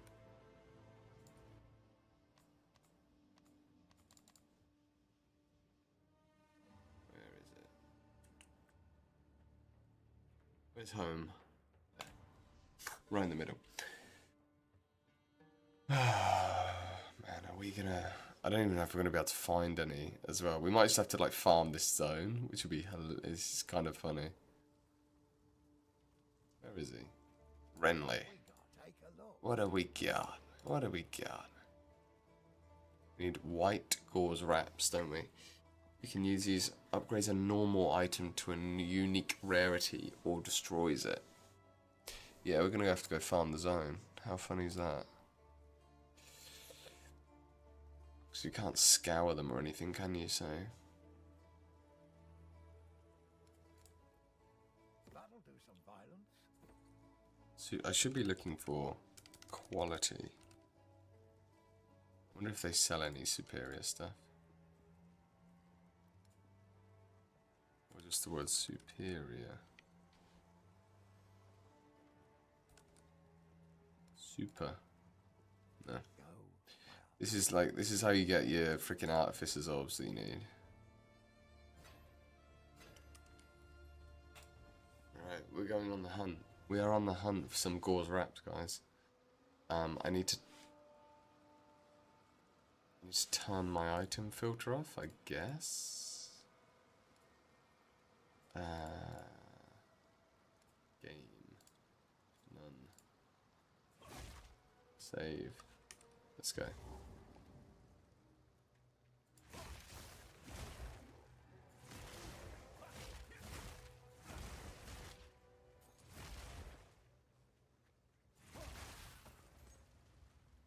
Does gambling provide white bases?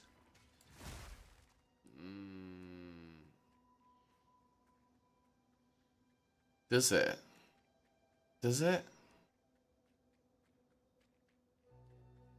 Let's find out. Because that could be a great shout. If it does. The clan leaders are. Will we just take a punt? You know you want to. Random gloves. What are they? They're hide.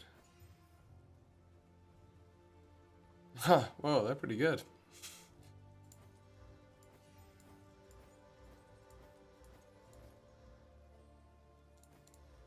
No, doesn't look like they do. Guess I can help move that for you.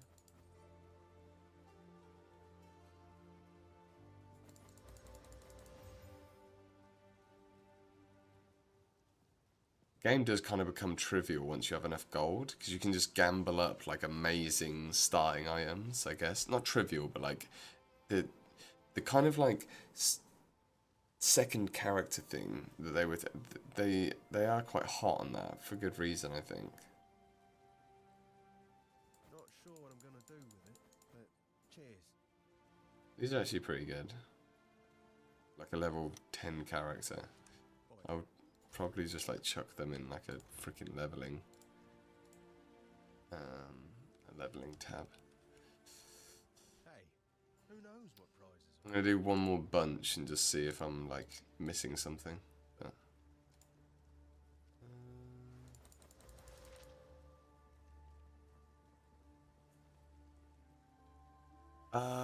the vendor has limited stock. More stock is accrued by killing unique monsters up to a given limit. Interesting. I've completely forgot you can only you had a limit. I mean, it has a chance of giving the unique, so worth spamming a bit. Yeah. Damn it. I better go kill some unique monsters then.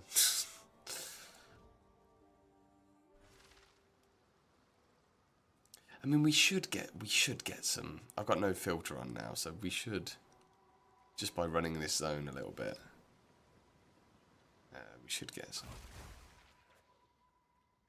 If I go like kill what's her name, Bearer or whatever.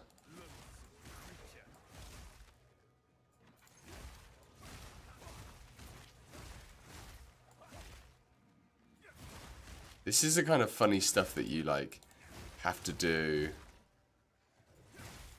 on SSF, I guess. But this is fun. Like, this is like, it's such a different experience in the game.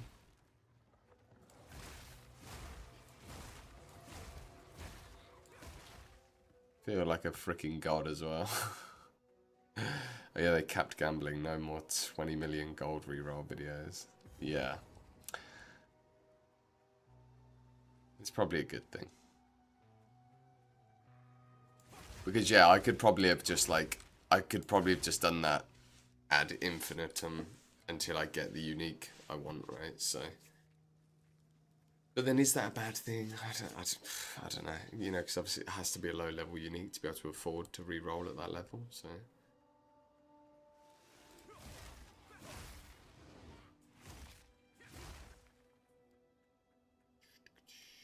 Like chests of the way. I'll go kill the Devourer as well because that should give us more gambling. More gambling rolls. I knew that was a dead end. I don't know why I went down there.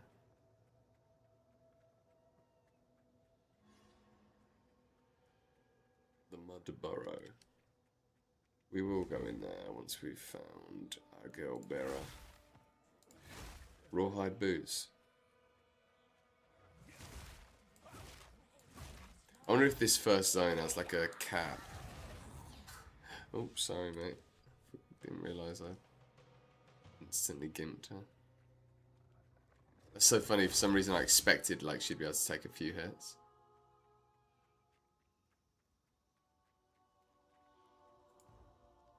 I wonder how many gambling attempts I get, because I could just obviously respawn this zone and kill like 50 unique monsters really quickly. There must be some kind of logic in there that's like, has to be a different monster or something.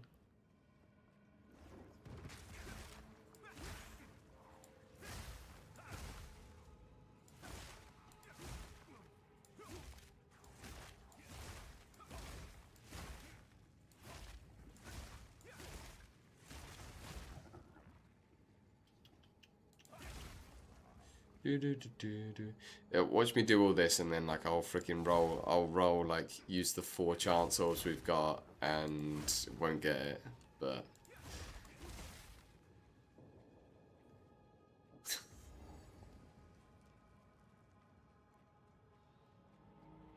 one roll per unique boss.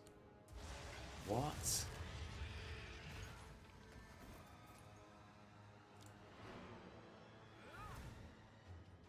That's crazy. I mean, it makes sense, because then, yeah, like, how do you stop this happening where you just... Yes? None of it's junk. Trust me. No, we didn't get any from killing. They must...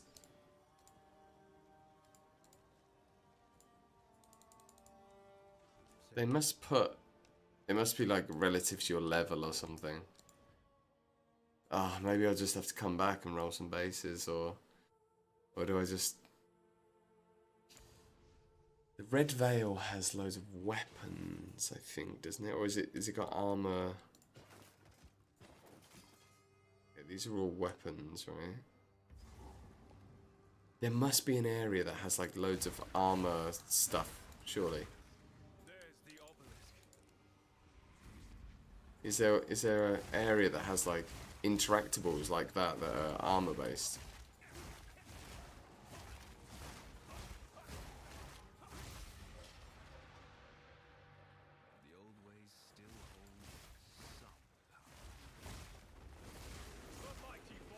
Ringmail gauntlets, no. Come on. Rusted chest.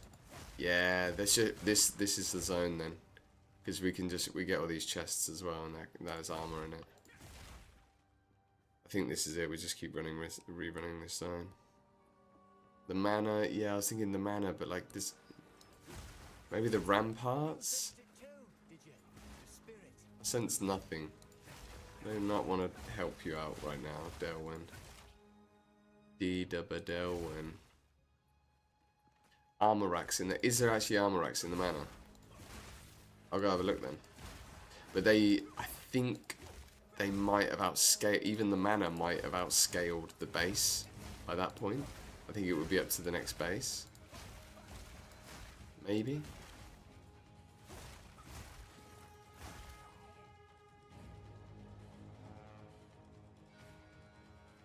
I mean, we can find out. One way to find out is just go and do it. Probably need some density. I feel like the mana has good density as well. So if it does drop that base, that would be good.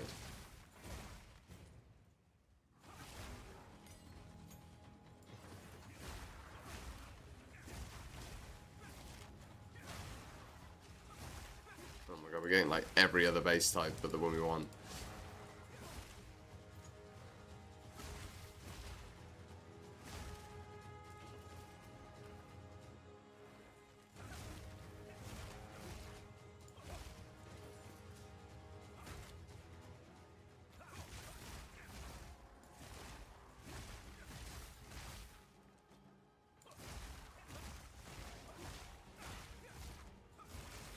Maybe I should just run another character. The way to do this might be like, just start another character, like tomorrow. Torn gloves. Come on. Yeah, start another character tomorrow. Run through Act 1 and just all of the Gauze wraps that I find. Just keep them. That'd probably be the best way to do it. 'Cause it's kind of two birds, one stone. Obviously. Hermit garb.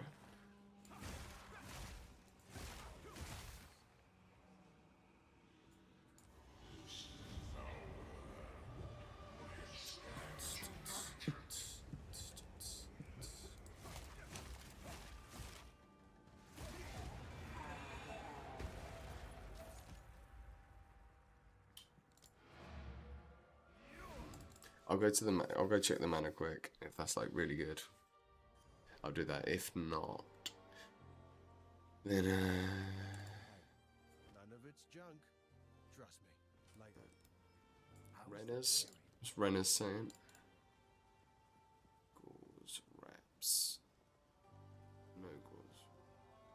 Yes, gauze.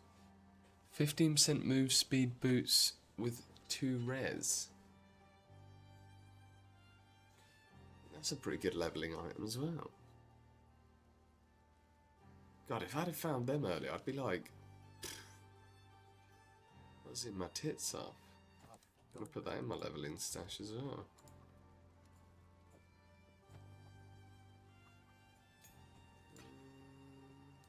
Yeah, I'll put these in here. Have we got any chance shards? Oh, we have.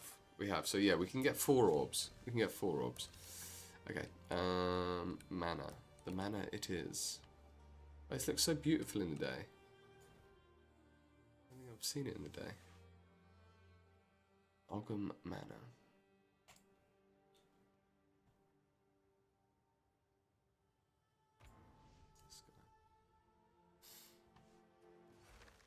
I don't really like the way they've done this like underground, like secondary map layer thing. I don't think it's. I mean, I'm sure they've maybe. I don't actually have a better solution, so I'm just gonna shut up. So the way we'll know if the base type drops, obviously, is if like we get a different energy shield evasion glove.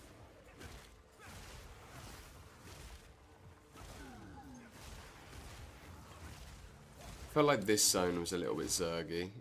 You know, obviously they were talking about getting overwhelmed and stuff in the interview. I feel like this zone is a bit zergy. Potentially. I need a slight tweak.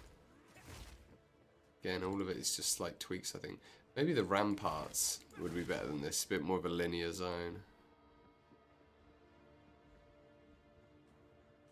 Yeah, I'm not digging this. Let's go to the ramparts.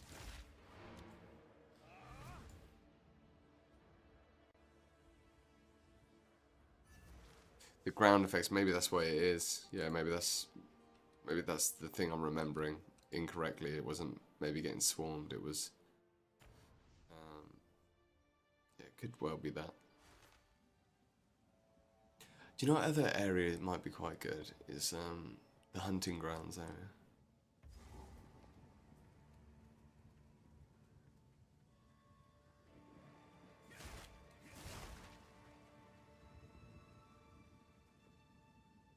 No, I've gone the wrong freaking way.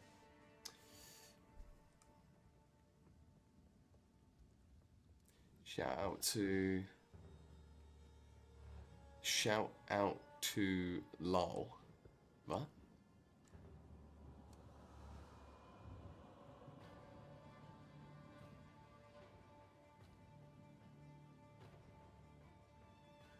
Why are there no enemies?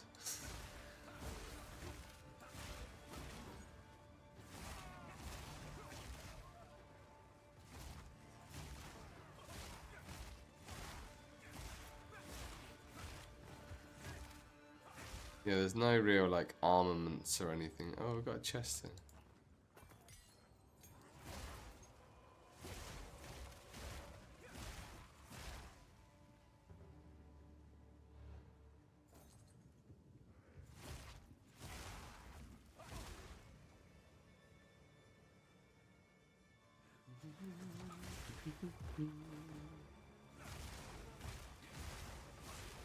it's glaring. Jesus Christ.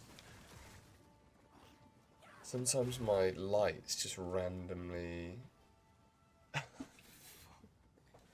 sometimes my lights randomly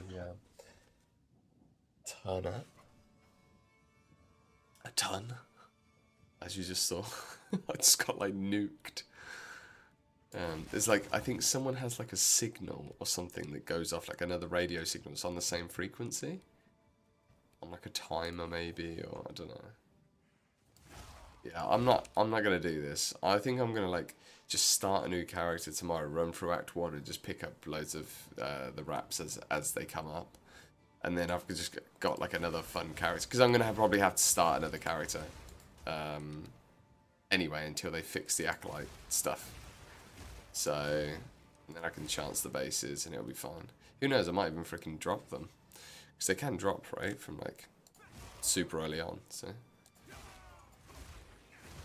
Yeah, I'm feeling to do like maybe a Chronomancer, Unleash, Arc style build, or maybe go do like a Warrior. Maybe Smith a Katava, or maybe even a Titan. But what about like a Mjolnir build? You know? A Mjolnir build. That seems exciting. A greater essence of sorcery. How do you get... It's so funny that you can get like greater essences. I haven't seen a greater essence in ages in maps. And I've just got one here. That's freaking great. Great for the gang. I mean, I probably won't need it for my torn gloves. No. I probably won't need it for any of my builds. Or that I have in mind at least.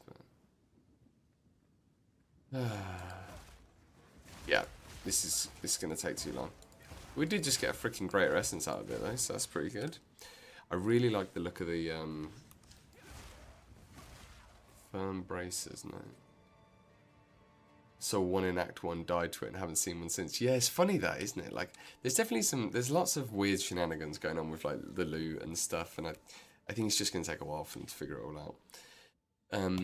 I am, however, does it say what level it could drop from?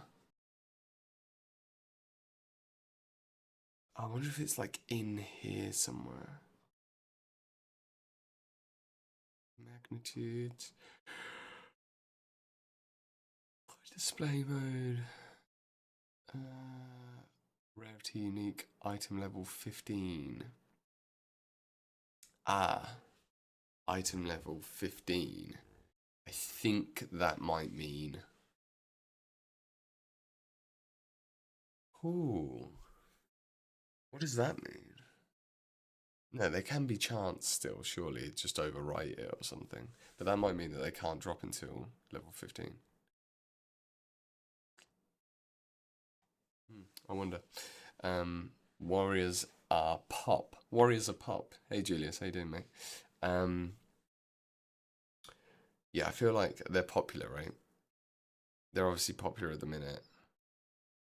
Yeah, there's just something really cool about the idea of a Mjolnir build, and if you could like... So like, here's my question, is does the Katava manifest weapon...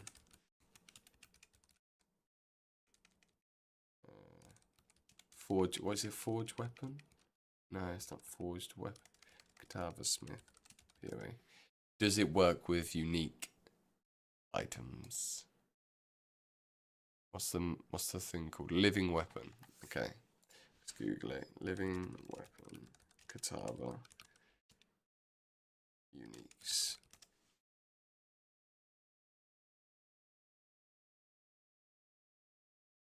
Like, does, you know... Because then if Mjolnir works, if you can have a copy of Mjolnir that you're holding, and you've got a copy of Mjolnir just like going out doing things, that seems incredibly powerful.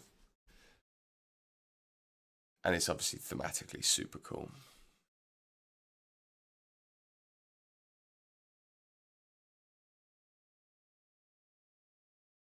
Can be active.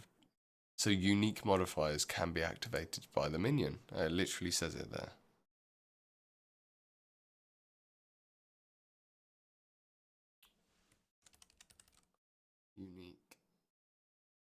Can't wait. Unique armor that says count as normal, 50% more explicit values. So that rare is a good way. The fun part, stuff like culling strike or other things.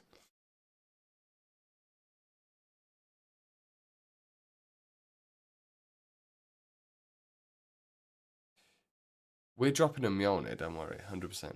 We're definitely going to get a Mjolnir. It's going to be sick. We're going to be farming at endgame like an absolute train of wrecking balls once we get all our builds up and running. I'm thinking, this might be like 4 weeks into the league. But anyway, yeah, because that's the thing. It's such an easy switch to then just like, you could switch 2 points. I might do like fire spell on here or something like until then. But the eye level is 15 plus. This is critical if farming low level zones. Yeah, exactly. So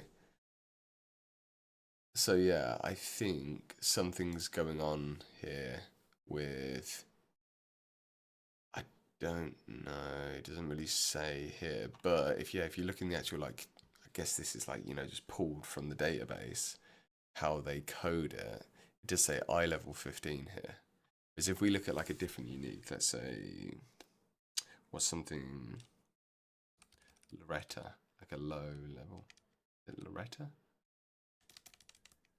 Oh, let's just look it up here. The spear.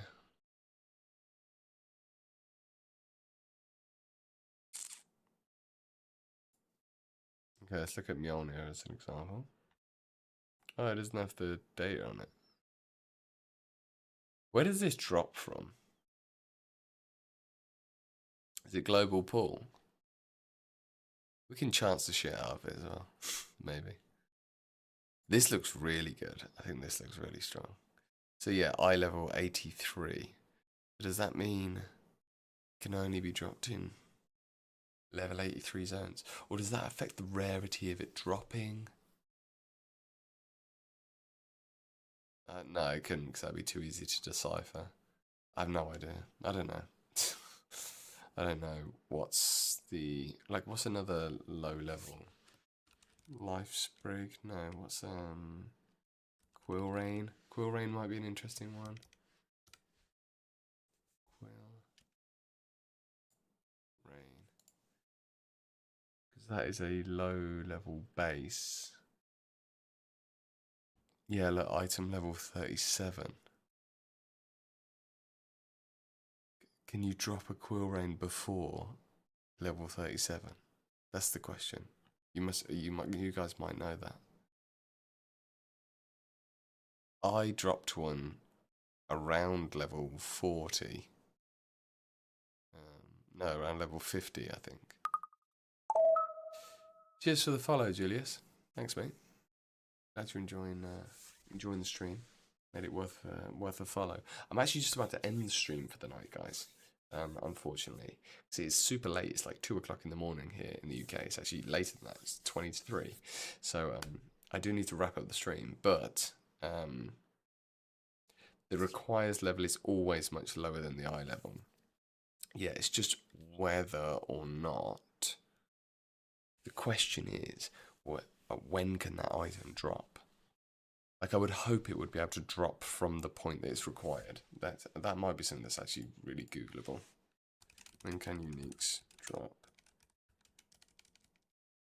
PoE 2. It might be a PoE 1 thing.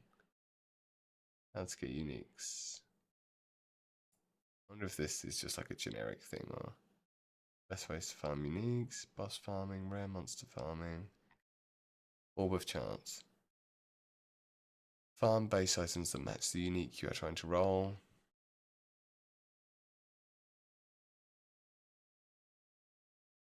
Yeah, whatever. We're going to be able to chance it anyway, so. Just interesting.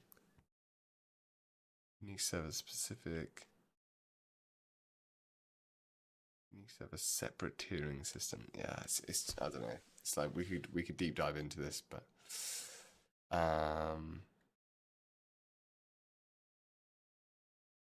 also the trench more thing.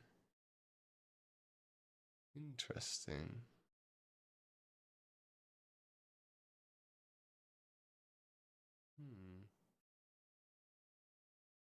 Trench Mire. Yeah, there's some cool stuff with it. I think that living weapon thing could be really cool. Anyway, thank you for chilling. It's been a super chill stream. We basically just like watched the interview, right, and just listened to that and farmed up some stuff. We did make some good upgrades. We'll be back on tomorrow. We'll be streaming tomorrow at some point. So I've got a lot of work to do tomorrow, so it might be much later in the day. But yeah, cheers for sticking around. I hope to chat to you guys a bit more soon. The league, the patch is evolving rapidly as they make more and more changes. So it's very exciting to just see what they're up to. Yeah. There'll be an update today, I imagine. So yeah, we'll see what they manage to get in. But until then, guys, cheers for hanging out. I'll see you tomorrow. Ta-da. Oh, actually, shall I raid? Have we got enough people to raid?